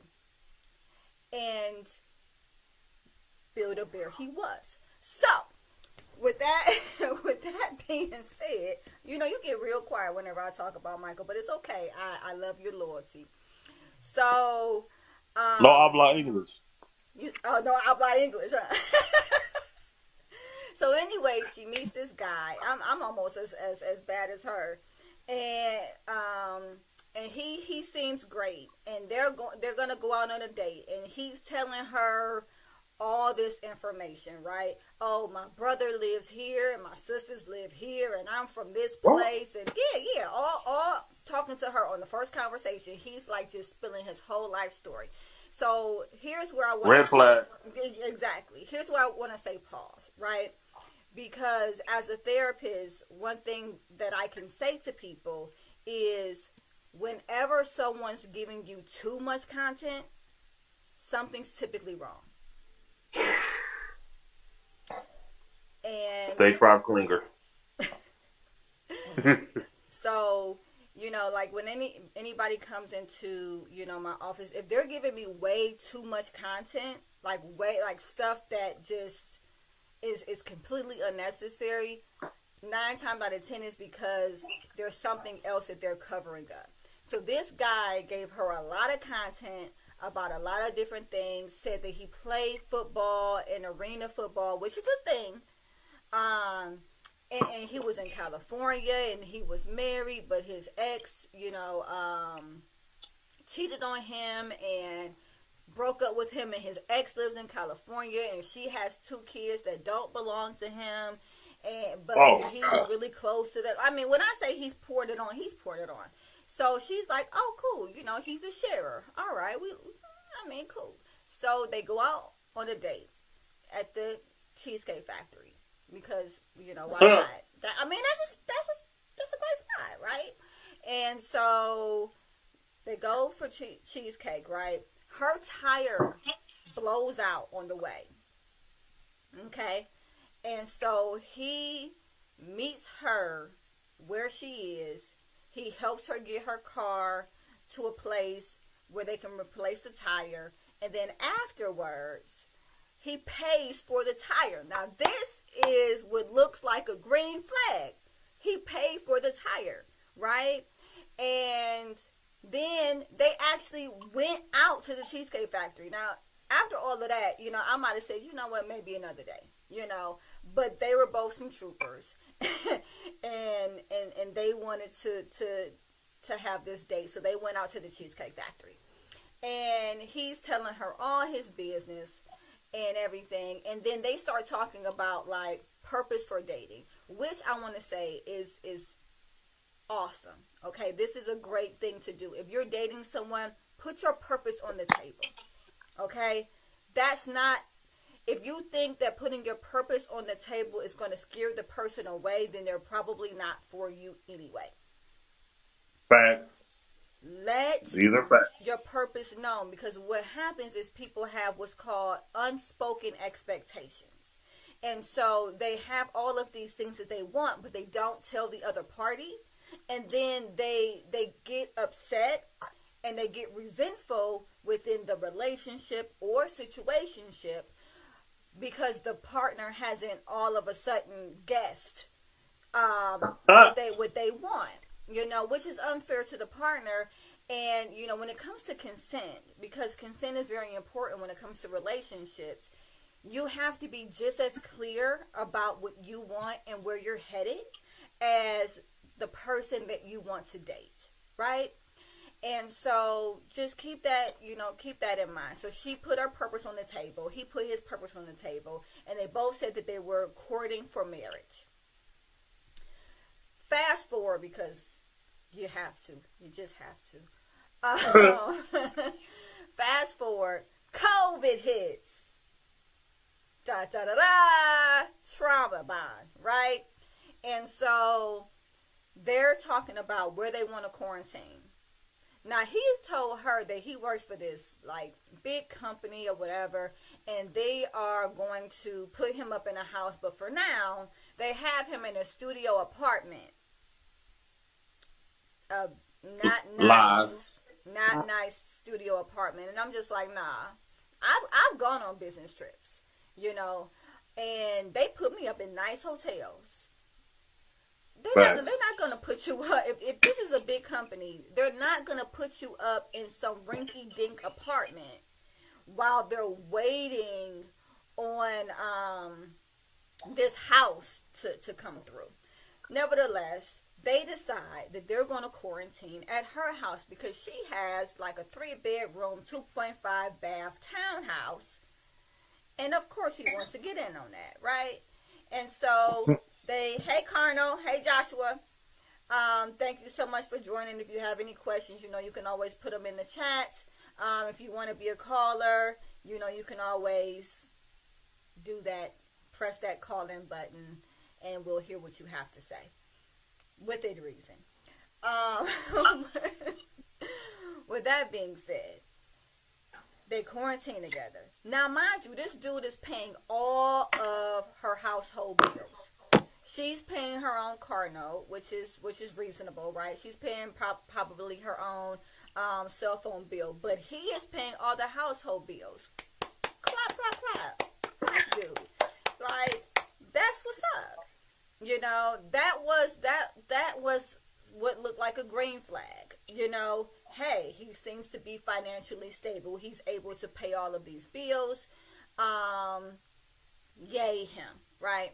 And so then they start thinking about that they want to get married. But before they get married, they want to buy a house. Or, you know, and so we fall back on this story that he tells her about they're getting him a house, right? The company's getting him a house. So now she's like, okay, cool. Well, you could just get the house for you and me, right? It's going to be our house now. And so they're like, yeah, great. Now, we both know that it would not be a 50-part series had the house came in part 2. So, there was no house. I was waiting on that other shoe to drop. Yeah. Yeah, it has been a while, Cardinal, but I am glad to see you on here. So, yeah, absolutely. It's interesting because he gives her all of these excuses, all of these reasons why the house isn't going through, and all of this jibber jabber, essentially. Reasons. And then he lies to her because the house ends up being in contract, right, with somebody else, some other people who actually are serious about buying a house. And he says to her, it's in contract with them. Now, I will say, there's a lot of things that it was hard for her to confirm because it was COVID. They were doing a lot of virtual tours. You know, she really, you know, she was kind of coming in on his coattails as far as she was concerned because he was already supposed to be getting a house. So she didn't want to ask a lot of questions, blah, blah, blah. But here's what I'm saying. Ask questions. Once it went from the thing that he was doing to the thing that you both were doing, understand your value within a relationship. You can ask questions. You can ask questions, and you can have doubt, and you can ask for confirmation. If you don't feel like you can do these things within your relationship, it's because you're devaluing yourself or you're attributing too much value to your partner. So just keep that in mind. So this whole time, she's not asking any questions, right? House falls through. She ends up getting pregnant. Within some of that time period, it was kind of all over the place, right? And so she gets pregnant, and then unfortunately she has a miscarriage. And you said, or just happens to get pregnant. Well, shit, she got pregnant. We're talking about Risa Tisa. Anybody who doesn't know who I'm talking about, I'm talking about Risa Tisa. And if you don't know who Risa Tisa is, get out from under the rock that you have been living under and join society. Now, with that being said, she gets pregnant. She has a miscarriage. He's there for her. She has the miscarriage, but then she has to go and have surgery, right? Because everything didn't pass the way it was supposed to. I'm not going to get into graphic details. This is not a medical show. This is a therapy show. Thank the Lord. So, he didn't show up on time. So, he volunteered his sister. Now, I'm just going to fast forward. And I'm just letting you guys know, before I even get into it, there's going to be spoiler alerts. Spoiler. So, if you plan on sitting down for 7 hours and watching this series, you might want to click off now, because I'm about to just tell. I'm just going to tell stuff. So, fast forward. This sister that he wanted to pick her up from the hospital did not even exist. She didn't exist. You know who she was? An ex? An ex-girlfriend. Oh, and the plot thickens, right? Because sometimes we lean on people to say no, right? And so we'll offer something up, hoping that the person says no, right? So he offers this sister up that she's never met before, and she's like, no, I'm not gonna have this random person pick me up and they go back and forth, but he knows she's gonna say no, right? And she says no, and good for her, because there would not have been anybody coming to pick her up.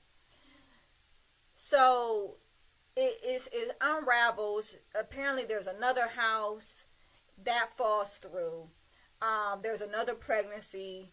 That pregnancy falls through. And they're just 2 for 2 at this point. Nothing has worked out, right? Within the meantime, in between time, they get married.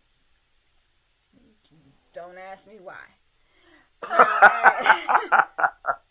At some point, though, I do want to point out something. She said that she knew that the house was in contract. The first house was in contract with other people. However, she liked this dude, and she wanted to allow him to get out of the lie.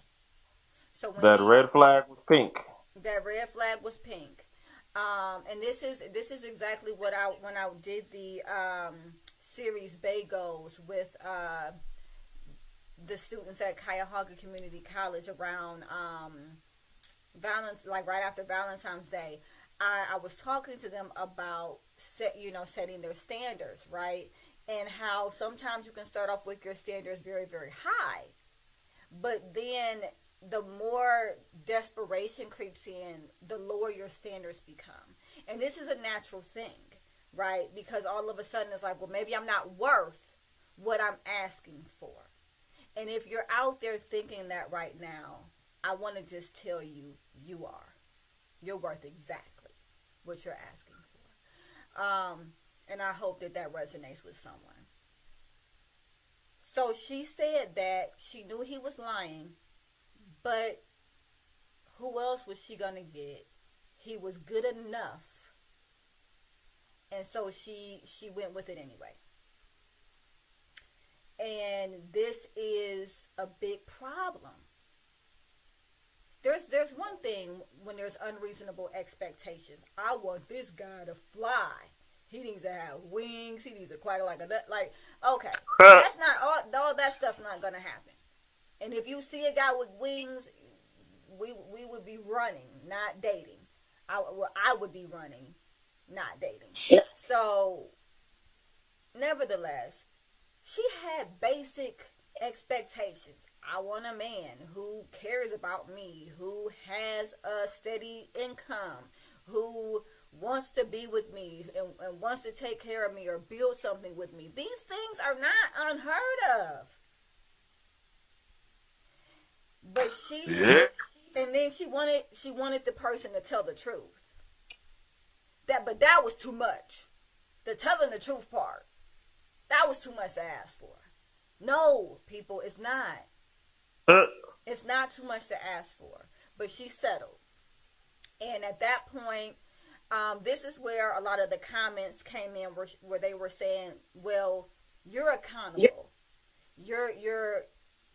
You are subscribing to this victim role, but you're accountable because you knew somebody said, Joshua said, telling the truth is a lot to ask. Yeah, her ex-husband thought so too, which is why eventually he was her ex-husband. So with that being said, it was a lot. It was a lot going on. He was lying. He wasn't telling the truth about anything, not even his name. Not even his name. Okay? Not even his name. So, time goes on, and they're married, and, well, they ain't looking at houses no more, because why? She married him, right? And now he got her going from one BMW place to another BMW place, talking about he's going to buy her a BMW for her birthday or some type of something, right? Like, he just made these real outlandish promises. And he has her sitting in the BMWs, y'all. Like, just sitting there, test driving them. Going to one after another, getting her hopes up. You know, at some point, I think I would have said, I like this one. Buy this one now. Or it's going to be a problem. Because that's what we're doing. You know, you're not going to take me to 7 different BMWs. You know, but nevertheless, she enjoyed the experience. She had the experience. And she already knew that he was a liar. So at some point, she was just choosing to believe things that sounded good. And Wow. then he told her that he was going to take her to London. It was just a mess. It was a mess. Oh my gosh. Now, if you see this guy, right, because this guy is on TikTok. His name is, well, I'm not going to say his government name because I'm not going to call him out like that. But the name that was given in the TikTok was Legion. So if you... What? I know, right? Legion. What? Oh, you can't make this up. You can't. You can't. Oh, man. Legion. I'm like, should that have said something to you? All by itself, that should have said something to you. But anyway, when you see this guy don't look like he have no money. He don't look like he have no money. Now, I'm not saying judge a book by a cover. Cardinal is Risa Tisa, and it's on. It's a TikTok series. It's a 50-section TikTok series, 7 hours. It's a lot, and but if you guys are looking at it's from Risa Tisa. So, and it's called "Who the F Did I Marry?" Just so you guys know. So with that, it is just a mess. It's a mess after a mess after a mess. Now all of a sudden she's going through his phone. She's seeing that he's talking to other women, that he is, you know, sexting and all of this other jazz. And she's like, I didn't really care about that. Because he was lying so much that the cheating, like she was numb to the cheating. And I want to say that this can happen when you are experiencing and I'll call this a trauma for her, right? Because this is a traumatic experience where somebody is consistently lying to you, getting your hopes up, and disappointing you over and over and over again. I mean, essentially, he's just playing with you because he knew he didn't have the money the whole time. So, but when you go through something and you get your hopes up and then you get disappointed and you get your hopes up and you get disappointed, and this happens as a pattern, eventually a part of you will, or can, I'll say can, be numbed to this person and their actions. You know, essentially your responses become depressed. You know, there's a level of hopelessness and helplessness within this scenario because now I'm married to this person. I get that he's a liar. Nothing he's saying is coming to pass. And so she's just numb at this point, right? Good Lord. Man, that's crazy. It's a mess. It's a whole mess. And so then she says that she was actually grateful at one point because she saw that he was cheating again with what she said was a prostitute. And she said that it was a legit prostitute because there were prices, how much for this, how much for that, etc. And she said that she was actually thankful because she felt like that God would forgive her for divorcing a man that was unfaithful to her, but would not forgive her for divorcing a man that essentially had falsified everything in anything that he was or was doing, right?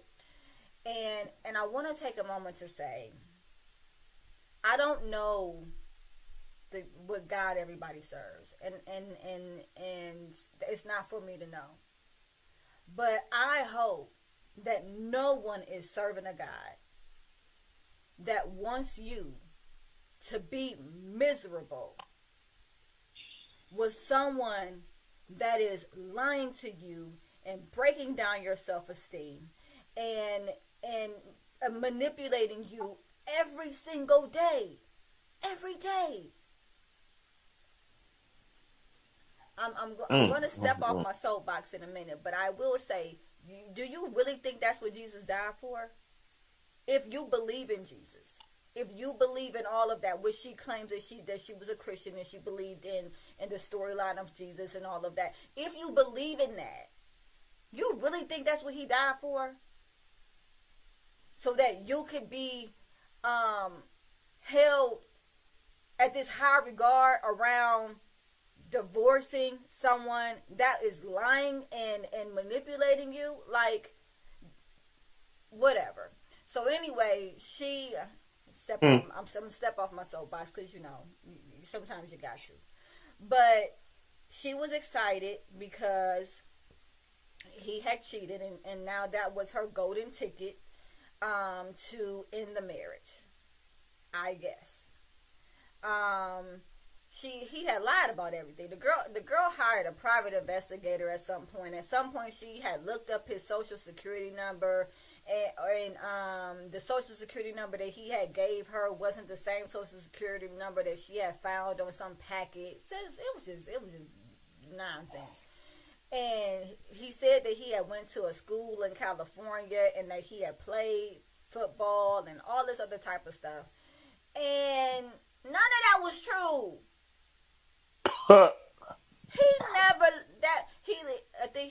They said that he lived in Georgia, Rhode Island, and some other place. You know what place he didn't live? California. He didn't go to school in California. And then she asked him about it, and she said, I couldn't find any record of you in California. He says, my father paid for me to be a private citizen. What? Are you talking about, sir?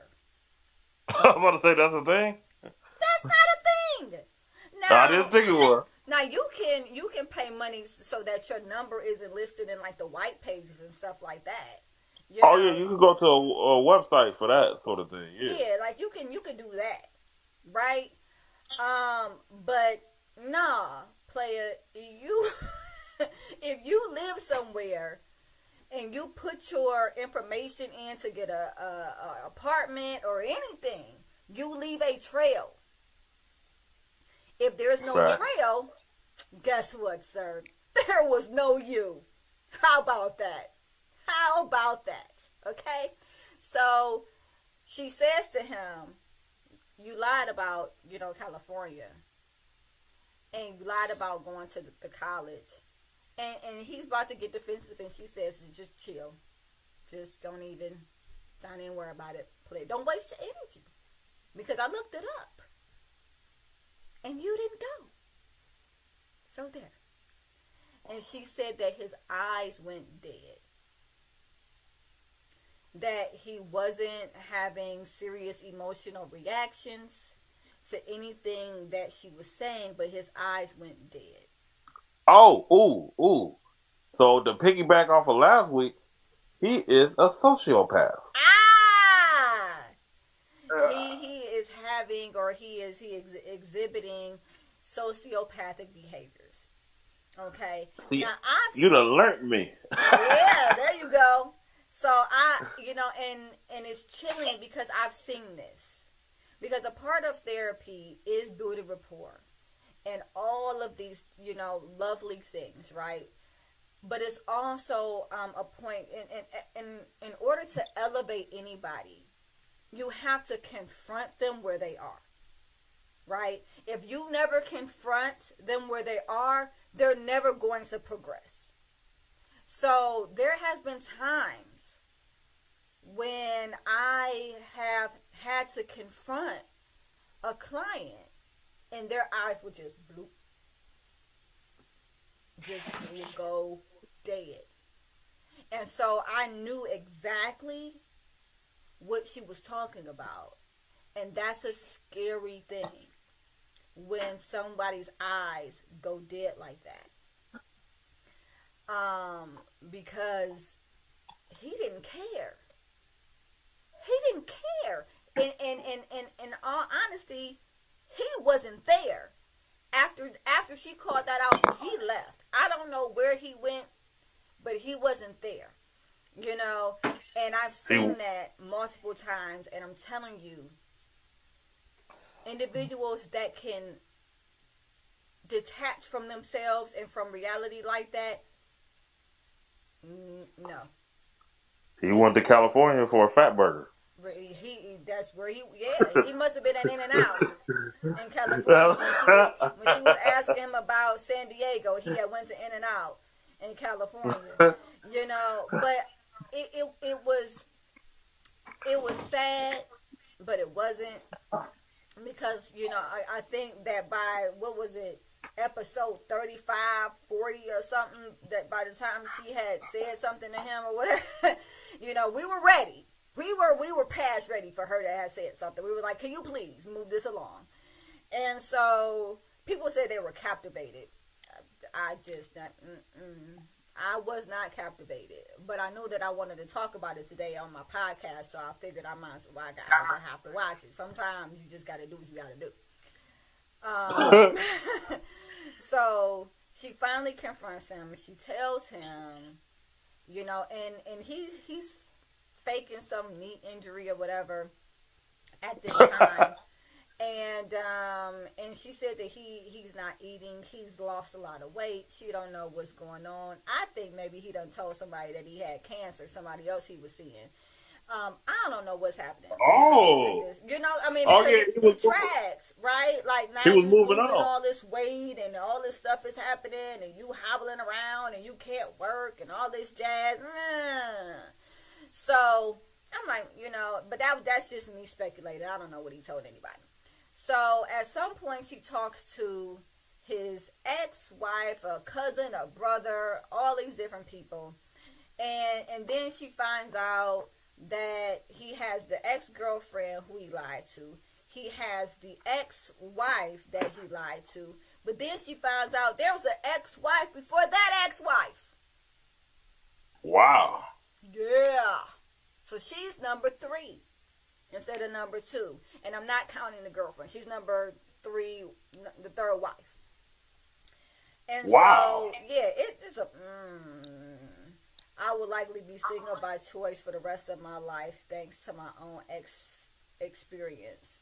Yes, that was Carnal's comment, and yes, I don't think he did have anything to lose, you know, at that point. But she told him, she was like, you know, you need to get out, you need to leave. You've been lying. I don't want to do this anymore. You need to leave. And so he doesn't leave because duh, right? And he calls his aunt, who is really his aunt, according to the story, and says to her, she says I'm lying to her, and she's putting me out. And I've never lied to that girl. And apparently, for her, this was a breaking point. Because this was one of the first times I think that she had actually saw him lie to someone else about her in front of her face. And she lost it. That'll do it. Lost it. She went. She said she had an Angela Bassett moment where she was darting around the room. Anybody seen Waiting to Exhale, where she was darting around the room? Now this is where she says she snapped, where she separated or detached in some way from reality. This can happen. It can happen. You know, she didn't hurt the guy or anything like that, but she started screaming and yelling, and I guess she pushed him out or whatever it is that she did. And he, you know, she was like, you have to go, you know, and she says that she had just lost it. Fast forward, they're not seeing each other anymore. She files for divorce. There is this whole spiel about her talking to the ex-wife, and the ex-wife saying, you know, this is what he does. This is what he did to me. You know, the ex-wife before her wasn't from California. She was from Georgia, which is exactly where they were from. You know, and She said anything that he told you was a lie. I'm like, but that's just like saying a dog barks. We know that. At this point, we're well aware he's not a truth teller. You know, so they have this woman-to-woman conversation that's supposed to be so great. Woman to woman. Right? And I'm just like, I could have had a V8. And if you guys are old enough to know what that means, I'm not explaining it. So, she kicks him out and everything. He's gone. They're not speaking, but he keeps trying to call her. She done changed her number. Blah, blah, blah, blah, blah, blah, blah. Stuff you do when you break up with somebody. And they get divorced. So the divorce is final. Now, he's talking about he wants his stuff back. But he gave her everything in the divorce. What exactly are you asking for, sir? He want that tire from the first date? I know! Say that! He like, I want that tire. I want you to pay me back for that Cheesecake Factory. All the bills I paid. I want the all. Tex-Mex egg rolls back. Pronto. Yes, I want them all. Give it all back to me. You know? And essentially what he was really asking for was a TV. And some bags of clothes, I guess. I don't know. But the way that the divorce decree was set up was that whatever was in her possession, she kept. Whatever was in his possession, he kept. And they didn't go through splitting up anything else. Because most of the things belong to her anyway. He even went as far as telling her about, like, the daughter of the ex-wife died and all this other stuff, which was not confirmed. Oh my gosh. When she talked to the ex-wife, she said, my daughter's fine, you know, but she never told her. Why? That, yes! What he said. Yeah, she never told her what he said because she said that would have just been It'll freak her out. Yeah. But you found her number on, what was it? The marital records. Called her out the blue about this guy that she divorced and said you were married to him, and that wasn't going to freak her out? Just the part about her daughter, huh? Like, understand here. She's already freaked out. Like, what are you talking about? Just the daughter thing. So, you know, and this is where boundaries kind of come into play. Okay? You see her number, but what you want to gain from her is more important than respecting someone else's boundaries. She divorced this man. She's not trying to have anything to do with this man. But what you need is more important.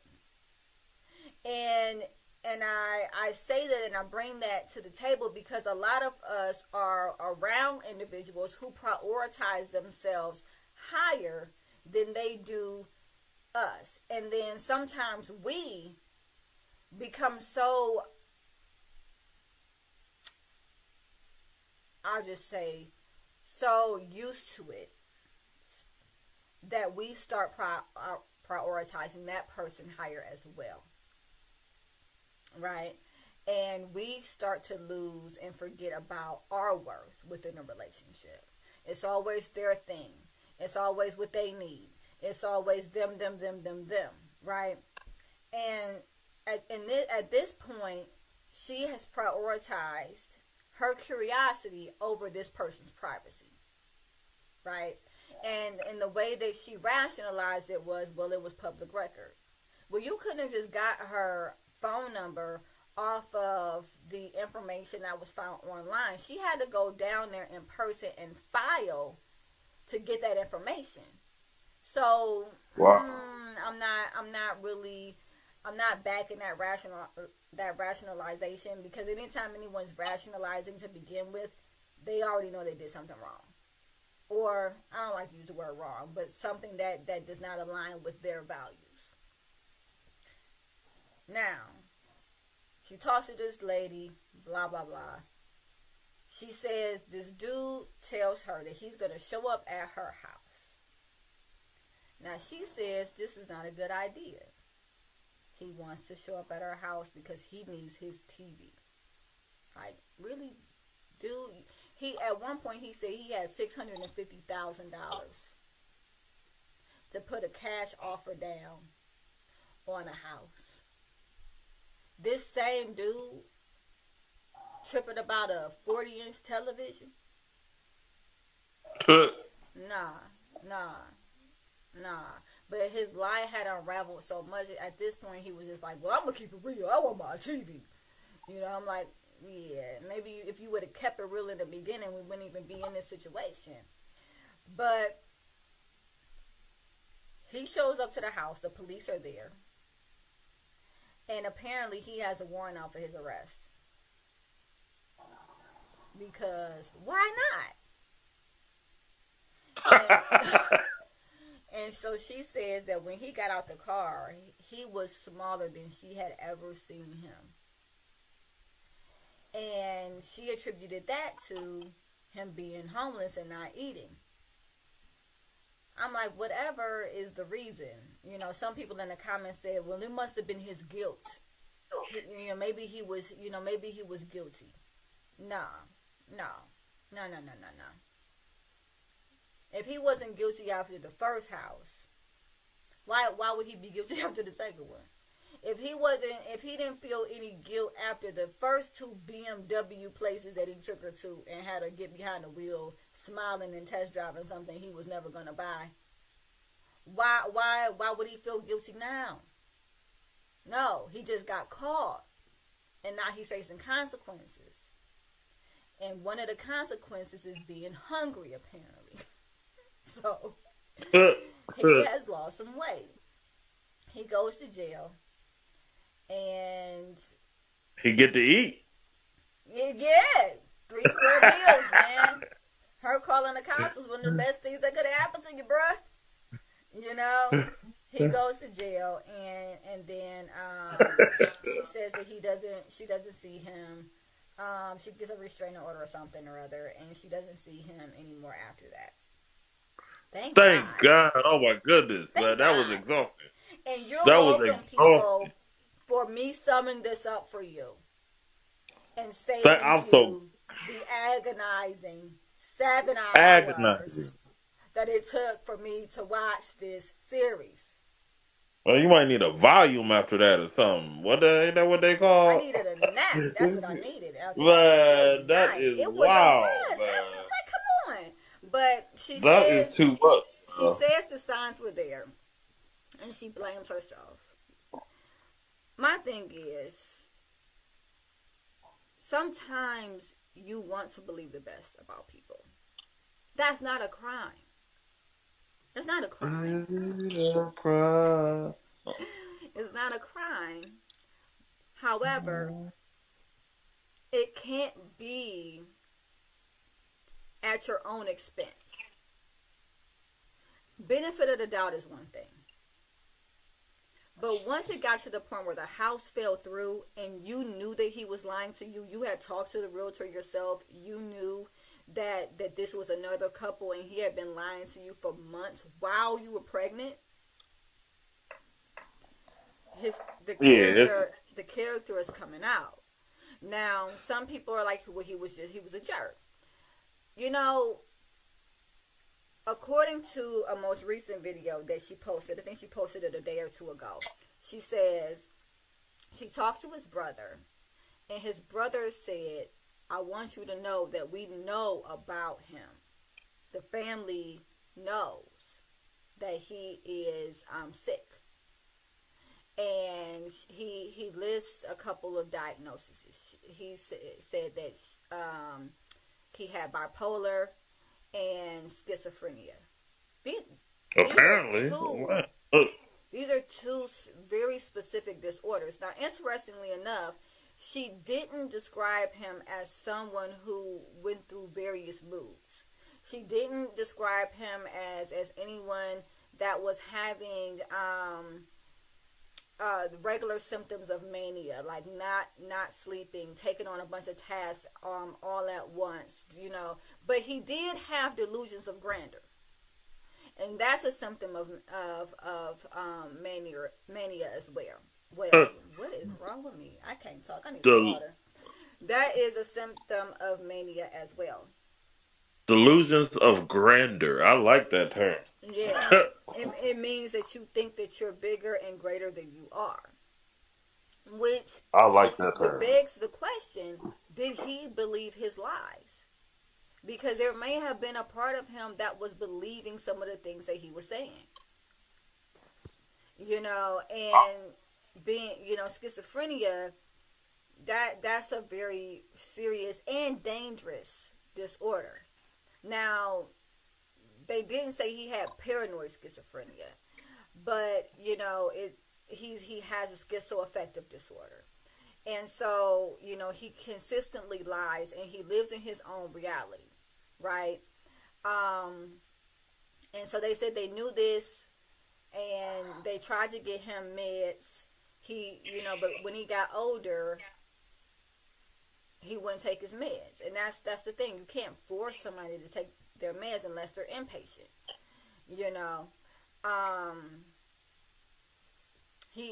He's sick. One guy said, and I don't remember his name, but this not his show, so I guess it doesn't really matter, right? He said that he called him smart slow. Let me let that sink in for a minute. I know a lot of. I actually call it a different term. I know a lot of brilliant idiots. That is. There are a lot of brilliant, but that's not to that extent. Not that type of. That's a different dynamic. and grandeur, yes. And Carnot said we all do that, live in our own unique realities.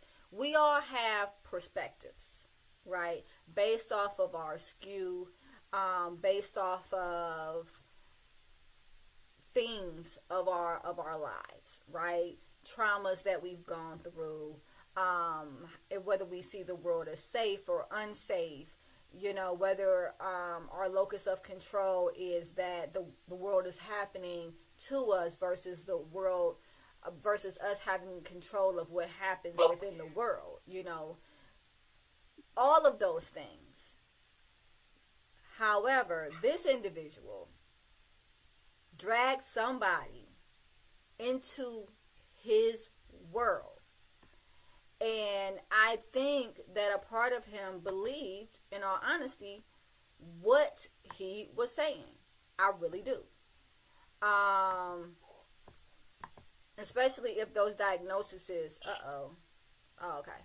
Especially if those diagnoses were valid. There's a part of him that was believing what he was saying. Because it sounds outlandish, but if somebody can believe that they need to put aluminum foil on their head so that the government can't track their thoughts, it's just as likely for somebody to believe they have money that they don't. And Dale Gribble. Who? If you know, you know. Oh. Dale Gribble. I don't know. From a show called King of the Hill. Oh, yeah, it's kind of like. I never knew his last name. Dale Gribble, yeah. He was paranoid with the government. Yeah, that was definitely he did some of that.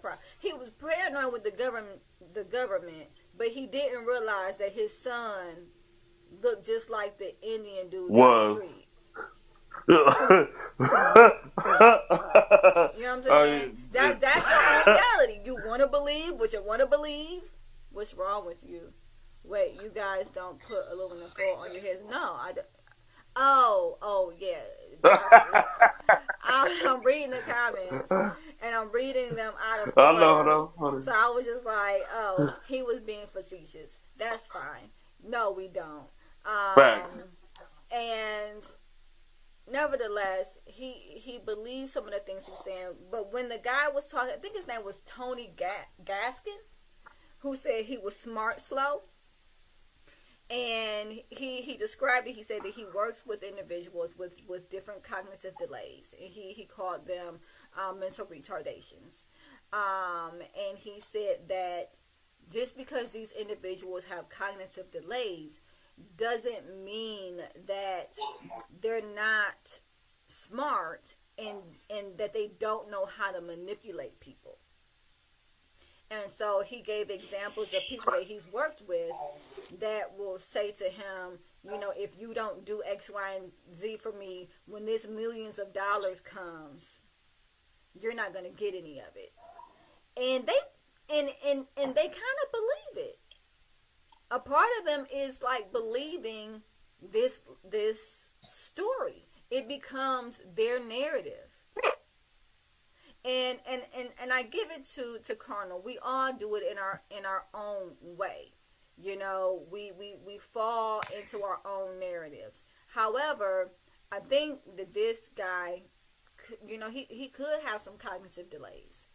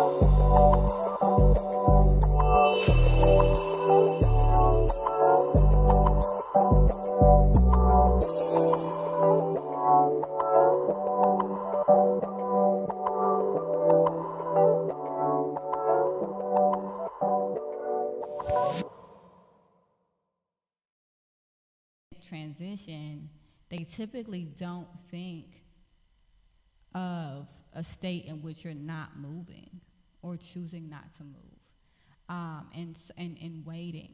And I think that sometimes that can be the biggest part of transition is preparing, you know, during that time of wait. So it's not necessarily that you're not doing anything, but maybe you're instead of trying to exert energy externally, you're doing some self-discovery, and you are, you know, kind of making sure that you're in a place to receive once that transitional period has been completed and you've hit that new level.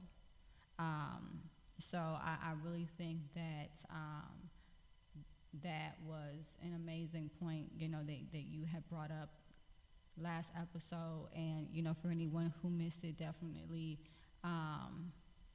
you can log into to call in. It's public.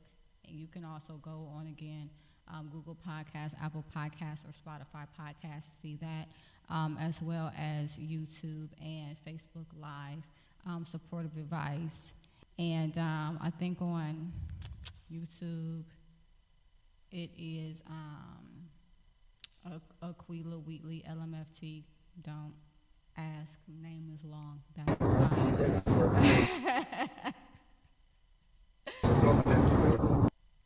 And did you have any additional thoughts on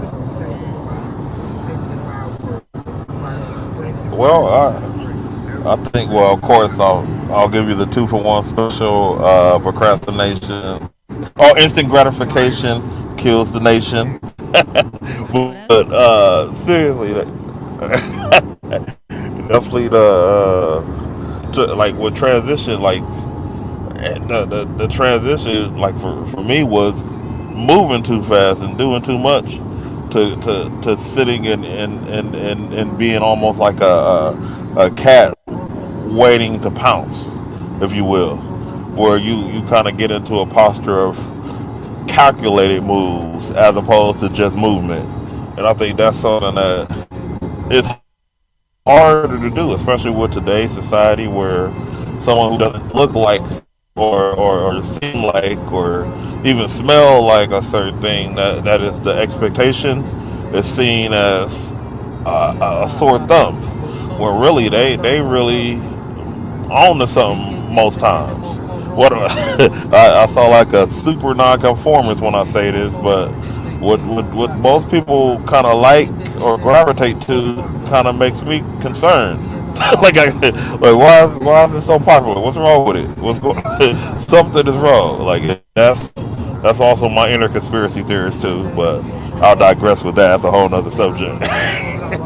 But yeah, that's I think that's important to just know because for some people their transition is going from sitting and being in a study mode to being active. You know, you got to know where you at with it, and that's the whole that's the biggest thing about transition. What are you transitioning to? What is your what's the end game and what is the strategy to get there? And I think that's it's all independent on the person, and I think that's the biggest thing people should take away is like what is going to work for you, not work for Jeff over there that you went to school with, or will work for Margie and what works for you, Broomhilda, or what, whatever the person's name is. What works for you? Okay, what works for you, Mary Catherine? Well, I'll just insert random name here, or insert your name here in TV land, or calling app land, or TikTok land, or Tic Tac land, I should say, as the old folks say. though?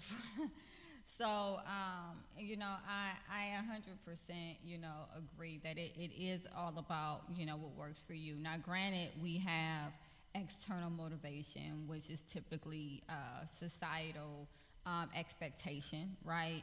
And there's a part of that that's necessary, right? If there were no hunger, starvation, no competition, people wouldn't have motivation to succeed, right? Because then what would success be? So a lot of times society determines those things, and it puts us in a place to continue to grow, and to have goals to actually grow toward.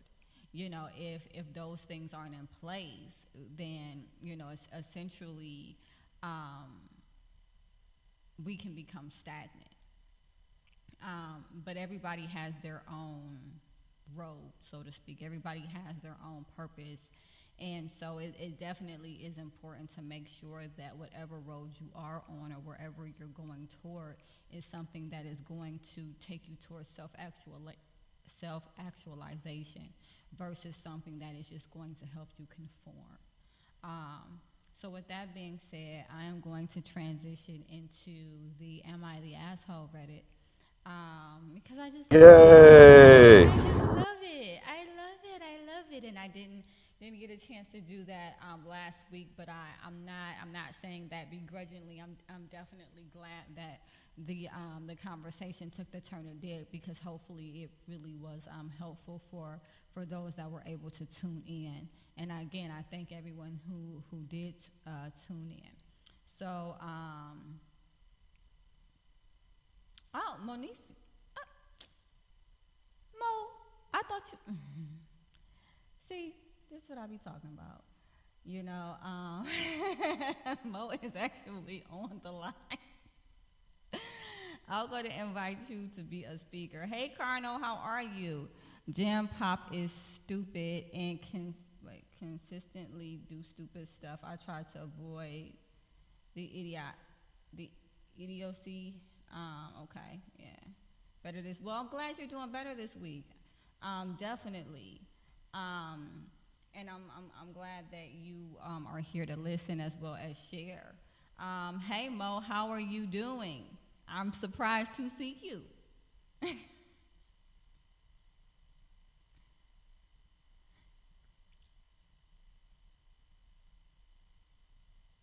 Thankful. Thanks for having me once again. Of course, of I'm course. excited to hear what we're talking about today. All right, so what we're gonna do is we're not gonna draw this out too long, but I did want to go into the Am I the Asshole Reddit. So here it is. It's a little long, so bear with me. Am I the asshole for not helping my brother with his daughters when his wife left him?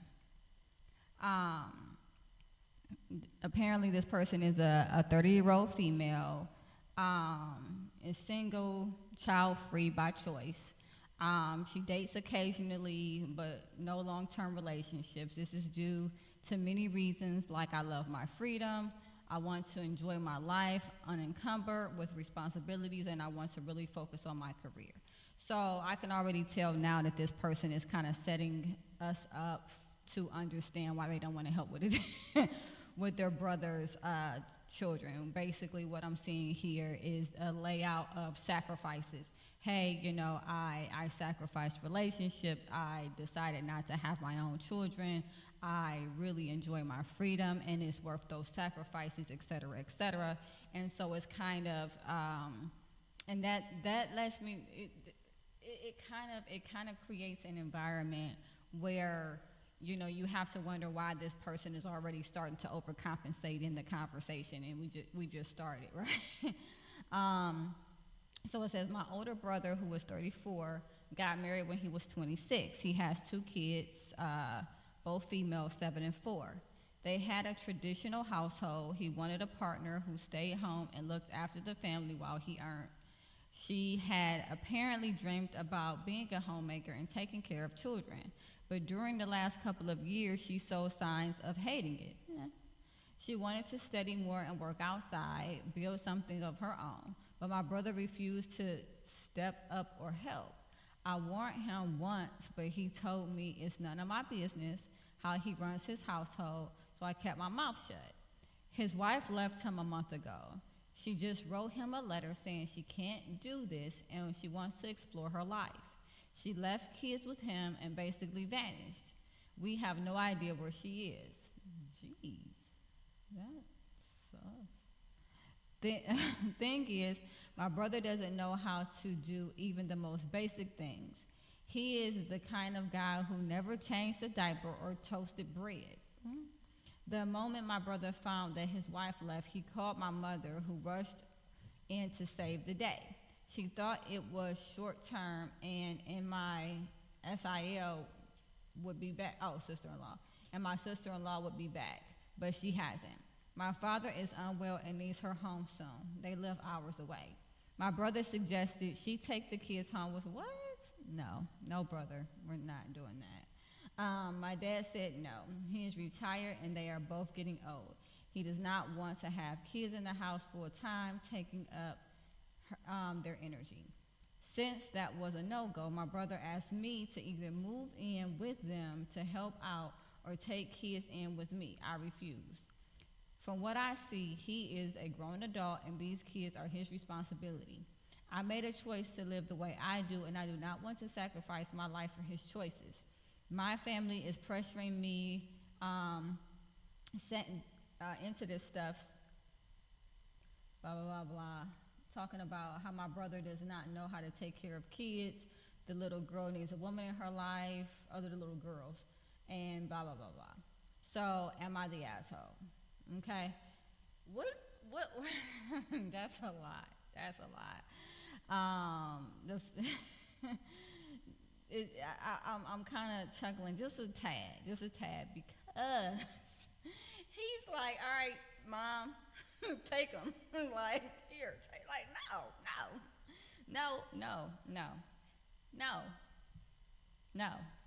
So, I see Carnal seems awfully selfish. Help, not take over. So, how old are the kids? 7 and 4. Both females, a 7-year-old and a 4-year-old. Now, I mean, I don't know. I mean, it's a hard one. You know, it's really a hard one because this person has established their life. They have made choices, you know, based on what they want out of life, and now, you know, the brother is like, well, I don't know what to do with these kids. So, you know, you need to help me, you know, or figure out what to do with your kids. You know, if you don't know how to toast bread, find out. You know, everybody had to start from scratch when it comes to being a parent. There is no manual. There's books. There's plenty of books. But there's no manual, you know, on how to be a parent to your specific child, because nobody has your specific child but you. You know, and so everybody has had to go through trial and error and figuring things out. You don't get to just say, oh, okay, well, I don't know what to do with these kids. Here, you do it. I guess that's just my opinion. But I'm your sister. Remember, you told me to mind my business. I know that's right, Mo. He said, mind your business. 100, you know. And, you know, and it's hard because it's like, and I was just talking to a client about this today. I have a client that is, you know, about to get married soon, and there were some concerns because of the way that their spouse, I mean not their spouse, but their fiance current viewpoints are, right?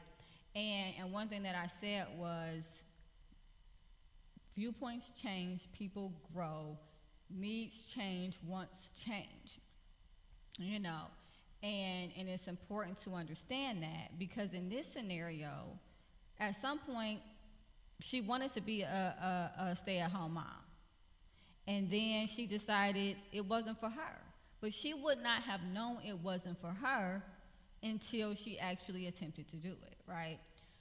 Says he should have been participating more from the start, and maybe the mom wouldn't have left in the. Go ahead, Cardinal. You are on it tonight. You are on it tonight. Absolutely. You know, it seems like that he put all of that on her. You know, and even if she took it willingly, you know, which is fine if that's the case and if that was the dynamic in which they set up. But to not know how to change not a one diaper, or, you know, or cook a meal, or, you know, it's like, there is a part of that that's just autonomy, that's just independence, you know, that things that you would need to know how to do even if you didn't have kids, if you never got married at all. These are just things that you would need to know to do to survive as a human being. So, Dante, thoughts? And yes, Carnal, I'm with you. Takes more than money, 100%.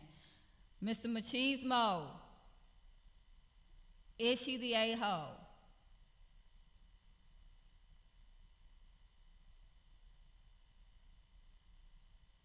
Did I lose you? Oh, one second. One sec. So, Mo, based off of the comments that I'm seeing, I take it you don't think she's an a-hole. You better know I don't think she no butthole, okay? Because first of all, she tried to tell her brother that, your wife is saying she's going crazy. Do you know how hard it is to deal with a 4 year old and a 7 year old? And then you have to be around them little people all day long and they don't listen. And you got to repeat yourself over and over and over again. And that was her life for how many years? And then she expresses to her wonderful husband, I would like to go out and be with normal people. And then you tell me no, and you don't want to support me. But I also feel like the wife, even though, she shared that with her husband, even though she's a homemaker, she should have been making her husband do something. Like, Yeah. there's no way that I'm about to have another baby and my husband is not changing a diaper. Like, Say that. you can't help out, but when you come across a lot of families, when I come across a lot of families, it goes both ways. But most of the time, women are more of the caretakers, and so men can be in a house but don't participate in taking care of the children. And so it's not fair that me and you both go to work or I'm at home all day and you think I'm not doing anything when I'm emotionally tired. So she needed some self-care and some things to do to herself.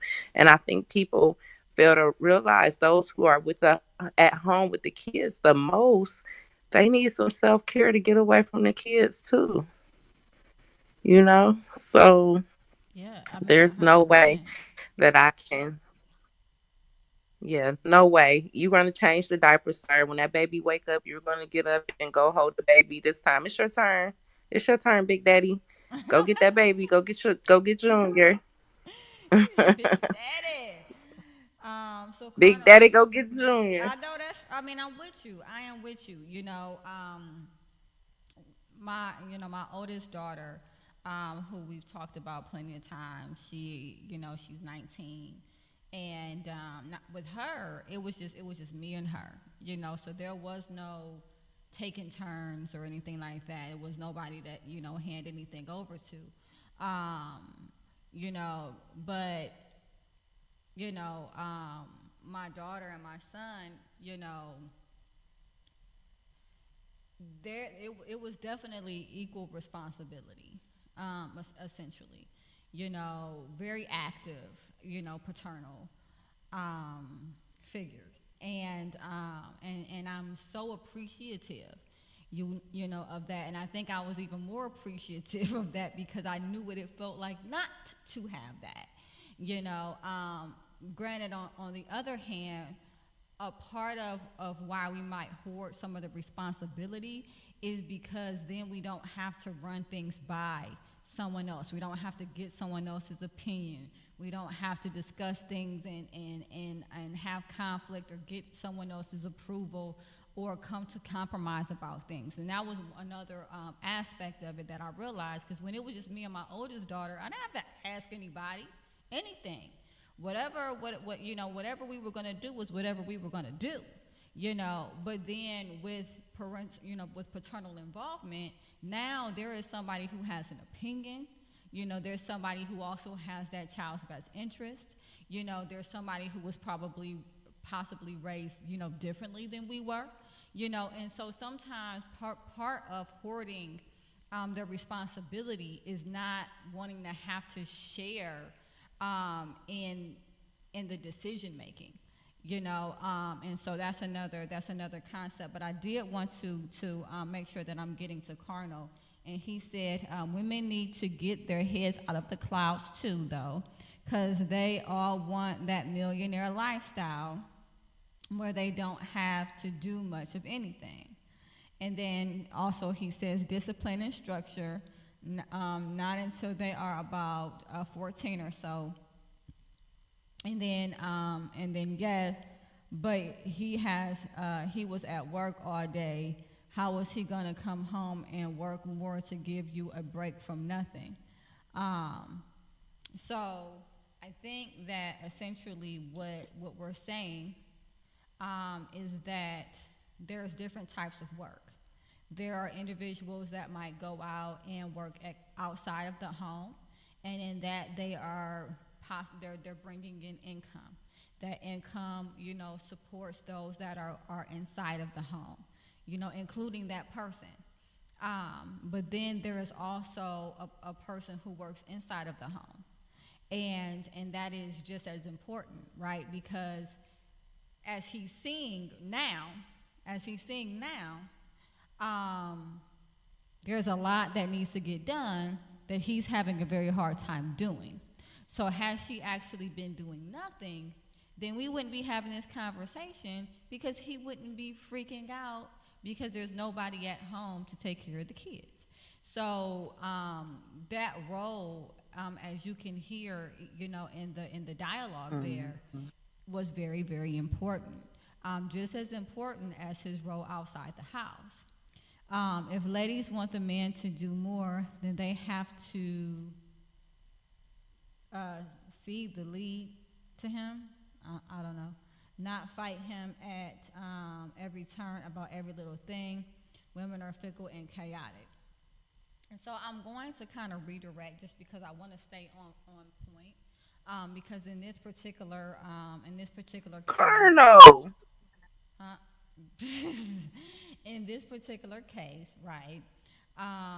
The main focus is the sister, and so we have the brother that kind of pushed up against the change that his wife was trying to make, where she was trying to include him, ask for his help, work out. She wanted to work outside the home, go to school, things of that nature. Um, and he kind of shot it down or wasn't willing to help, with her growth and her goals, right? And so then she leaves. Now whether or not she's the asshole is not really in question. Even though leaving your kids that's a pretty a-hole move. In all honesty, but um, as far as the sister is concerned, she's established her life. She's made choices. She decided she didn't want to be in a long-term relationship because she liked her freedom. She didn't want to have kids. She didn't want to do all of this other stuff. And now her brother's like, well, I don't know what to do. You got to come live here. She doesn't. She doesn't. She doesn't have to do that. Would it be nice for him? Yeah. But one thing I tell my clients is we save others by empowering them to save themselves. And her moving in is only going to continue to enable him. The no is what's going to actually empower him to learn to do things on his own and establish a relationship with his children, in which you can tell he has not done. Mr. Machismo, you're back. Thoughts? Yeah. Oh yeah, the sister is not wrong at all. She has boundaries, and to be honest, them ain't her kids. So she could do what she can, but she can't. That's just unrealistic expectations from the brother. And then definitely the brother should definitely know how to change diapers. It's like I don't even understand. And keep in mind, I'm coming from a unicorn perspective where I ain't got no kids, but when I do, like I'm gonna be I'm gonna know how to do the diapers better than the mama. But that's a discussion. So you know, um, it's just kind of a mess. I feel bad for the dude though because he probably he married for love, but he unfortunately had a situation where it didn't work out. But yeah, I mean, it was warning signs though, from what I hear, like where he just didn't catch him though. So there's that. But yeah, it's an unfortunate situation, but you can't just be out here without knowing how to do basic skills. I mean, come on now, you don't know how to make toast? Like, that's wild. That is wild. That is bizarre. But hey, it is. So was a lot of things in life, I guess. But yeah, that is. He kind of dug the hole for himself with that one. But yeah, that's my thoughts. Like we know who the problem in this is the wife that left, just like it would be if a dude left, which is usually the case. This is actually an aberration. This don't happen often. When it's the other way, with a girl leave, like wow, when did this happen? Every blue moon. But it's an unfortunate situation, but it's definitely not the sister's problem. And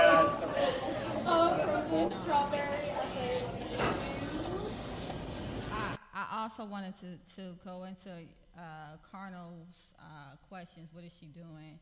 And sad state for nuclear families these days. Yeah, definitely sad state. We don't know what she's doing. The assumption based off of what she was trying to gain within the marriage, right, is that she's trying to explore herself. She wanted to go to school. She wanted to work outside of the home. She wanted to better herself and things of that nature. So the assumption would be because she did not have the support to be able to go outside of the home as she had requested, she left to go and pursue those ventures. So partying and clubbing and all of that, that's not, based off of the information we have, that's not a valid assumption. More or less, she is trying to better herself. And she didn't feel like she could do that within their marriage. But again, back to the sister, definitely not an a-hole. Now, I wonder how you would approach, Dante,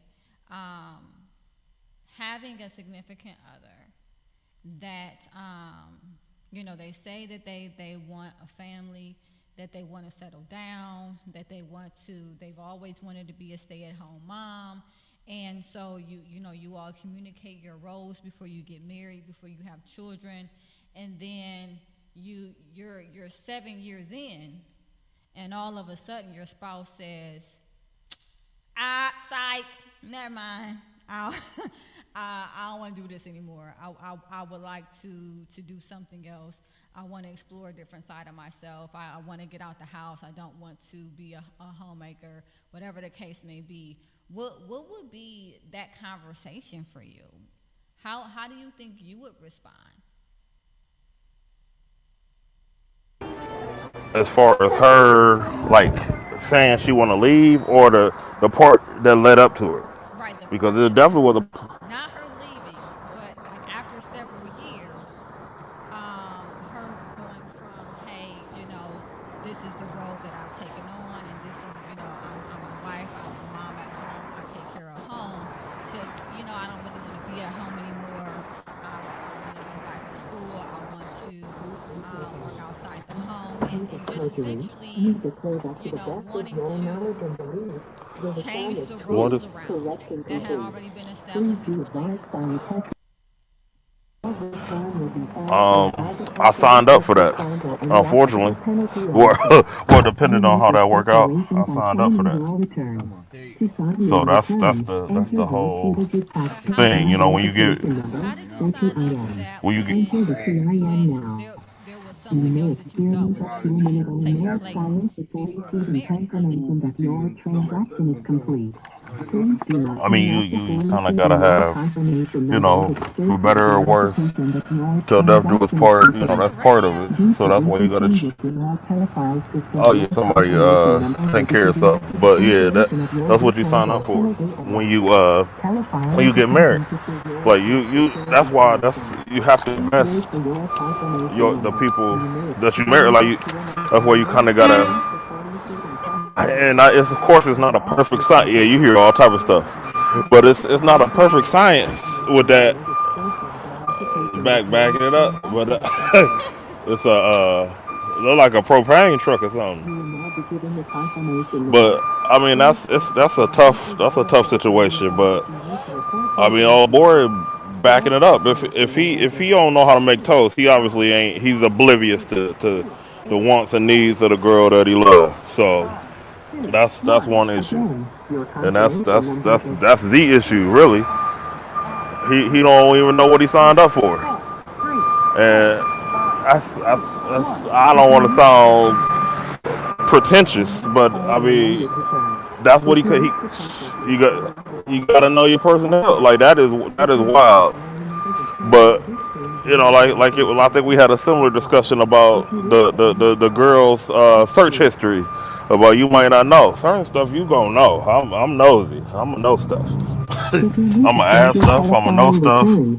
But everybody's not like that. So because my goal isn't not to be in that situation where 11 years later, who is this person? What is this? How did this happen? How did we get here? It's always signs. It's always signs. And in all honesty, I don't think that any of us. I'm gonna need you to mute yourself. but um, but I don't think any of us, get into these situations because we're oblivious. I think that there are expectations that are spoken, and I think that there's expectations that are unspoken. And I think that, sometimes when you're with someone, you learn them as they learn themselves. Like, the person that I am now is not the person that I was 8 years ago. And so I can't expect someone to know who I would be now when I didn't even know who I would be now.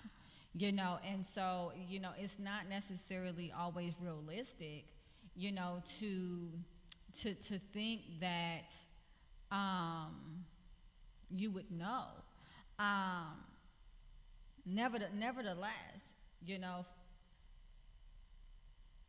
I want to switch it up a little bit. I want to switch it up. Mo, let's say I want to turn it around a little bit. Let's say you have a husband, right? That before you went and got married, he was the breadwinner. He was the person who went out. He made money for the entire family. He said that's who he always wanted to be, what he always wanted to do. You said that you wanted to be, the stay-at-home mom, and then and you guys carry out those roles for several years, and then all of a sudden one day he comes to you and he says, "Yeah, I don't want to work anymore." What is your Um, response to that? Right? um, um. Well, first of all, I've never been the person who don't work. My mother has trained me to work since I was 4. Ain't that right, Terry? She down at the bottom. Hey, Terry. However, Hey, Pickle. Hey, how, Carnal. however, if I had to be a home mom, that would probably be torture for me. This is a fake Um, scenario, by the way. that would be torture. Like, and he said, okay, so no, I'm not, it's him the other way around. So hmm he's at home all day with the kids, and I'm taking care of the family. It's, No, he's at uh, work.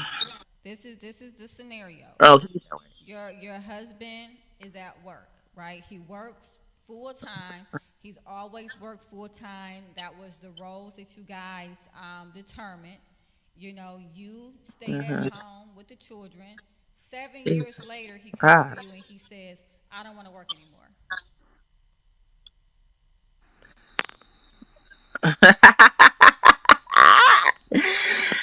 Okay.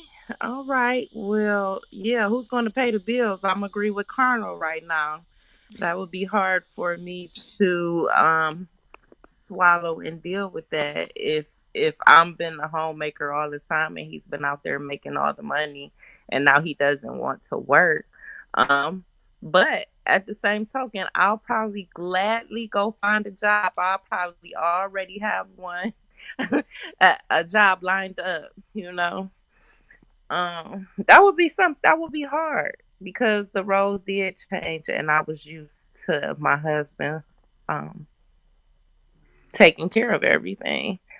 However, in life, we supposed to be a team, right? And so, if my husband is tired of working, I will have to swallow my pride or my feelings or whatever that may be, and we will have to figure out what's next for us. Um, I when you were talking about roles and you were talking about how things change, when I think about couples, as you were talking about two people, you know, you have a person who's about to get married. And I think that sometimes, you know, we change. It appears that women change more than men, as in probably emotionally and mentally. And so I find that that's a struggle personally, and what I've seen with a few people where I work at when couples come in. So it appears that the women grow emotionally and mentally, and the men could be more content with life being the same for years, and the women um, want to grow and do different things and have different interests. So, what do you speak about? What do you say about that?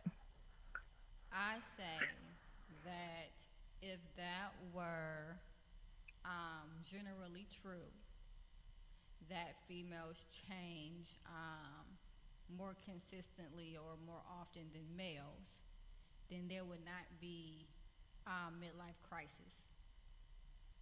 And a lot of times, what you'll see is you'll see women go through them too. They go through them too, but it's more socially seen and acknowledged that men go through midlife crisis because they get to a point where they're like, okay, I've been doing this for X amount of time. What's next? What am I doing? Who am I? How did I get here? I feel stuck. I don't know. And so that is their time typically when they start wanting to grow, change, and where becomes very important for them to do exploration. Now, what you typically will see is a lot of external change versus internal change. Um, but uh, but I see a lot more males going into therapy and having their mental health needs met, which kudos to them because it allows them to do the internal exploration that they need to do to get to where they actually want to be or where they actually want to go because you have these external values that are instilled in you since birth. Men are supposed to do this, women are supposed to do that. You have those societal gender roles. And you go and you push and you push and you push and you push and you push to fulfill those societal, to alleviate those societal pressures, right? But then at some point, you're like, well, what do I want? I've done this because I was supposed to. I've done that and that and that because I was supposed to. What do I want? And that's typically what you see in a midlife crisis. And men have those just as well as women.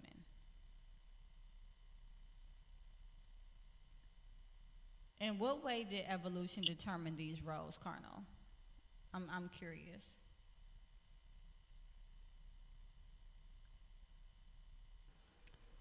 Carno also made a statement that women are better at certain jobs than men. And I want to say that I have to give my daughter's father credit. He did a lot of things when my daughter was born. He made sure he gave her baths. He got up out the middle of the night to get her. He held her all the time. He created a brat, but he was very he was very active with my daughter. So I one thing I can say and give him hand claps is that he wanted to do the dress up for all the holidays. He was like, me and Buki, we going to go trick or treat. Me and Buki, it's Easter time. It's me and Buki this and this. And I was like, geez, we will kind of fight over holidays. And after a while, I was like, go ahead, bruh. She's all yours, I guess. And so he enjoyed doing all holidays and everything, but he was very active. So my daughter's dad has been very active, and I appreciate him. So And I do want to say from the that, beginning. and I do want to say too, and I thank you Mo for sharing that. It is a stereotype that women are just born more maternal than males, or more nurturing, not maternal, more nurturing than males. That is not true. There are some women that are born, and they don't, they're not inclined to have children. They're not interested in that nurturing aspect. I talk to people all the time that are female. They're like, somebody crying in front of me, and I'm like, what do you want, man? Like, what? What am I supposed to, like, pat you, or like, and it's even harder to have those awkward moments because society tells you, well, you're supposed to know what to do, or you're supposed to be nurturing, you're supposed to, and it's like, no, we're not. We're born human, you know and some people have, stronger nurturing predispositions than others, and so it's not fair to say that just because a woman is female that they should want to stay home with children, or be naturally more nurturing than a male, or whatever the case may be. I mean, now I've been watching this show, and so I'm just gonna come out of left field with this because it's just that's all this show talks about is penguins. But the but the male penguin is is the one that actually hovers over the egg, and makes sure that it's okay and taken care of. It's not the female penguin. And so in other species, there are males that are the ones that actually produce, and not the women. And so, like, it's only in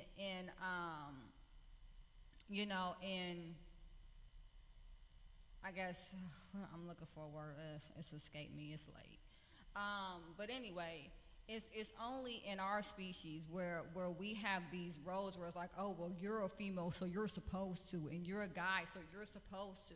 No, guy. There's guys who are inclined to cook, who love to cook. There's guys who love to clean. There's guys that are more nurturing. They're sensitive. They have greater emotional intelligence. There's women who have that, but it's not because of our gender. It's because of who we are as human beings. And so I just don't think that that's fair. I mean, I'm listening to Mo, and she's like, man, I wouldn't want to stay at home. That doesn't disqualify her as a woman because she would like to work outside the home. That doesn't make her not a good mother. That doesn't mean that she's not nurturing. That doesn't mean that she doesn't fit some type of mold because she wants to work outside the house. I remember when my son was born, for a whole month or two, I had to, like, I wasn't able to go back to work. I had to stay home with him. He was born in the wintertime. I was not able to leave the house unless he had a doctor's appointment because he was not supposed to leave the house because he was premature. I crawled up the walls, down and up and down and up and down. That was the longest 2 months of my life. Now, I love my son. I love my son. I love my son. And also, I'm very nurturing.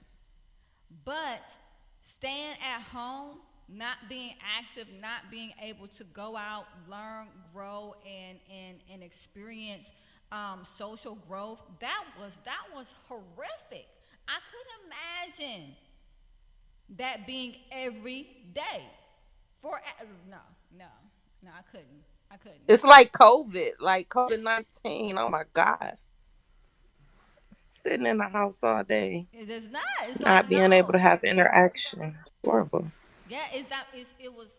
And again, I love my son. And you know I'm very, very nurturing.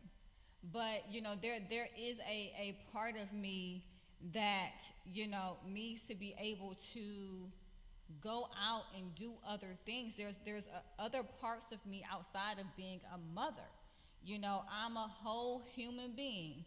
And so I can't only fulfill one part of that and neglect every other part of that and think that I am going to be um, a balanced human being. I'm not going to be, and it seems like that is the Coco 19. I'm so priorities. Okay, I hear that priorities. And yeah, you know there are priorities, but again, there is also propensities, and there are things that some people are innately better at than others, and it's not based on gender. It's not based on gender, and we would like it to be because that makes things easier, that makes things black and white, but that's not the world that we live in. We live in a world full of gray, and it's just that mindset of, well, she's a female and and I'm out here working, so she needs to get it together and be okay being at home, that got dude left, because you have to make room for your partner to grow just as you are growing. It's not one sided. Aquiva, I have a question about, so how do you approach a situation? You tell your significant other several times, this is bothering me. I'm tired of cleaning up after you. When you say things like that, you hurt me. You continue to tell a person how you feel, but they ignore your feelings, and this, we see this in this case, and so she ended up leaving. She kept sharing how she felt and how she wanted to do something different, but he was not willing to hear or listen to what she was saying. He was not willing to adjust. So when you're not willing to adjust, to compromise and to help your significant other, um that brings on many problems. So, just so that I can better understand, it, what, how would I approach When what specifically? what do you do when your mate does not listen to you, when you continue to tell them how you feel and they ignore your feelings? After a while, that gets old. And when we look at this scenario, the wife left because she kept saying she didn't want to be a homemaker no more. She wanted to go out and experience life, but she was being ignored. Her feelings were not being considered. Mm-hmm. Um, and so when your feelings are not being considered and you continue to share how you feel and someone ignores, to me, that's basically like you're saying F me, screw me.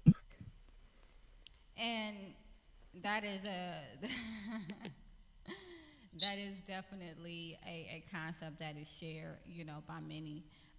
If you're not taking action around how I feel or the changes that I want to see, then you must not be hearing me. Sometimes individuals hear what you're saying, but they may not believe that you're actually going to act on it. They in which point you see a lot of avoidance. Whereas, like, I heard what you said, but I'm just hoping that you don't do anything about it. So let's just avoid this. But there's also different stages of change. There's pre-contemplation. There's contemplation, right?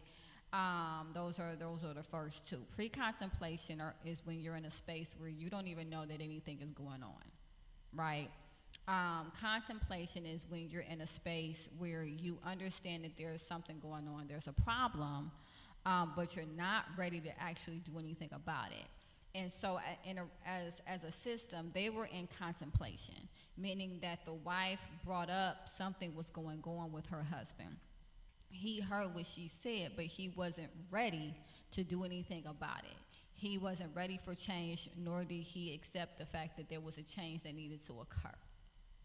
And so, essentially, what happened is he went into avoidance, and essentially, she ended up leaving.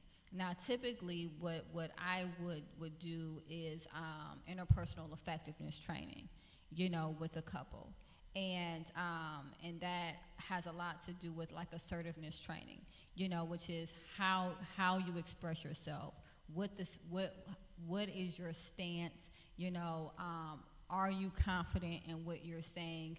Are you saying this is what I need, or this is what I think I need, or maybe I might want to do this? Or are you saying this is this a definite, or does it sound like a maybe?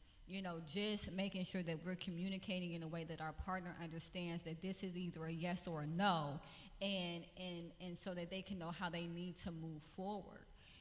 So it's a lot that can go into it, but typically I would have talked to the wife about interpersonal effectiveness. I probably would have did some role playing with her, and asking her how she was confronting this. What language was she using? What was her body language as well? What was her nonverbals? And when he didn't respond, what was her follow-up, outside of just getting frustrated? And so that would have been the course of action that I probably would have taken with the wife, as it related to him not necessarily, or her feeling like she wasn't being heard. I hope that answers the question.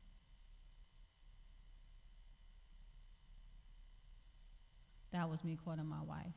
When I asked her to lay out precisely what it was that I was saying that was causing her pain, she could not even do it. Why won't you stop saying that? It hurts me. Oh, okay.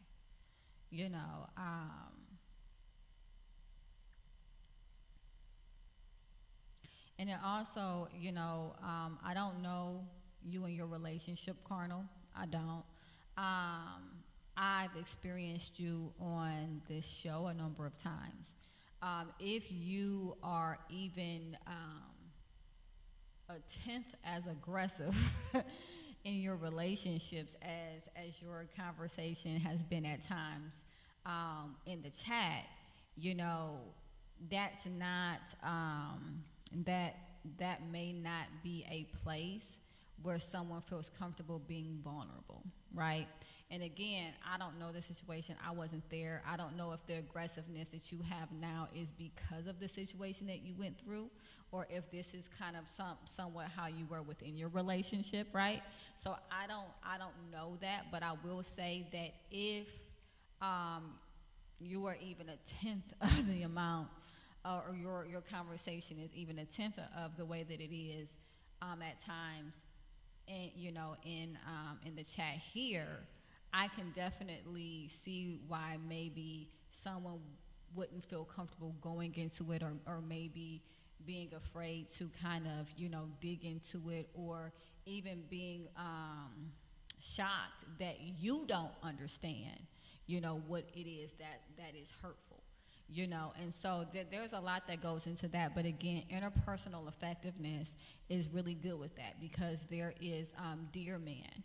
And Dear Man is an assertiveness training where it breaks down how to speak, to others in a way to get the things that you need, and not in a way that breaks down the other person, but in a way that empowers you, to get what you need from the relationship that you're having with them.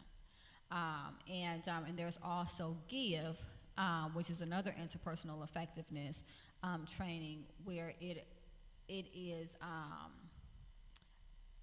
allowing more empathy.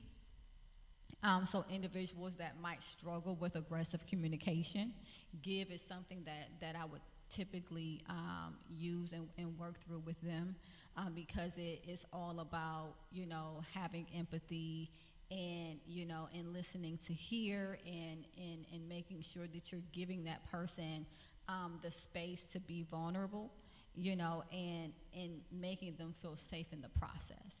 So those are two different types of training for two different types of issues. But again, I hope I answered your question, Monicia.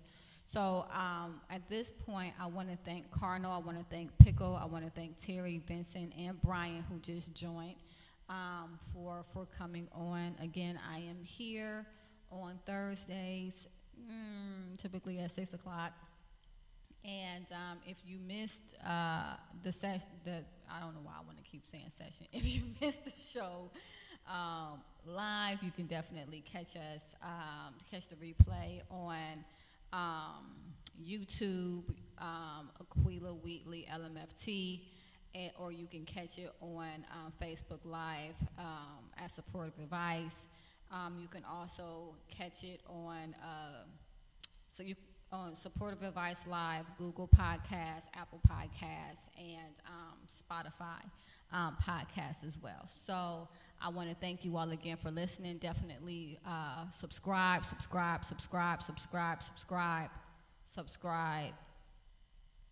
What's happening? Jordan Peterson in the house, and then someone said no.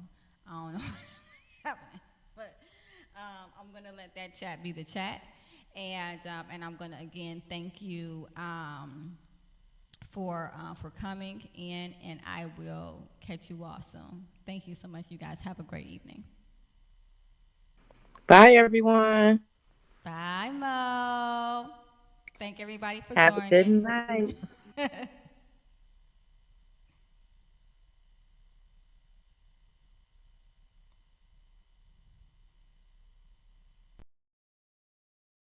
Is that everything okay? Yep. We can hear you. We can hear you. Thank you. Not a problem. Well, my name is Chris R. I'm a grateful recovering alcoholic from Cincinnati, Ohio. 41 years old. Um, I have been married 2 years now. I have 5 children and 4 grandchildren, and I'm an inventory control analyst for that company named Wayfair. Yes, I said their name. It's okay. I'm allowed to say it. Okay. And my sobriety date is January 1st, 2021. I got sober on New Year's Day. Out of all that was, I guess that's my New Year's resolution from now on for the rest of my life. um, but Wow. but that is my sobriety date, and that's from alcohol. I didn't. Drugs really was not my thing per se. But they say alcohol is a drug, which it is. So I do both programs. I do AA and NA. Oh, wow. Okay. Yeah, I do both. So, Chris, tell me about your life in the pre-contemplative stage. Now, that's the stage where you don't know anything is going on. You're just living life as usual. Um, before my of course, my drinking and stuff like that. I had a very good childhood up until I was like probably say about 8 or 9 years old. And then that's when my dad started bringing alcohol in the house, and my mom started bringing drugs inside the home. So it's kind of like a double-edged sword, where it's like I had nowhere to run, had nowhere to go to.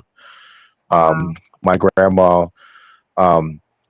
was, she, and I'm not trying to say this in a bad way, but she was old. She didn't know that my parents were doing what they were doing. It was just basically a place where I could go to, lay my head, get some food, and then that was it. I couldn't really run to her and say, hey, you know what, my mom and dad are going through a thing, because of course I would get told, oh, you wouldn't say that about your mom because your mom's this, or you couldn't say that about your dad because your dad's this. So there's like no one to run to. So basically for me, running was just like going to school or playing that sport or going to a friend's house or going somewhere to escape that abuse from the home life, because Yeah. once that abuse started for them, the drug abuse and alcohol abuse, that's when the physical abuse started, the sexual abuse started, the mental abuse started, the emotional abuse started, all this stuff started taking place.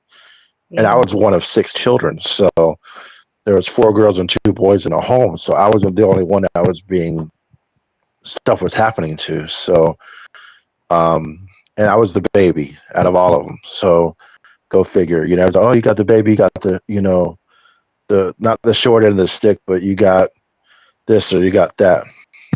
Eh, no, not in my household. So Chris, let me ask this.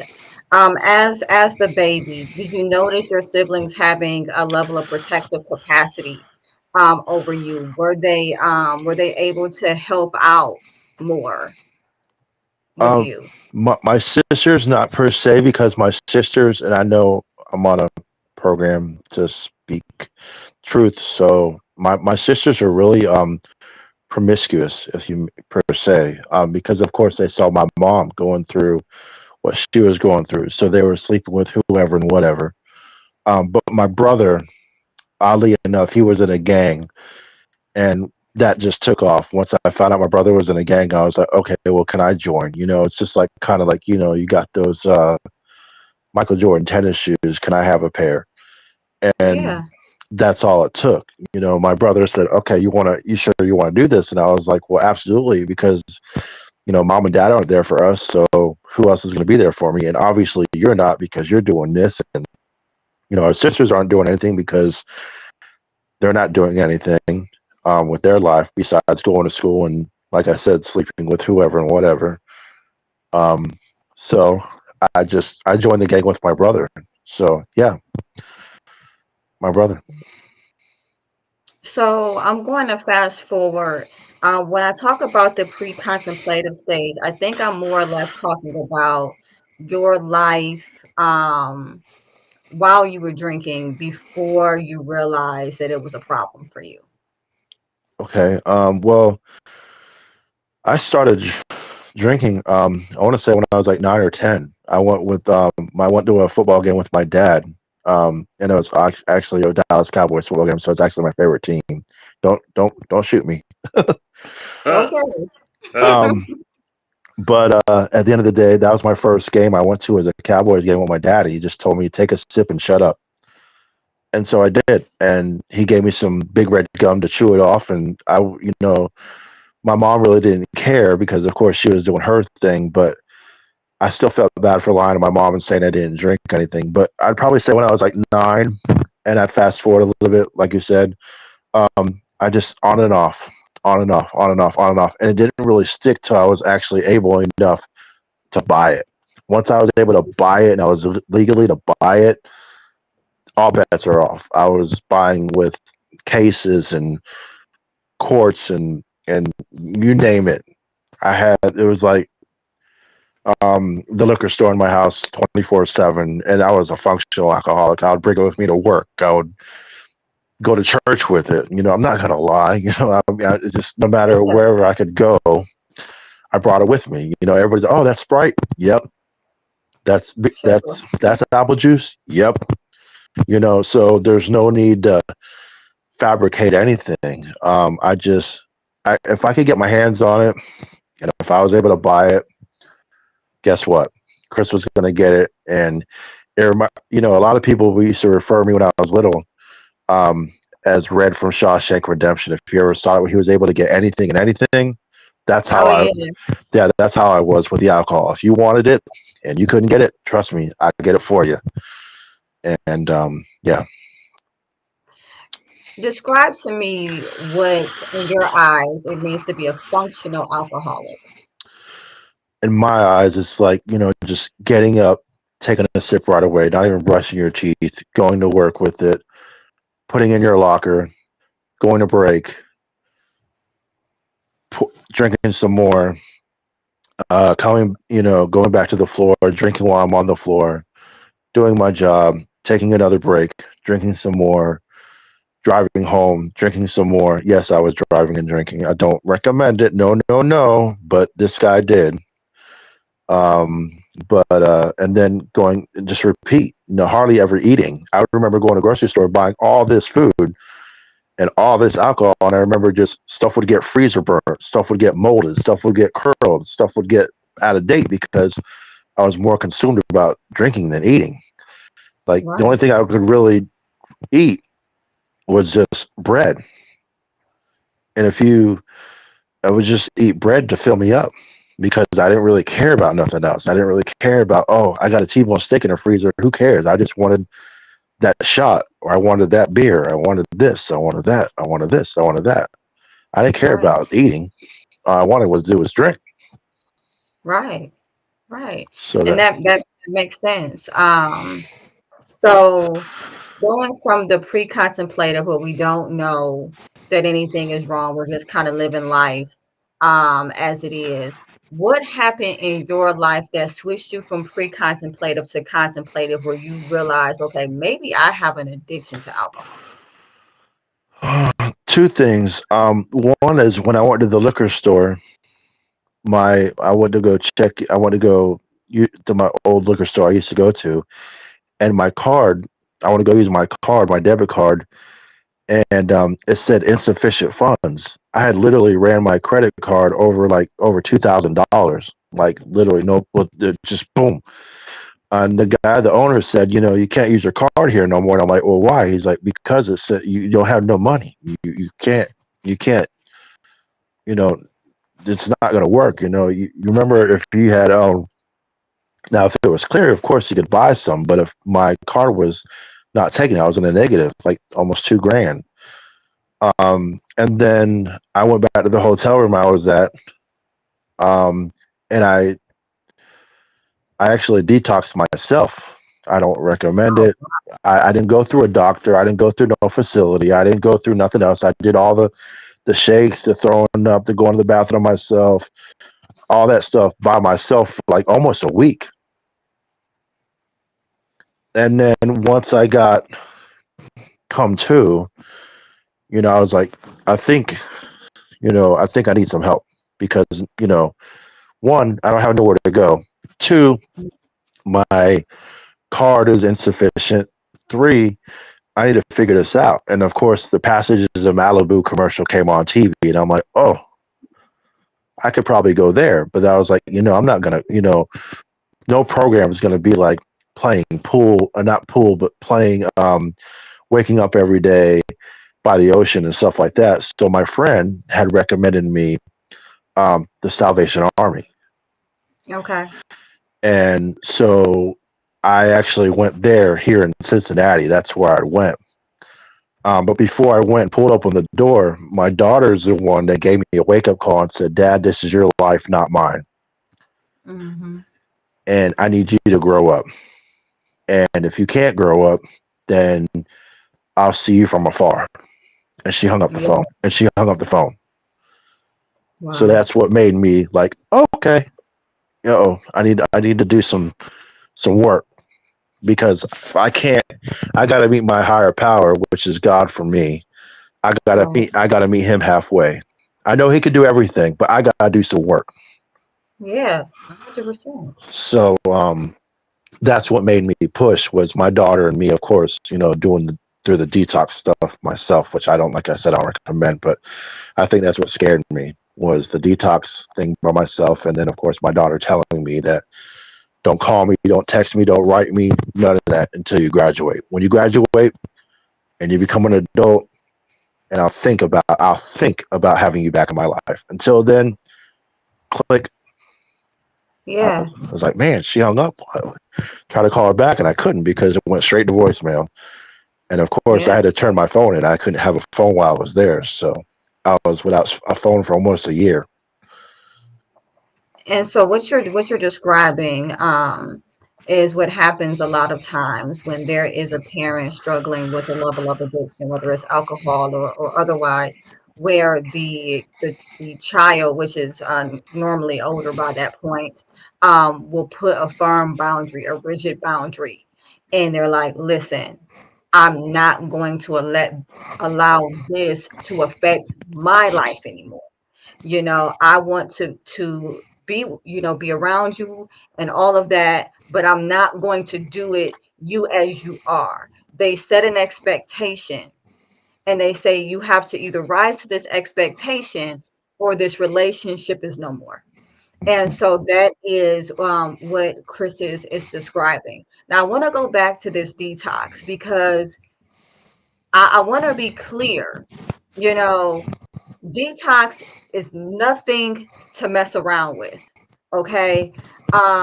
It is super hard on your body. I as a mental health professional, and welcome Natasha. As a mental health professional, I do not recommend going through detox without a nurse or some type of medical facility, because your body goes through a severe level of dehydration. There's shakes, there's vomiting, there is all these different types of things, and it's not something that is ever recommended to do alone. So what Chris did, as courageous as it was, is also dangerous, and I just want to make sure that I put that out there, as he also recommends, not to do it that way.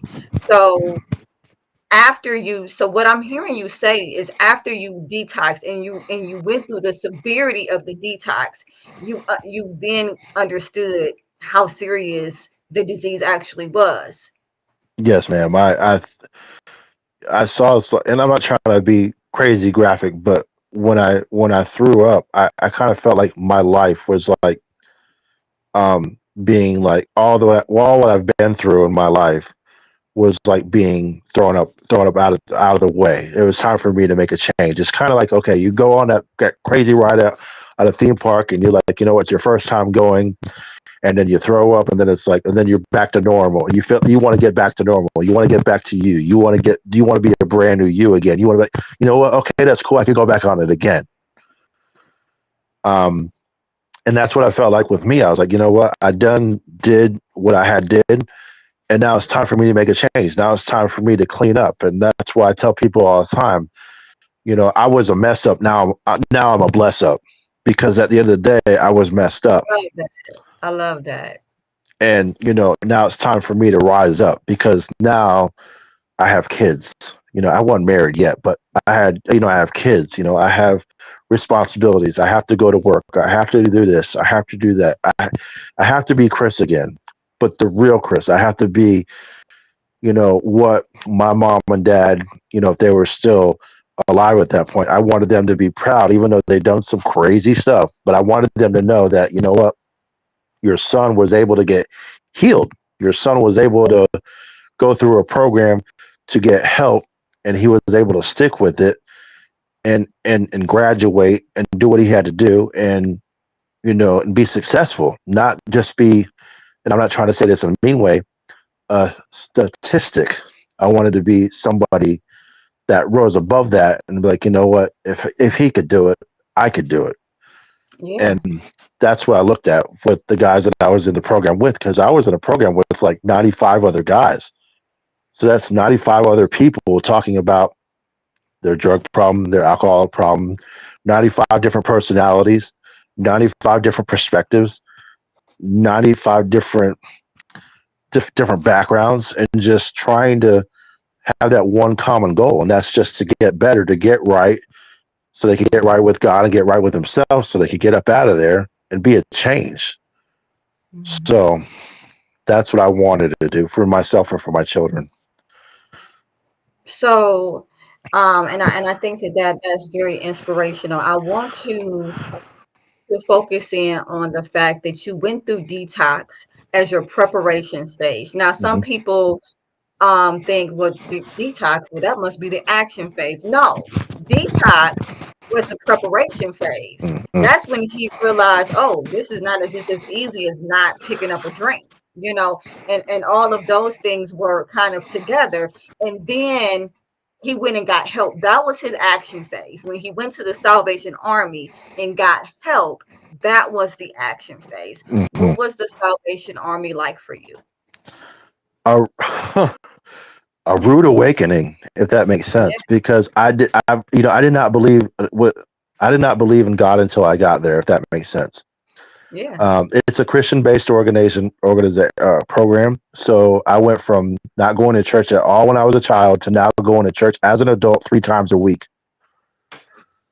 in a suit, in a tie, in a dress jacket, in dress pants, in dress shoes, waking up at 6 o'clock in the morning, being downstairs before 6:40, doing a daily devotional, going to breakfast at 7, getting out of breakfast at 7:30, doing working in the store, hanging up T-shirts from 7:30 to 3:30. Got out at 3:30.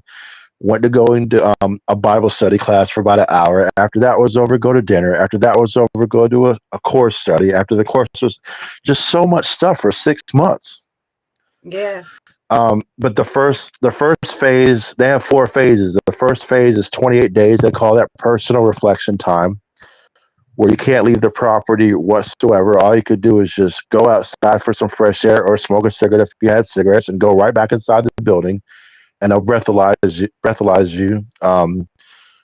Whatever phase you're on, whether you're leaving the property or coming back, they're going to breathalyze you. You get drug tested at least once a month. Um, and you go through all that to go to phase two, and then phase two will be 6 weeks. Except now you got to go to more meetings, more classes, more Bible study, more devotionals. Then phase three hits, 6 more weeks of that, and then you got to go to more classes, more Bible study, um, more meetings and stuff like that. When you first start out, they're only required 2 meetings. When it's all said and done, you have to graduate with at least by the bare minimum, at least 90 meetings, at least 90. If you can't reach 90, then they'll talk it over with you and say, hey, you know what, we'll give you a little bit more time, but you got to hit your 90 mark at least before your year. Um, by the time I got to phase three, I would probably say I had well over 100, because I wanted this so bad. I'm yeah. trying not to get emotional right now. I just wanted this so bad, not only for my kids, but for myself, because I always been told when I was younger, I was a failure.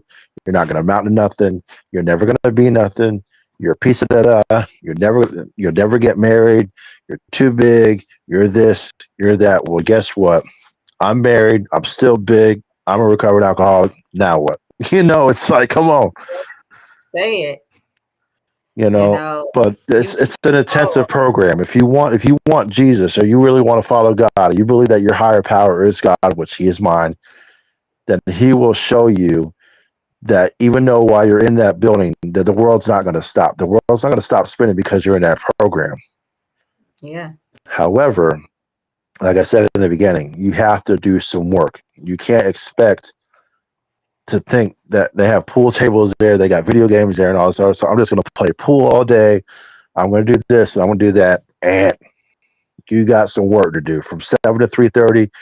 You got to hang up t-shirts. You got to fold some pants. You got to put some clothes away. You got to go through stereo equipment. You got to go through bedding. It might have bed bugs on it, but guess what? You got to do some work therapy. That's what they call intense work therapy for 8 hours. Then you got to go to classes. You got to go to Bible study classes. You got to memorize Bible verses. You got to memorize different things from what the commanders are telling you. You got to do household chores. You got to clean that shower with bleach and a mop and a squeegee and all this other stuff. Every other deep clean, every other Saturday. You got to do some work. It's not just going to be handed to you. You're going to, absolutely. and And Chris, real quick, I would love to touch on the importance of that regimen. Because when you're going from having a drug of choice, whether it's alcohol or otherwise, right? That's your whole life. Mhm. And so one of the main things that happens once you stop drinking or once you stop using is all of a sudden you have all this idle time.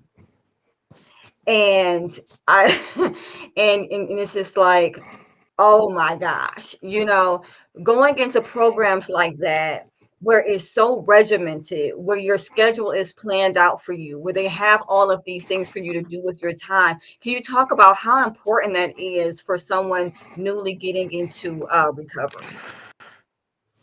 For me, that was the best thing because that kept my mind off of where I could be, where I want to be, where what else am I going to do? For them to have that structure like that and everything like on time, and there's clocks all over the place, so there's not a factor. You can't say what time is it because there's clocks everywhere. But for them to have that schedule saying, you know what, from 6 o'clock a.m. wake up by 6:40, you have to be downstairs, fully dressed, ready to go to work, everything. Then from 7 o'clock to 7:30, breakfast, and then from 7:30 to 3:30, work therapy, 3:30 to 5. Um, a Bible class, 5 o'clock to 5:30. You got dinner. Then from 5:30 to 7, another class, and from 8 to 9:30, a meeting. It could be AA meeting, NA meeting, whatever. And 10 o'clock bed. 6 o'clock rolls by. It's time to wake up again. 6 o'clock in the morning, wake up. 6:40 devotional. 7 o'clock. And Yeah. that happened every single day. And on Sunday was even real crazy because on Sunday, you're like, oh, it's a day of rest, day of relaxation, and you got to get up. You got to get your dress jacket on, your suit on, your tie on. They don't have, if you can't tie a tie, someone will be there to help you tie a tie. So suit and tie, dress pants, dress shoes, sitting in the first few rows of the pews, participate in like singing hymns, participate and Bible study at the church, which was for like 2.5, maybe 3 hours. You got to be fully awake. Can't go to sleep. You go to sleep, they'll say, you know what? Better luck next Sunday. If you fall asleep that time, they'll say, you know what? We're just going to dismiss you. So it's like a one and done type thing. You have to be on your game. If you want Yeah. it, if you want it, and you sign that contract, you know what? I'm going to be a part of this program for 6 months or however long it takes you. Then you gotta really, really go forward. Like you said, the schedule is intense, but to keep my mind off of, I could have went to a bar at 9 o'clock in the morning, or I could have went to this club at 3 o'clock in the morning. No, that's the farthest thing from my mind. I didn't even think about that. None of that. Because at 3 o'clock in the morning, I was like, oh man, 3 more hours. Got to wake up. Then I got to go to work. Then I got to do this. I got to do that. So that was the farthest thing from my mind. So they definitely, yeah, what you said hit it right on the head. They definitely keep you occupied. There's no, and if there is a problem that arises where that you still have those little flashbacks, and you wait till the morning, you talk with the house manager and say, look, you know what? I'm not trying to miss work therapy, but I will go to work therapy. But can you tell the commanders that I'm going through a problem. I'm going through a phase, and I'll try to get you some help. So it's not like you're, oh well, haha. No, they're gonna help you. So it's not like you're gonna be on it by yourself. Absolutely. Essentially, in offering you that structure, they're teaching you how to live versus how to survive, right? Correct. Correct. When we're drinking, when we're with our within our addiction, we're surviving. We're surviving from one drink to the next drink, or one use to the next use. And what they teach you in that regimented routine is how to start living, how to start putting things back in your schedule, how to go and get active, how to believe in something higher than yourself, and gather faith, not just in that, but in yourself, to be able to stay sober. I mean, it sounds like an amazing program. So, after going through the program, because that would be your action phase right there, right? Mm-hmm. How has maintenance been for you? How have you been going through the steps, the 12 steps? Well, let's see. I have a sponsor who has a sponsor. Between all four, there's four of us. Between all four of us, there's like last night. Between all four of us, we counted. There's 73 years of sobriety between all four of us. So that Wow. being said, like I said, I have a sponsor as a sponsor as a sponsor as a sponsor. So there's all four of us. Um, After I left the program, I went to a sober living apartment because I couldn't get it right by myself just yet. I couldn't be like, you know what? Okay, world, I'm here. No, I had to get another structured environment to get my mind right because I wanted to make sure that now I could go living from with 95 other guys. Now I could just go to living with one and see what it's like. So I was living in a sober living apartment for a while. I had to get a job right away, of course. The first 2 weeks were free. I was like, thank God, because I had no money. But I was able to get a job right away at a local grocery store. And once I got that job, my sponsor told me then at that time, make sure you go to your meetings. The house manager that was at the sober living apartment, he said, make sure you go to your meetings. Make sure you go to your meetings. And I'm like, but I go to work. He's like, yeah, but make sure you go to your meetings. I'm like, yeah, but I got to go to work, dude, but go to your meetings. So it's just really in my head, go to my meetings. And then that's where, well, she's my wife now, but at the time she was my boss.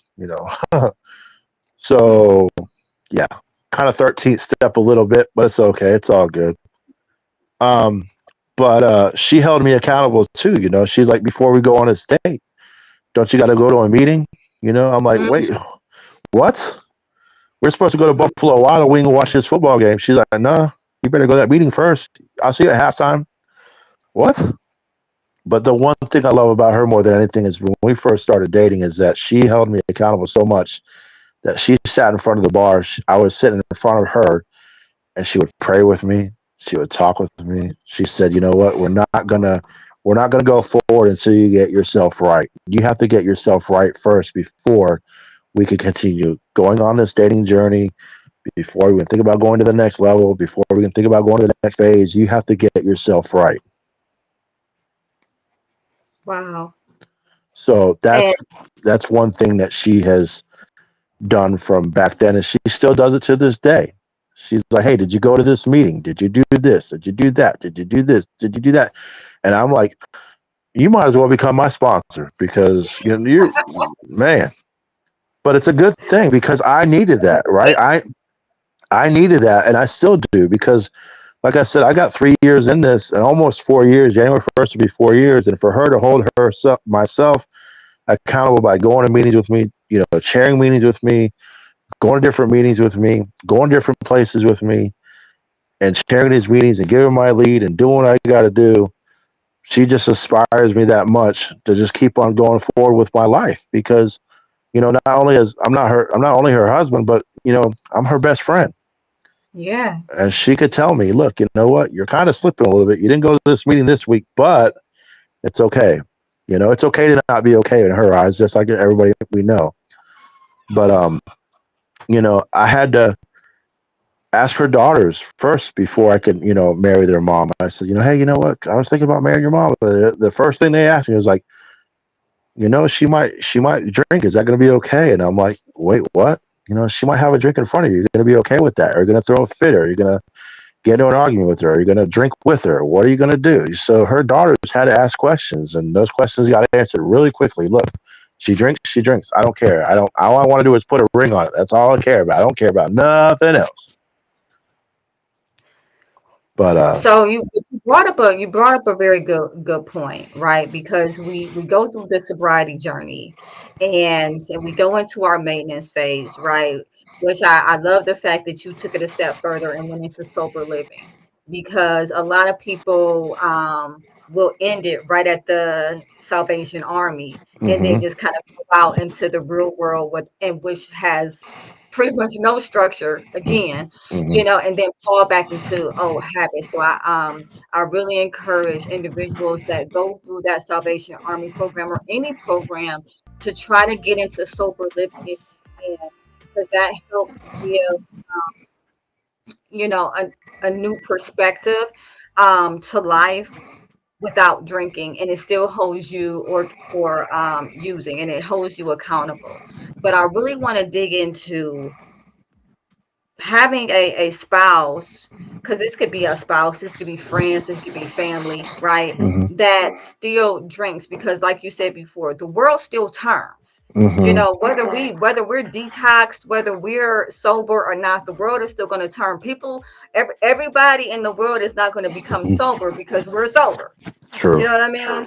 And so we have to learn how to live in a world of individuals who may not have the problem with alcohol that we had, or they might be in the pre-contemplative stage if they're using other addictive drugs and things like that. How has it been being in a relationship, in a marriage, with someone who drinks casually? It's been, at first it was challenging, but then I was like, you know what? I gotta see. I gotta. She understands that. She asked me before anything. Look, you know what? I might take a drink. I might get one. You gonna be okay? Even though I still got 3 years in, she still asked me, "You're gonna be okay," and that's what gets me really pumped up. Like, okay, I got this. It's cool. You could do it. But for her to ask me, we've been to concerts before. We've been to different places. We're getting ready to go on vacation pretty soon to Florida for a week. Oh, Um, nice. so she has already told me, look, I'm gonna lay by the beach and I might have a drink or two, and I'm gonna get this. Go ahead, you deserve it because at the end of the day, you work hard. You could play hardest too. I could do it too with some Sprite. I could get a Shirley Temple. I could get a non-alcoholic strawberry daiquiri. I could There get you a go. I can have fun too. And at the end of the day, as long as she gives me that heads up, look, you know what, I'm gonna take, I'm gonna get this. Then it's not a problem. Even if she had did it without me knowing, she'll still tell me, look, by the way, I just want to let you know, I did drink with such and such, but all I had was one. Or you know what, I took a sip of such and such, and that's all I did. So for her to hold herself accountable for telling Yeah. me, you know what, by the way, yeah, so it's perfect. I mean, I know a lot of things aren't perfect, but with her coming to me and asking me, I did this or I did that, or would you mind? You know what? I have no problem. That's been perfect the whole way through. So I couldn't ask for a better life partner, a better, what the Fast and the Furious would say, ride or die. I couldn't ask for a better person. I mean, she sounds absolutely awesome. She really, really does.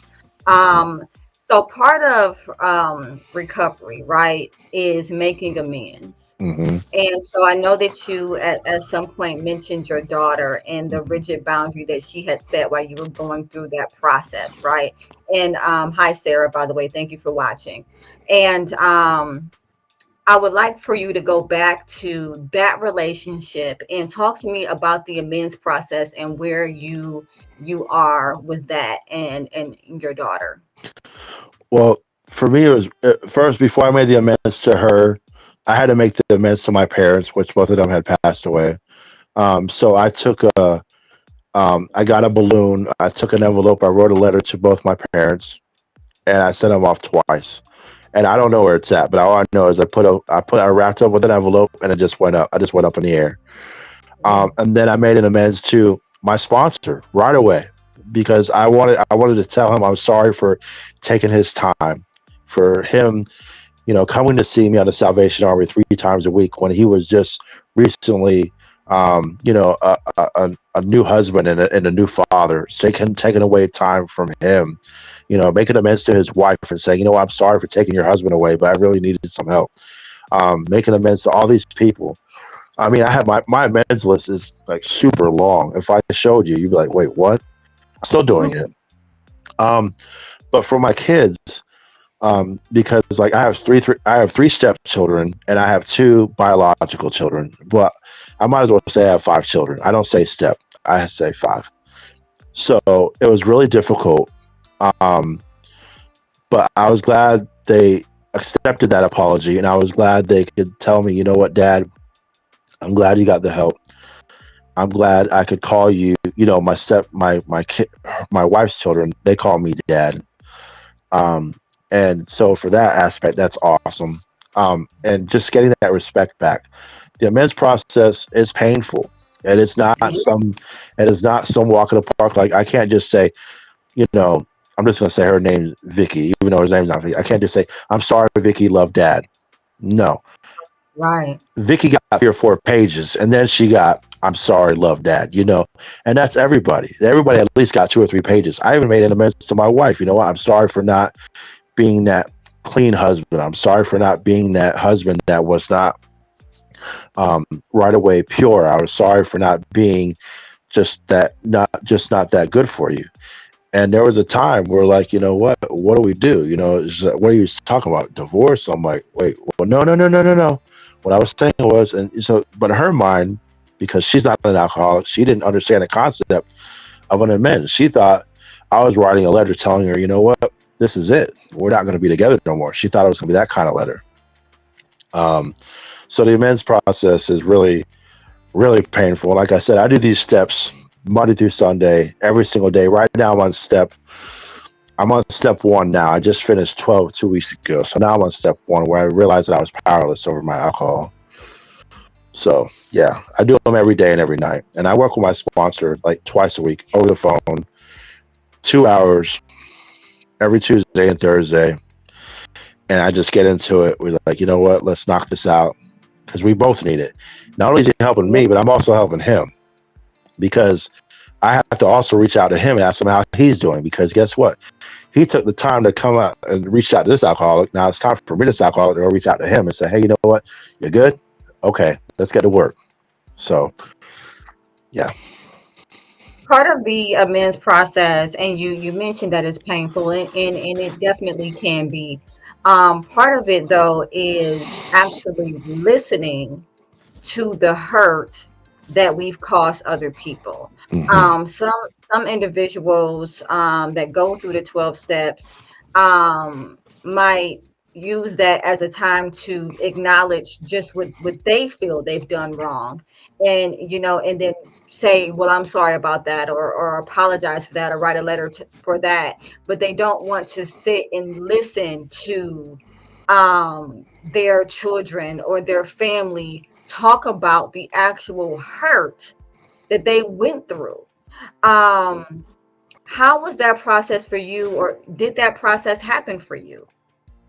I was able to take first before I did any kind of amends. I told everybody right away from the get go. Look, if you guys have a problem with anything I'm going to tell you, then you need to stop. You need to let me know ahead of time. You need to let me know that excuse me. You need to let me know that I've either pushed a boundary or I pushed a button or they pushed your feelings or something like that. You need to let me know because I don't want to get started in something and pour my heart out to you and keep on telling you that I'm sorry and all of a sudden it's just going nowhere. It's going to a dead end road.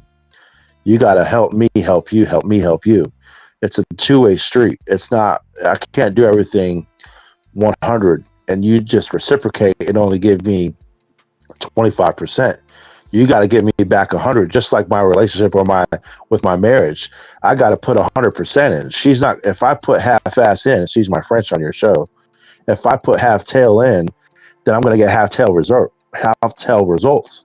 I got to give 100% of myself, my full undivided attention to my wife at all times, 24/7.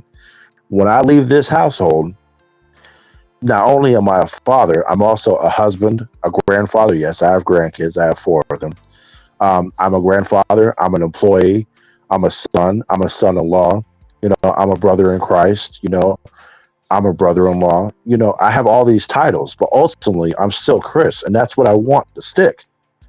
I want Chris as that title. Chris has all these titles, but that for what you just said, I had to have all of them tell me, look, you know what? Okay, I can accept your apology, but you could have done it this better. But you could have done this or you could have that. Okay, that's cool. Now I know next time. Now I know if I write my meds to you again, I know what to expect and I know what to conquer that at that time. I know what to recognize at that time. I'm sorry I didn't recognize it this time, but maybe next time, give me the benefit of the doubt. It's my first time doing it, whatever. And I'm still doing it. Like I said, I've been doing the meds. I don't know how. I got pages. I got like almost a book full of amends from people from back when I was a child. So what? Like I said, I'm 41 now, and that's like I want to say like over 30 years of people that I done hurt, stole from, lied to, cheated on, disrespected. Where I got into a fight with somebody. All this stuff. And like my mom used to tell me when my brothers and sisters when we were kids, blessed messes. So come on, because at the end of the day, I'm proud to say I am a blessed mess, and that's why I tell people all the time in this recovery. If one thing I could tell anybody, whether it's a newcomer or someone that has 20 years, there's three things that I challenge you to do. And if you could do these three things, then you can make it in this recovery world. And that is to chill, be still, and do God's will. If you do all three of those, I can guarantee you that you will go far in your recovery without a shadow of a doubt. Chill, be still, and do God's will. And I'm glad that you brought this up because I did have a question, right? Mm-hmm. Um, Now, for you, your higher power, was God, and you Mm-hmm. went to church in the Salvation Army. Did you see anyone, coming in that may not have, I don't know, been Christian, or maybe they were atheists or Mm. whatever the case may be, but they still wanted recovery. Maybe they didn't believe in going to church, but they still wanted recovery. Did you see anyone's journey similar to that? I've met a lot of guys in that program. And July 18th of this year will be 3 years since I graduated from there. So I've met a lot of people. But I would say, you said the atheist. I know a guy. He totally transformed. This guy walked in with some stuff on his chest, and him saying this and him saying that. And now he works at a church. He's actually working with the youth pastor at a church here locally by where I live at. And the this recovery told turned his life around. Like, this guy is not. When I first met him, he was wearing all black, dyed black hair, black fingernail polish, big old silver chains. Now this guy's wearing a suit every single day to work. Catching a bus, clean fingernails, no more jewelry. Getting married pretty soon. Got twin daughters that have just been born, like I think like 3 or 4 months ago now. Totally transformed. Like this, you would not, if you had seen what I've seen almost 2 years ago to what you see now, you like, man, God really did a total 720 on this kid. And I say kid because he's 27. I'm 41. So yeah, I got some age on him, but I still call him a kid. But at the end of the day, yeah, I've seen all walks of life. I've seen trans people go through a thing. I've seen the LGBTQ community go through so much hell while they were there at the Salvation Army, but by believers like myself giving them hell. But now it's like, you know what? So what? My best friend recently passed away. I'll say his name is Larry, and he was part of that community with like very out there, like out there. But at the end of the day, he was my best friend, and I could tell him anything, like he could tell me anything. But he had passed away in December. But our bond was so close that his sister gave my wife and myself some of his ashes in a necklace. Who does that? That's just how much of an impact that my wife and I made on him. But at the end of the day, to answer your question, I've seen so many guys go through so much stuff, and now it's like you would not think that the stuff that they were, what they're going through, what they did go through, and what they're going through now, and a lot of them some of them are back in the program again because you could go back. It's not just a one-time thing. If you have to go back, you have to go back. It's okay. We understand. Life's not perfect, and if you fall, it's okay. They're going to pick you back up. You're going to go through the program again. Let's do it again. Let's go. But at the end of the day, there's a lot of guys that I know that are like totally transformed. So that answers your question. Yeah, they're totally transformed. You would not think. Yeah.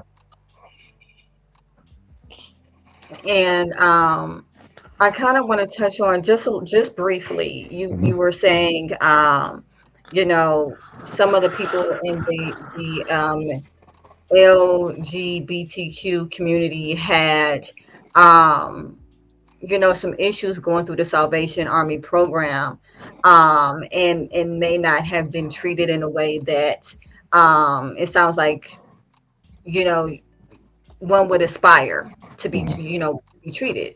And talk to me a little bit about that. What was that like? Seeing that. What were your thoughts on that? At the end of the day, it's like I don't know if your mom's ever told you this, or they say a closed mouth doesn't get fed, right? So me, I had to open up my mouth right away. That's why they call me big head. They call me speaker box because I don't. My tolerance for crap like that is real thin. Now that I'm sober and I'm clear and I'm sober minded, I had to speak up. I was like, "Who are you to judge somebody? Who are you to tell this person that they can't get this recovery? Or who are you to tell them that they're not accepted? Because guess what? Guess where they're at? They're sitting right next to you. They're eating right next to you. They're sleeping right next to you. They're taking a shower right next to you. They are a person. They have a heart. They're an individual. They are a brother in Christ. If you can't accept that, then you're in the wrong spot. Because you can't be all telling me, "Oh, I'm praying for you. God bless you," and all this other stuff. And then all of a sudden, the same guy, which was like I said, my best friend, would walk right next to him, like, "Oh, devil's gonna get him." And so my friend would be like, "Okay, well, the devil's gonna get you too because you just judged me. So we're both go to hell together." So at the end of the day, I've seen a lot of people get hurt in that community, but I've also seen a lot of people in that community didn't give up. They still put their shoes on. They still put their pants leg one leg at a time, and they were able to graduate. And now it's like full fledged recovery, just like I am. That's awesome. So yeah. That is so awesome, and I thank you so much for coming on and sharing your story and letting me use it as an example to walk through the stages of change. Mr. Machismo, you have been so patient as we went through this process. Did you have any questions for Chris or anything that you wanted to say? I appreciate you. Uh, I just want to say, I don't know you, Chris, but I am uber proud of you, Chris, for just really taking that thing by the horns and really just having a passion about your change, having a passion about your betterment, and that's something that one day it's gonna be all over, social media, and it's gonna be something that somebody that you may never know that is gonna change there forever. And that's tell that story as much as you can because people need to hear it. I definitely appreciate that, brother. It's funny because now I used to go to like the 6 meetings a week, and I've counted how many meetings I've actually been to, and as of last night, I've been in like 2,700 meetings in 3 years. Putting So got to put some work in, putting and that work in, yeah. I got to on a Man, daily and nightly. I just can't, just like it was. Oh, praise God! I gotta praise Him during the daytime and the nighttime. I man, can't just, man. I have to put God first, my recovery second, and everything else will roll off that. Amen, amen. Yeah, That's man. good. So I definitely, and it's funny you say the story online. I actually went on a Zoom meeting last weekend, and the Zoom was in New Zealand, so I was able to talk to some people in a prison in New Zealand, telling my story. Like over 1,000 inmates were watching me on TV in New Zealand on a TV. So yeah, Wow. I love it. I love telling my story. There's some stuff I left out because it's like kind of really really messed up. But at the end of the day, if I could go through, if I could go through what I went through to that new person that says, you know what, I can't do this. I can't drop that apostrophe, drop that T, and put I can. Where there's a That will, there's a way. that is So so good, man. yeah, I hate when people say I can't. I hate it. I hate it. It just burns my soul. It's like I just want to go through that phone or go through that computer screen or go through that door and just like shake him like that Homer Simpson when he was choking his son Bart. Like yeah, like come on, like let's get this recovery and go. Like because this is not. It's not just a daily. It's a daily thing. This is This is my program for the rest of my life. This is my life. I have. How can I say this shortly? I have. Let's see. I don't have another recovery in me. I don't. I don't have another 3 years to say, you know what, I could do this again. I don't have it. I've already told my wife that. I told my kids that. I even told my higher power that. Look, if I went back out there, it's over. There's no coming back. They're anywhere but backwards. I get it. I'm not going to go back, but I'm just saying I can't go back to that lifestyle because if I went back, y'all be reading me. I mean, the papers for sure. Because I don't have that in me to do it again. I don't have the energy and I don't have the time. The resources are there, yes. But as far as me going back out there and coming right back to, I could do another 3 years. I could do it. That ain't gonna happen.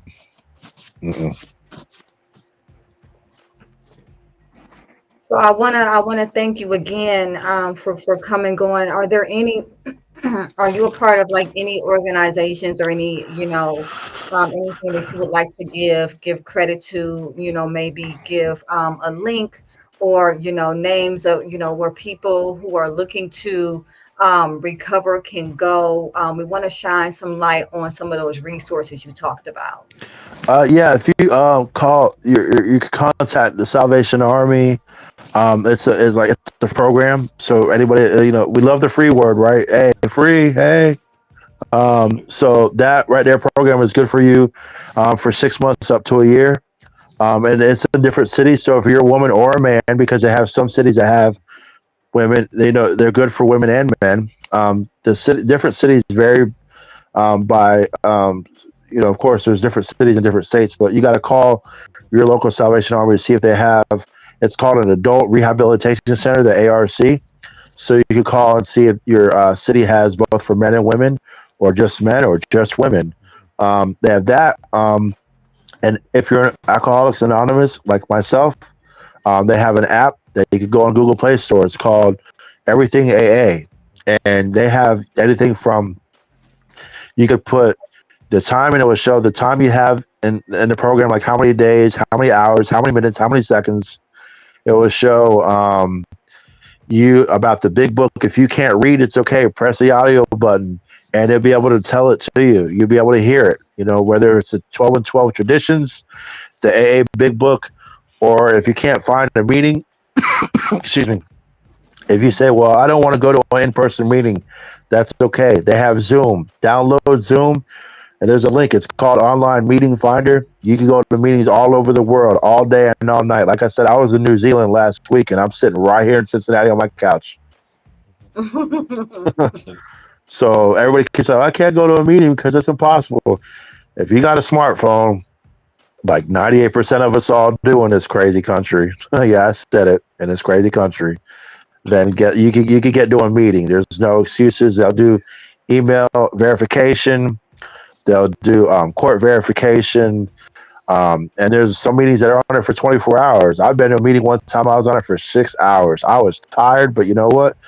I needed it because I got to do some work.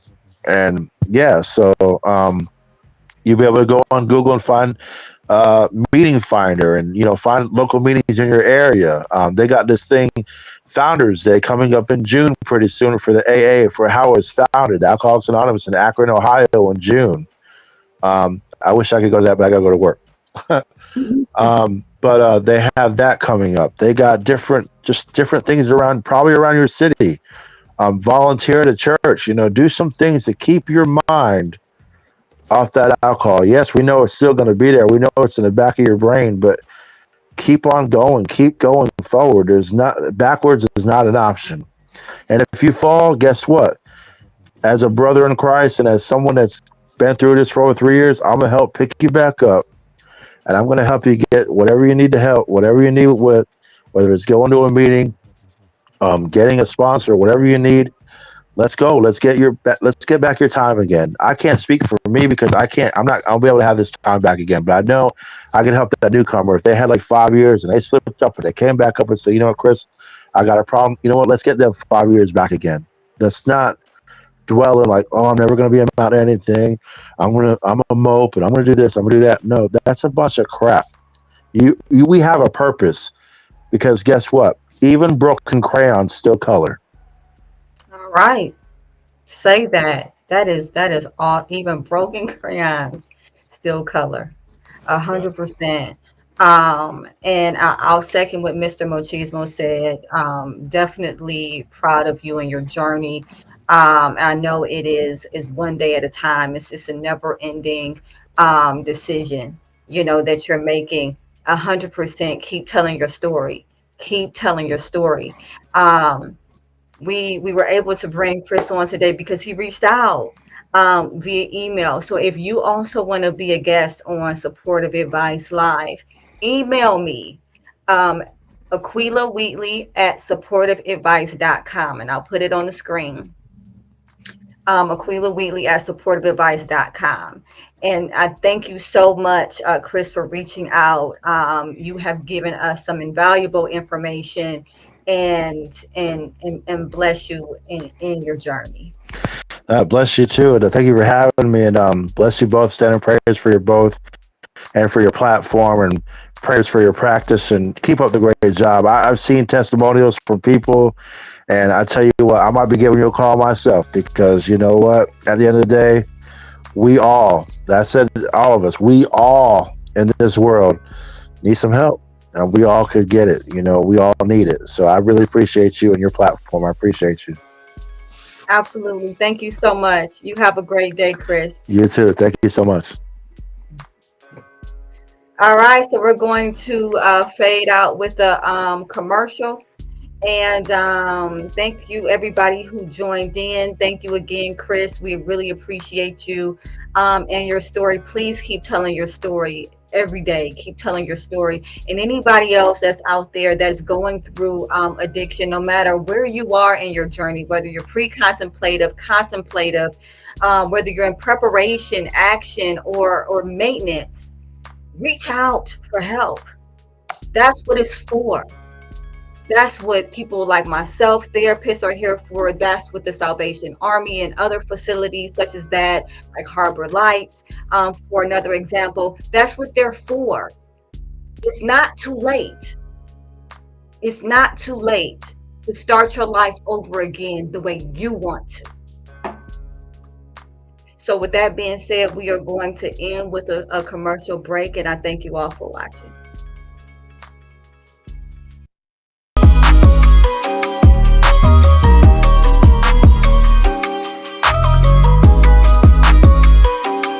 Let me be a part of your journey.